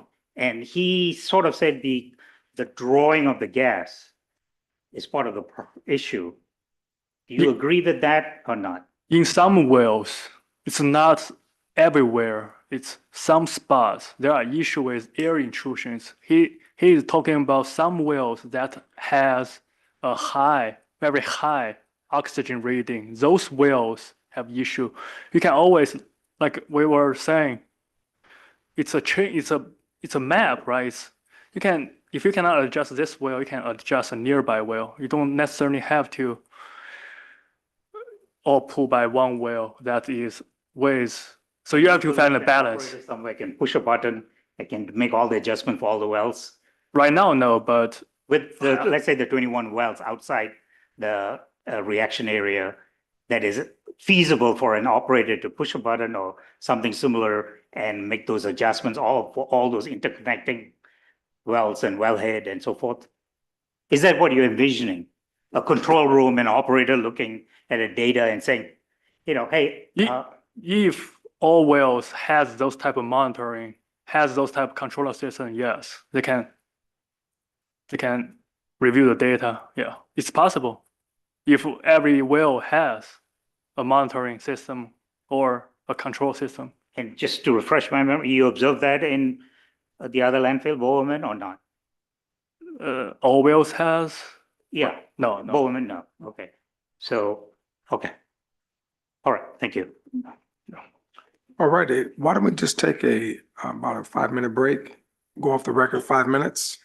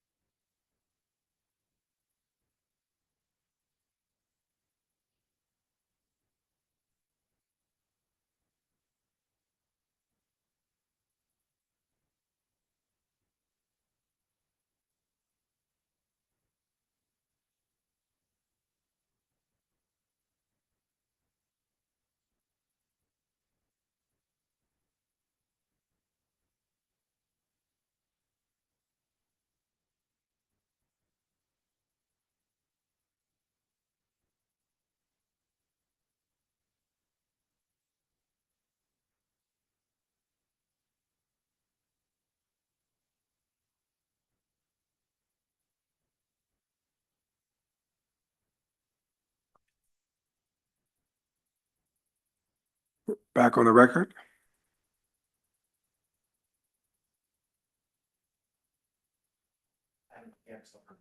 Oh, okay, well, it's 3:03 PM and Ms. Morgan has control of the floor.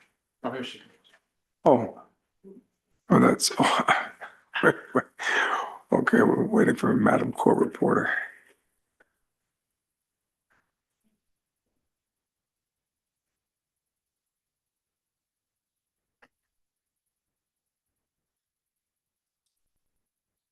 Just say when, Madam Court Reporter. Give us thumbs up. Thumbs up. All right, Ms. Morgan. Is it? Oh, was it Ms. Morgan or was it? Yeah, so I do have brief redirect questions Okay. for Dr. Chen. Very, very brief. Respectfully, his cross was quite lengthy. So I do need to go through some of these points. So Dr. Chen, I want to start with where we started this morning and going through some of the surface emissions monitoring data. You walked us in your declaration through all of those graphs. I want to ask you were asked quite a bit about a trend line. And so I want to actually start at that point and have you kind of walk us through what exactly you concluded with respect to review of the data. And so is there a trend line that you pointed to in terms of reading the surface emissions data? And what was your main conclusions? So there is no trend can be concluded with those data, but if you compare the data with the baseline data back in 2022, 2022, you will see those exceedances counts are still high. The magnitude are high. So I'm going to pull this is one of the graphs from Exhibit 88 that you pull representations of throughout your declaration to review. Is this the sort of graph what you're referring to is comparing the 2022 to since 2022? Correct. So are you saying that in your declaration, the main conclusion you drew based on the emissions data we have is that the 2022 was something of a baseline year prior to when they were seeing the major symptoms of the reaction? Yes.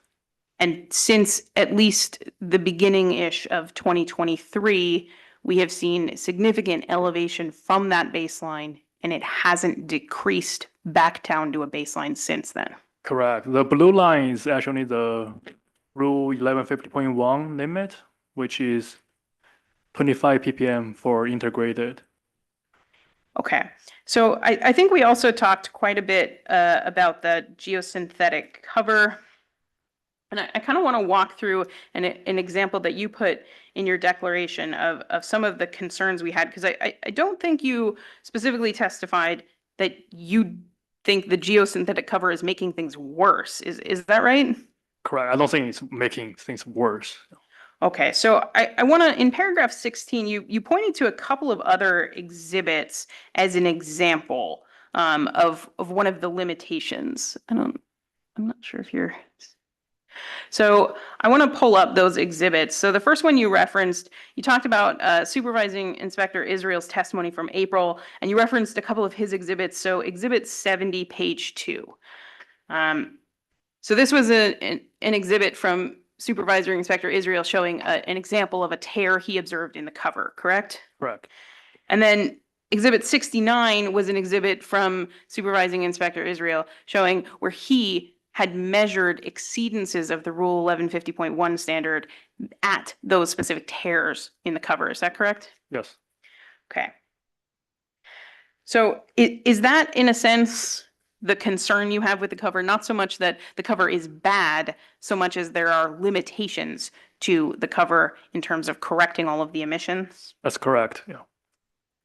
Okay, so I think the next question we had, I think you were talking with both Ms. Morgan and then also with Mr. Malaplan about some of the flux studies. And in your declaration, you talked about some of the limitations of flux studies. And I want to ask you about one specific limitation.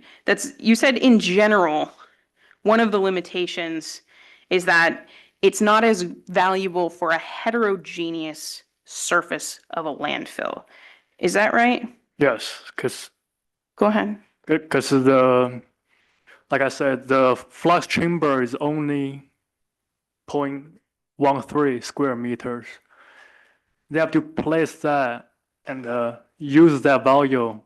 They did do replicates, but they are using, flux chamber is using small areas to extrapolate very large areas on a very heterogeneous surface. So in many cases, it's not accurate. But I never called flux chamber is useless, but it's a very valuable screening tool. And to conclude whether the state of landfill is getting better or not getting better, you cannot just solely rely on the flux chambers data or results. Okay. And then I want to turn briefly to the contested conditions. You talked a little bit about both conditions. I want to start with condition 77. And you mentioned this briefly to Mr. Balagopalan, but you testified that condition 77 in Chiquita's version was proposing to replace both instantaneous and integrated monitoring with the drone. Is that correct? That's what the language reads like. Yeah. So can you explain to us why would that matter? What's the difference between those two types of testing? The rule requires both instantaneous and integrated measurement. Is the instantaneous is basically a leakage find, like hotspot. You try to detect hotspots, and the integrated is the average of the grade. It gives you a bigger picture with a smaller limit. Yeah. So how do you conduct sampling under Rule 1150.1? Let's start there. How do you conduct sampling for an integrated measure? So you have to have a tether bag and collect air as you walk down the grade with a certain pattern described in the rule, and then analyze the accumulated air bag sample. Is that different from how you would analyze or take a sample for an instantaneous measure under Rule 1150.1? I would think it's different. Yeah, the methodology side, I don't know if they can be equivalent, but there is a reason why rule is not doing that. Yeah. And you testified that, to your understanding, OTM 51, the drone method that US EPA has approved, is approved for instantaneous only. Correct. Is that right? Correct. That's correct. And to your knowledge, has any regulatory agency approved a drone method for integrated? At least I don't know. Okay. I want to then turn to condition 75, which I think is maybe the bulk of the discussion for today. So the first question I think you were asked from Mr. Pearman is kind of, how do we know that increasing the frequency of checking and adjusting a well would be actually increase the correction? Like, why would that increase or decrease emissions that we're getting if they are increasing the frequency with which they can adjust it? So just for example, if they correct within 2 days, where they can just correct within 30 minutes, the differences there will be reduced emission. So I think there was a general question from Mr. Balagopalan that, you know, if we separate out the two different requirements of condition 75, there's a remote monitor and then there's a remote control, and those technically can be independent. Is that right? Yes. And condition 75 does require both the remote monitor and the remote control as written. Yes. So remote monitoring itself, what is the value of that? Basically know the gas com, know the condition of the well. So if you know the condition, you have more data, what does that do to reduce emissions? Nothing unless they take action. Does the remote controller portion of that allow them to take action? Yes. Does it require, as written in condition 75, them to use the controller at a certain frequency or a certain number of times per some unit of a measure? Can you rephrase that? Do they have to use the controller like 5 times a day, 5 times a week, 5 times a month? Is that in condition 75? No, it's not. So you've emphasized this a number of times that it's based on a written policy. Is that right? Yes. And who writes the policy? Chiquita. And you've made clear that even if Chiquita were to deviate from the exact language of the criteria that has been suggested by the condition language itself, that wouldn't necessarily result in disapproval of the written policy. No, we will review it. Yeah. So I think there was some question about how could we possibly write a policy where the ultimate decision based on the data, because the data is very complex, it requires a judgment call. Do you recall that kind of line of questioning? Yes. Is it possible in your experience working at AQMD, do you ever have to get to a point where this data that I'm reviewing that is assigned to me is so complex I actually have to elevate it to a manager? Yes, multiple times. Is that part of AQMD policy that you would just elevate things to managers? I don't think it's right and policy, but if I cannot handle, you're supposed to seek higher up for help, right? Did you get trained that when you have a question and the data is too complex and you don't immediately know the answer, that you can elevate it to somebody in your division who's higher up?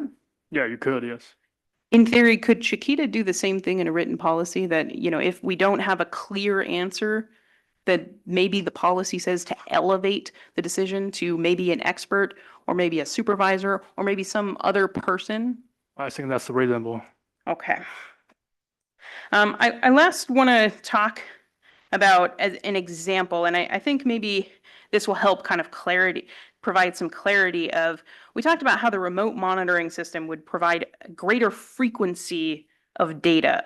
And you said, I think condition 75 requires data monitoring once every 3 hours at a minimum. Is that right? Yes. So I'm going to bring up an example of the data they actually have without a remote monitoring system. Hopefully you can. It's sharing on my screen. Hang on. Pause for technology.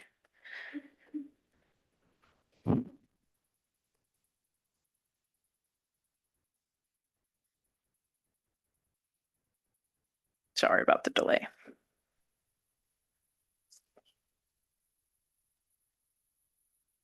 I don't know why it's.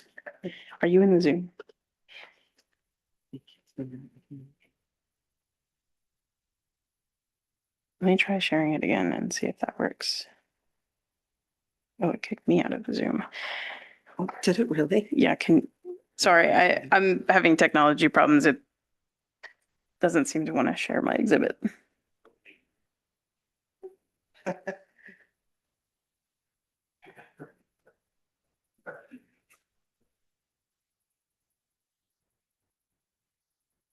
So while you work through that, Ms. Roberts, how long do you think you have with the?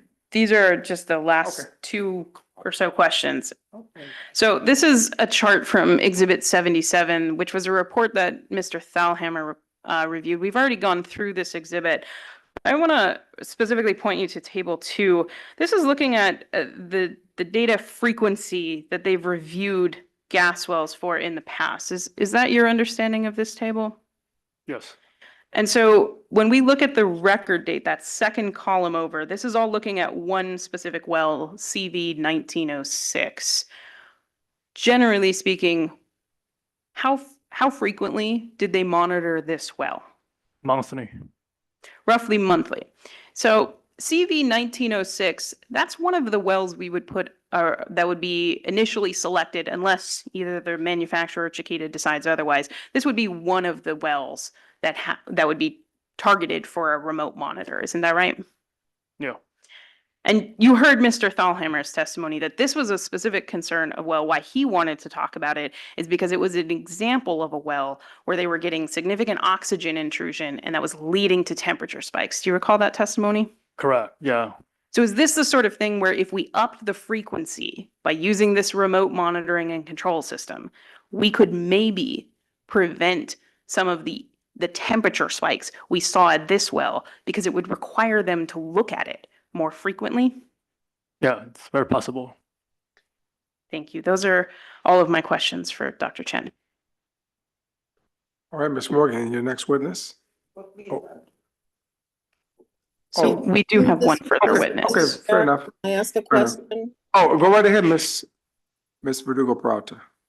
Okay, Mr. Chen, in reference to your statement regarding the fact that EPA only approved the instantaneous process, has anybody from South Coast AQMD and or any other agency approached EPA to consider doing it the other way, which I believe you said was the integrated or integral? Yeah, integrated. Yeah, I don't know. You don't know. Do you know if anybody within the agency knows, would have that information? Because it seems to me, if this is gonna give us more information, and a better picture, I would think somebody would have approached EPA by this time. I think she wants people to propose that to EPA so EPA can prove such technology. So, Ms. Verdugo Peralta, can I ask that just as a clarifying question? Are you asking if the district has proposed a method to US EPA as to how to do it? If it's giving us a better picture, yes, I'm asking that question. Has anybody from AQMD? I don't know that Dr. Chen knows the answer to that. I'm sorry? I don't know that Dr. Chen would know the answer to that question. If anybody at the agency has developed or submitted a method for drone monitoring of integrated samples. Okay, so would any of your witnesses know that? I would refer you to District Rule 1150.1, which does integrated sampling by surface monitoring as the district's preferred method. Well, I understand that's the district's preferred method, but if EPA EPA has approved alternate methods for instantaneous sampling. they have. AQMD does not necessarily develop methods alternative to its own methods. I understand that. What I'm asking, has EPA approved the other way of contact or collecting this information? Because he stated that EPA had not approved it and they had only approved the instantaneous process. He Yeah, did it's say that. not to my knowledge, I don't know. I don't know if there's any other approved method to replace or to be better than the integrated method 25. But you're still holding on to your statement that EPA at this point has only improved the instantaneous process? It's not improve. It's just the drone method has been approved. It's not an improve. I don't think you can call it an improvement, but No, I'm not saying improve, I'm saying approve. yeah, only approve the OTM-51, which is using drone to do the instantaneous with the follow-up of method 21. I'm not aware of any other approval using drone to do the integrated sample. Okay, you don't know of anyone within the agency who has asked EPA that? Do we know of any other agency who has asked EPA that? I don't know. Okay, all right, thank you. Okay, we're moving right along. Ms. Roberts, the floor is yours for your next witness. Thank you, Mr. Chair. The district will call Mr. Stephen Dutz. No, we don't. And this is the last witness, correct? This is the district's last witness. I just want to caution everybody. I want to be very mindful of time because we want to land this plane next week. We want to. So, Mr. Chair, this witness, I don't currently have a declaration for, but if you would prefer, I would be willing to hold his testimony until next week and do the same thing. I will submit all of his direct on a declaration. No. We could take If you him would as- prefer to take we- him we live could take now, him as I well, will but do that. But I want, Ms. Morgan, my very good friend, Ms. Morgan, let's be very mindful. I got you, you're covered. But I don't want I don't want Chiquita to spend an inordinate amount of time on this, gentlemen, because we're limited. And now we're going into a third day next week. So I just want to be very cautious of that so we don't bleed off into July. All right. Understood. Mr. Dutz, can I have you state and spell your name for the record? Yeah, good afternoon. I'm Stephen Dutz, Stephen. Last name Dutz. Mr. Dutz, you weren't here in the morning. Can I actually ask that he be sworn in? Not a problem. Would you like to stand, sir? Please raise your right hand. Do you solemnly affirm that the testimony you're about to give in this matter is the truth, the whole truth, and nothing but the truth? I do. Thank you, my friend. You've been officially. Thank you, Mr. Sworn in. Chair. Mr. Dutz, can you remind us what is your position with the district? Yeah, I'm a manager in the monitoring and analysis division. And how long have you been in that position? Approximately 3 years. Okay. Can you give us a brief background on your education and training for that position? Yeah, I have bachelor's and master's degrees in chemistry, and I've worked here at the agency starting as an assistant chemist up through my current position. Been here for 16 years. And you've testified previously in this matter, correctly? That's correct. So you're familiar with Chiquita, you're familiar with the community monitors in this issue, and you're familiar with the abatement order generally, is that right? That's correct, yeah. So in your prior testimony, we focused on some specific air monitoring compounds of interest, things like benzene and hydrogen sulfide. Is that right? Yes.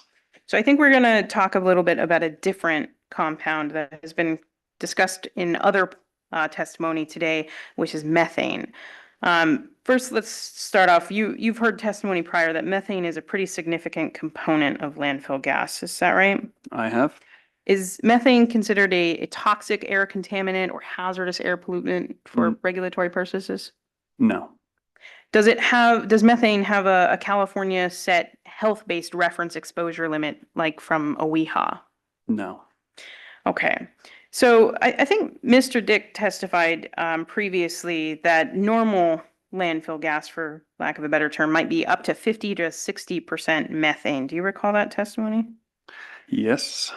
In your experience of monitoring, so if we were monitoring and measuring it in the ambient air, what sort of unit would we look at? Are we talking parts per billion, parts per million? Yeah, we'd be looking at parts per million. Okay. So is it fair to say then that landfill gas typically is more methane than some other compounds that we've talked about, like benzene or H2S? Yes. So if Chiquita has significant surface emissions of landfill gas, would that potentially increase the ambient concentrations of methane at or around the landfill? Yeah, it would likely. Can methane then be used as a surrogate to potentially estimate emissions of landfill gas? Yes. Why would methane be a better surrogate for estimating landfill gas than a compound like benzene that we've talked about before? Just due to the reasons you went through, which is it's higher concentration, so we're able to see it more widely. So other than landfill gas specifically, are there other what other types of sources would emit significant amounts of methane, would you expect? We often see it around oil wells, ruptured natural gas lines. Those are the two that come to mind. So specifically within the Val Verde community, which is the nearest residential community to this landfill, what are the possible major sources of methane that we should be looking at? I would say predominantly former capped oil wells or active oil wells. Okay. So if we took an average ambient air sample, absent any unusual type of air emissions, what types of methane levels, like what would we generally expect to see? Well, the global background for methane is around 2 ppm, and that's what we use as our baseline. So is that, you said that's a global background. Is it different in, should we be looking for something more specific to Val Verde or Castaic or the South Coast Air Basin, or is it roughly the same everywhere? It's roughly the same, and when we conduct mobile monitoring and other types of monitoring, that's typically what we would use, is that 2 ppm value is near background. So what level of, if 2 ppm is the background, what level would you see to indicate to you a considerable amount above that level? I mean, anything above that level is indication that you're near some sort of source. So 3, 4, 5 ppm, we would say, oh, there's some source nearby that's influencing the measurements we're taking. So we've talked previously in your testimony, we do have community monitoring stations. They're numbered MS1 through 12. Do you recall that? Yes. And do they currently measure methane? Yes, they do. So what's the frequency of how often do they measure methane? All those stations are obtaining hourly methane data.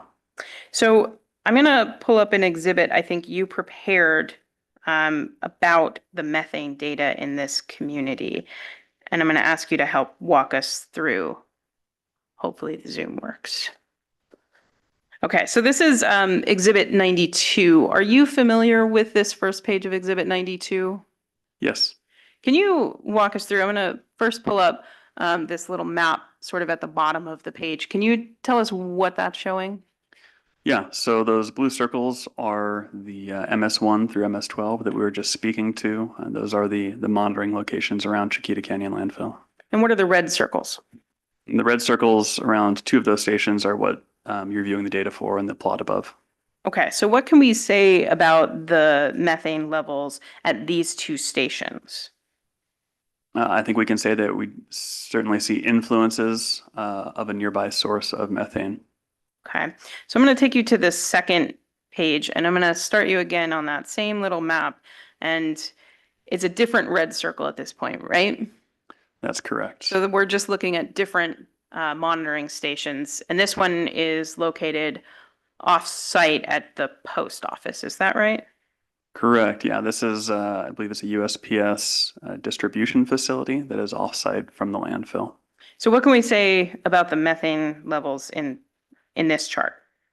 Here we can say that we're seeing significantly more influence of a nearby source of methane. And so that I want to call specifically attention to help understand this graph.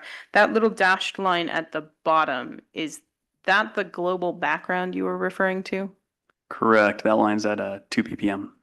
So roughly speaking, when you see spikes above that line, that would indicate that we have more methane than background, or below or at that line would indicate roughly background? Correct. So I'm going to take you to the next graph. Which station are we looking at this time? I believe this is MS2. So what can we say about this, the methane levels at this graph?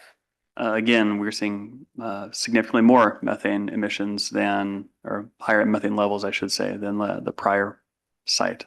So I want to zoom in for a little bit. MS2 is kind of at the southern-ish portion of the landfill. Is that right? That's correct.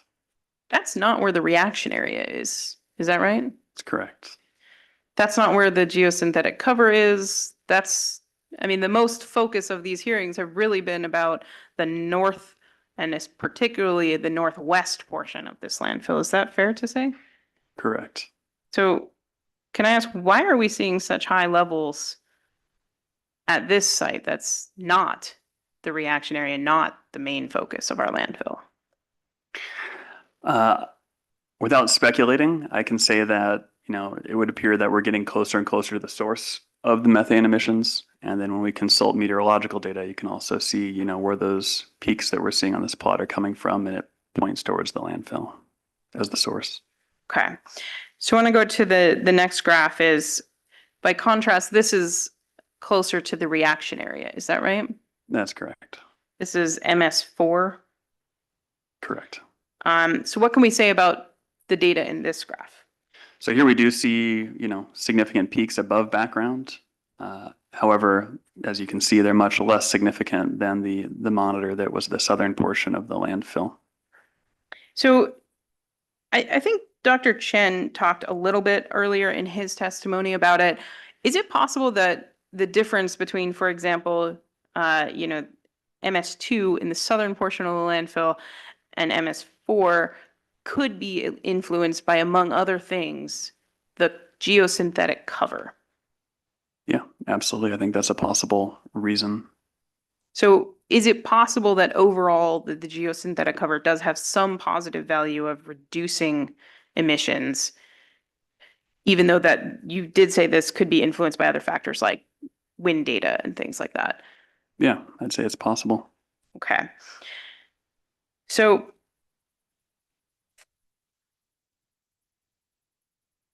all right. So I want to ask, we also discussed with Dr. Chen an exhibit from Chiquita Canyon referring to the air impact study that they did. And this is a exhibit A of exhibit JJJ that I'm going to also pull up on the screen.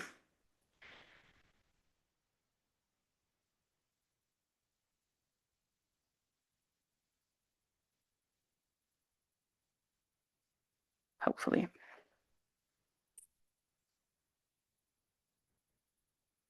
Okay. So are you familiar with this study? Yeah. Are you familiar with this report's conclusion that there may be air impacts to the community associated with a reduction in flow to the existing landfill gas collection and control system? Yes.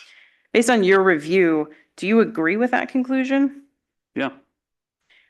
Would Chiquita's conclusion in this report, in your opinion, support the inference that elevated methane levels in the community could be caused, in fact, by emissions from Chiquita Canyon landfill? Yes. Can you explain why that?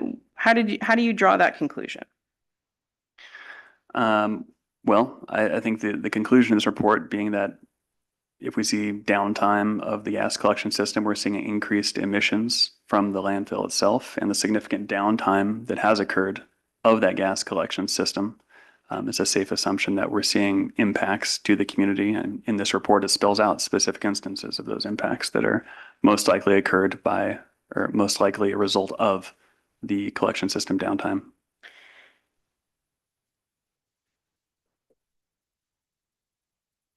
All right, I'm gonna pull up one more exhibit. This is are you familiar with the contested conditions submitted in this case? Is this the drone monitoring? Yes. Yes. So the drone monitoring is condition number 77, and this doesn't seem to be. Can you pull up 74? Let's see if I can.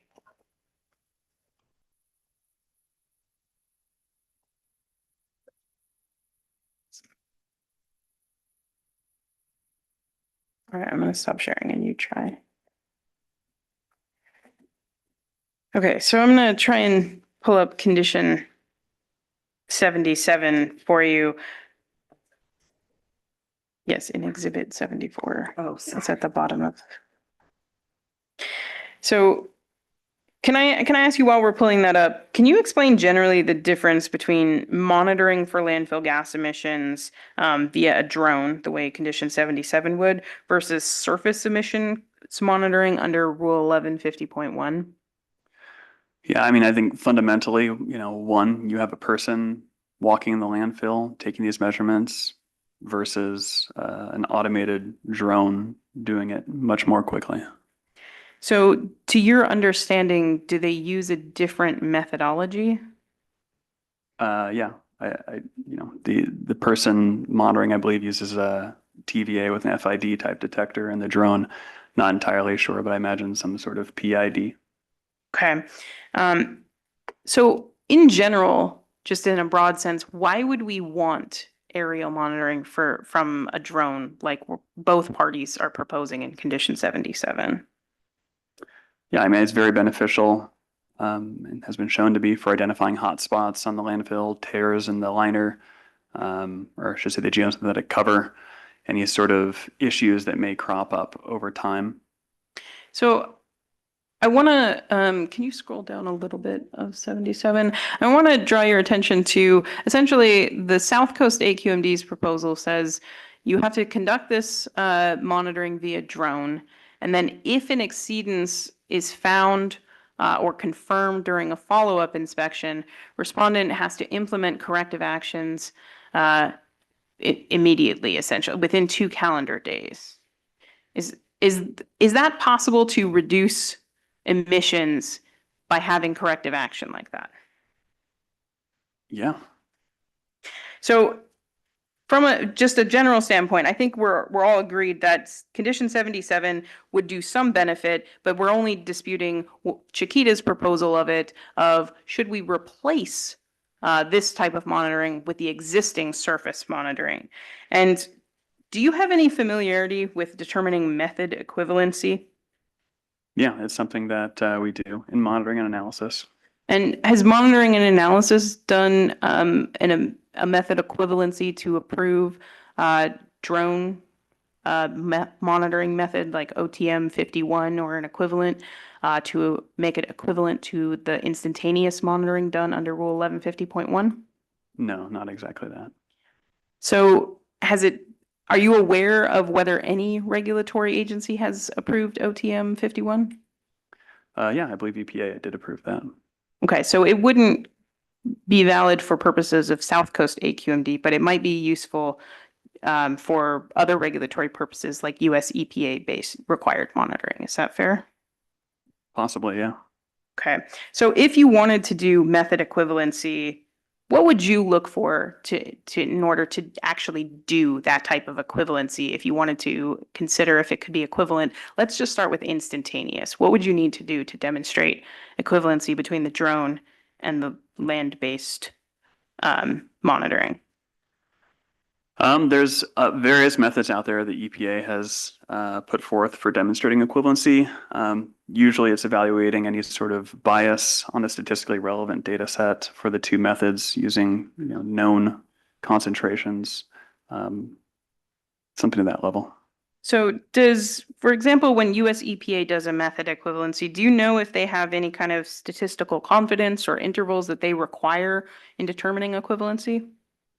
Yeah, there's various approaches they take. They might say we need to see a 95%, confidence interval for the data set. We might need to see, less than 30% bias between, various technologies and so on.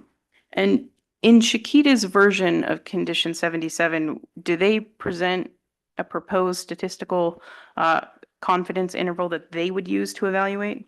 No. So the other item is that how long might it take to do this type of method equivalency work?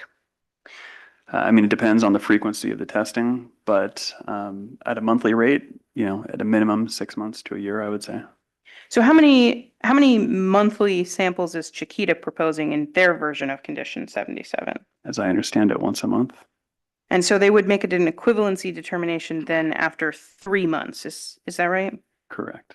In your opinion, based on your experience with method equivalency, would a sample set of 3 be sufficient even just for the instantaneous to determine equivalency? No. So what about for the integrated? Does Chiquita's version propose a methodology for how they will measure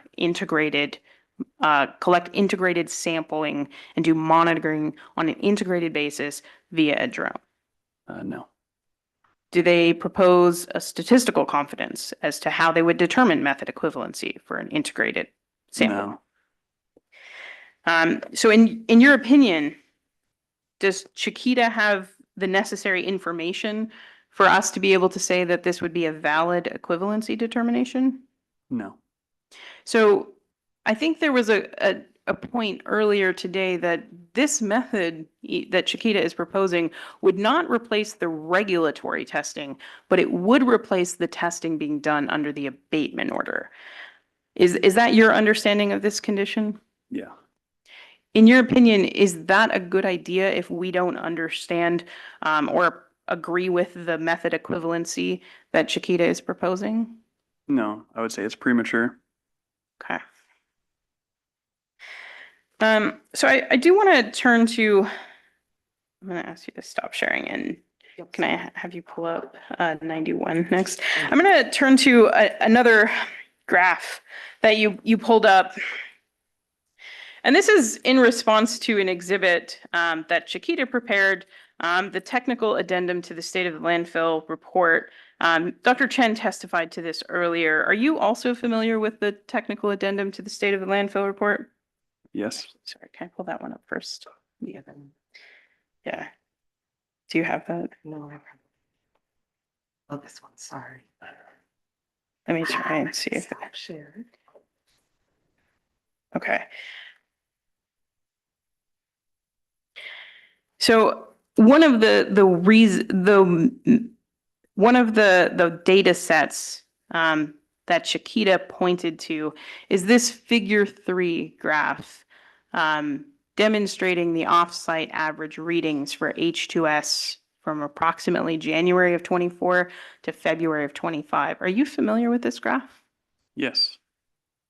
Have you reviewed the underlying data that, to your understanding, was used to produce this graph? I have. Did you notice anything strange about this data when you reviewed it? Yeah. The data sets happen to correspond. Well, I think we'll see a significant drop here moving forward, but the data seemed significantly elevated above normal conditions. So I'm going to turn then to Exhibit 91, which is a graph that you prepared based on your review of Chiquita's graph. Is that right? Yeah. So I want to look at just one data set at a time, one monitor at a time. And so this is just isolating MS12 from that same data set. What did you tag on there at MS12 as to that date? So that date represents the day on which the sensor module on that H2S monitor was changed out by SCS engineers. And what did you notice right at the time that, say, sensor was replaced? You can see a significant concentration drop on that monitor. So I'm going to take away MS10 and let's look at, or MS12, and just let's look at MS10. What did you tag on MS10 on February 13th? That's again the corresponding date that the sensor module for H2S was changed out. And what did you notice in terms of emissions? Basically that sensor returned to a baseline, significantly less concentration. And then I'm going to pull up one more. Let's look at MS7. What did we notice about MS7? Again, a very similar instance here where the baseline drops significantly. So when you evaluated this data that Chiquita presented as reducing emissions over time, what was your conclusion that you drew? Well, my first question is whether or not this data that's highly suspect was used in calculating the values produced in that plot that you showed previously. So do you think it would be valid to use the data presented here? I would not, no. Why not? It's highly suspect. The correlation between changing out the sampler on, if you were to page through or turn on every other single plot, MS1 through MS12, you'd see the same thing, pointing to the fact that clearly there was something going on with these sensor modules, that they had exceeded their usable lifespan, needed to be changed to produce meaningful data. Did you ever discuss this type of finding and maybe the need to replace the sensor to ensure we're getting valid data? Have you ever discussed that with any of Chiquita's consultants? Yeah, the background behind changing out a lot of these sensors was due to AQMD working with SCS engineers on bringing their H2S, methane, and other monitors up to snuff, so to speak. Do you recall ever discussing with Chiquita's consultants whether you considered this value as I think you said you called it suspect. Did you ever discuss that you would consider that data suspect with Chiquita's consultants? Yes. Okay. So I do want to look at one of the other monitors. So MS2 seems like a little bit different. Is that right? Yeah, that's correct. So that first tag date, I believe it's January 10th, they did have a sensor change out. Is that the same thing you're tagging? Correct. But the spikes didn't necessarily stop at that point. Is that your understanding? It is, yeah. Do you consider this data post the change out of the sensor to be suspect? I do not. It was brought again to the attention of SCS engineers that, we're continuing to see high levels off that monitor and that, should be further investigated. They said they looked into it and everything appears to be operating as it should. Okay. So I want to ask, lastly, there was a question that came up in public testimony on June 4th Did you happen to see a webcast and watch the public testimony from that hearing? I did. There was one member of the public who testified regarding seeing a high reading of benzene recently at one of the community air monitors, but then said that that data had disappeared from the public website. Do you recall that testimony? Yes, To the best of your understanding, did South Coast look into what that member of the public might have been testifying to? we did. And again, to the best of your understanding, based on your investigation, can you explain generally for us what exactly happened in that incident? So the incident was a fence line monitor, MS1, as I recall, had an exceedance event. The concentration, I think, was approximately 33 parts per billion of benzene. A notification was sent out to the community notifying them of such. And then the subsequent hour, a notification was sent out letting them know that the levels had dropped back down below the REL. And the following, as soon as that happened, in the Monitoring Analysis Division, we reached out to SCS engineers, I don't know, probably within 10 minutes of that data point being released to follow up and figure out whether or not it's real or not. SCS, when we spoke to them, said they were already looking into it and sending people out to the field to investigate that monitor, and they had reached out to the instrument vendor in parallel so that the instrument vendor could remotely access and verify QA/QC parameters for that particular run. During the course of the instrument vendor's investigation, they came to the conclusion that the data point was erroneous, and the instrument vendor invalidated or removed the data point from their database. The end result of this is the data point disappeared from Chiquita Canyon's website as well as cclresponse.com's website. Unfortunately, it was not handled as it should have been. And, there was obviously people concerned about how that went down. Okay, so I just want to clarify a couple of things. South Coast AQMD was in contact with SCS engineers, but were they contacted specifically prior to the data being removed from public view? No, that happened unbeknownst to AQMD, and as far as I know, unbeknownst to SCS engineers. To the best of your knowledge, did any regulatory agency get contacted before they removed the data point? No. Okay. So can you just summarize for us, what was the reason that they provide? How did they determine that the data was invalid ultimately? The instrument vendor went back in, looked at the chromatogram for that particular hour's run. They looked at the QA/QC, that had been run before and after. And it was very apparent when you looked at that run that there was significant interference in the background. It's data that we saw ourselves. That particular instrument also has 2 detectors on it, and they're able to use the secondary detector to confirm that the interference that had been observed on the primary detector was in fact likely due to some external factor. So I think you alluded to this. Has South Coast AQMD been able to actually look at the raw data that was used to invalidate, or are we just looking at the results? We were provided with the raw chromatograms off the instrument as well as the QA/QC. And based on our review, does South Coast AQMD disagree with the ultimate conclusion of invalidity of that data? No. Okay. So I think you alluded to this as well in calling it somewhat unfortunate. Do you agree that best practices in terms of ensuring public access and transparency were not followed in this incident? I would agree, yes. Are you aware of our agency, the South Coast AQMD, working with the contractor and vendors to develop a better procedure for how to handle potentially invalid data?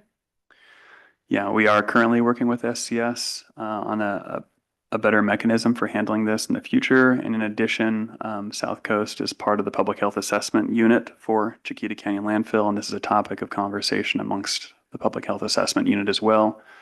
Had a 1-hour meeting about it earlier today, actually.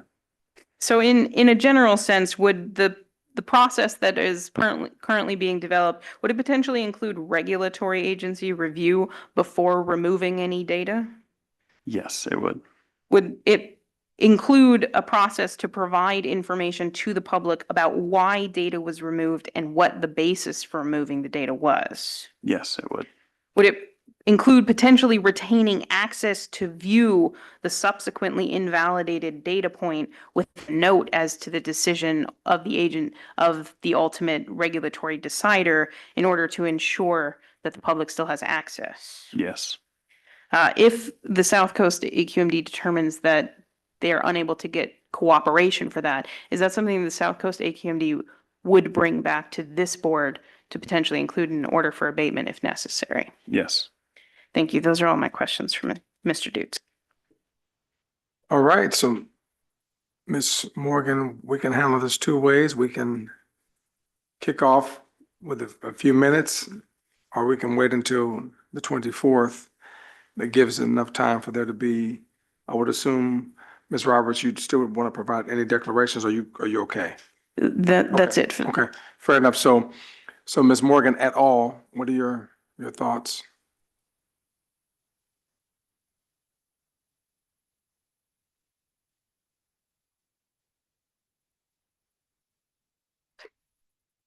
I think we'll just wait until the 24th. Okay, okay.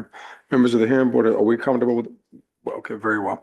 So at this moment in time, we're going to continue this hearing until, Mr. Chair, I just had two quick questions.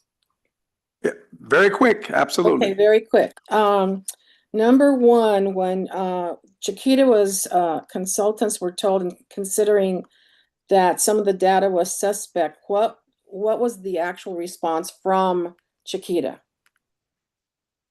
And that question is, directed to, okay. Is a point of clarification, are you speaking to It when was, the I'm plot sorry, was it was first in prepared? regards to the 1 month, the 1 month versus that equaled every 3 months data.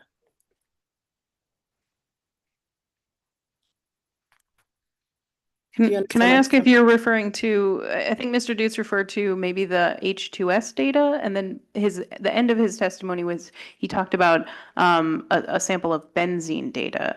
No, it wasn't the one at the end. It was kind of in the middle. So the And they were H2S saying data. that Chiquita had proposed once a month gathering of data, and which Oh, equaled for that conditions. it would be for a period of every 3 months, which was not adequate enough. And the Chiquita consultants were told, but were there any consequences from that? Sorry, Other are we talking about the 3-month evaluation period? Yes. Thank you.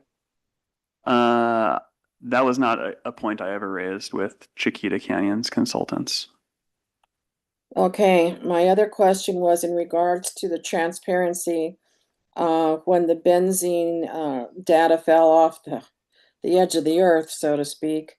And no regulatory agency was able to get involved. Are there going to be any consequences for that? Or is that we're just gonna let that go? Well, I mean, I can't speak to, any sort of consequences as the result of our enforcement actions, but I can say that we are developing a process so this does not happen again. So in my mind, this is an occurrence of, something, like I said earlier, very unfortunate that it happened. We've already clarified with the instrument vendor. They're very clear this should never have happened. It will not happen again. And the process we're putting in place will, treat any such future event where we see erroneous data, which can happen, accordingly and with full transparency. Well, in regards to that, when that is put in black and white, I would also like to see some consequences, because I'm sure that the public, they were up in arms about this, and as they should be. So hopefully there's going to be some consequences written up in that, whether that becomes a notice of violation, whatever it is, but to the full extent possible. Thank you. Thank you. We're officially off the record at 3:58. Mr. Ms. Chair, Roberts. could I ask that the parties potentially, are you either directing that we must conclude on the 24th, or if not, are we planning for the potentiality of an additional day? Because I do realize that requires a lot of scheduling. But I No. do want to put that on the chair's plate. Thank you. I want us to conclude this on the 24th. The public, I'm very confident, they're also eager for a resolution. We need to land this plane on the 24th. I literally see no need to go another day. We have declarations proffered.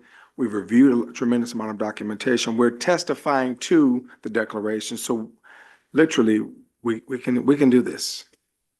So on the 24th, I'll probably be a little bit more stern with respect to monitoring the clock, respectfully. All right, folks, we're going to continue. We're not adjourning, we're continuing until June 24th, and I'll see you guys then. Thank you.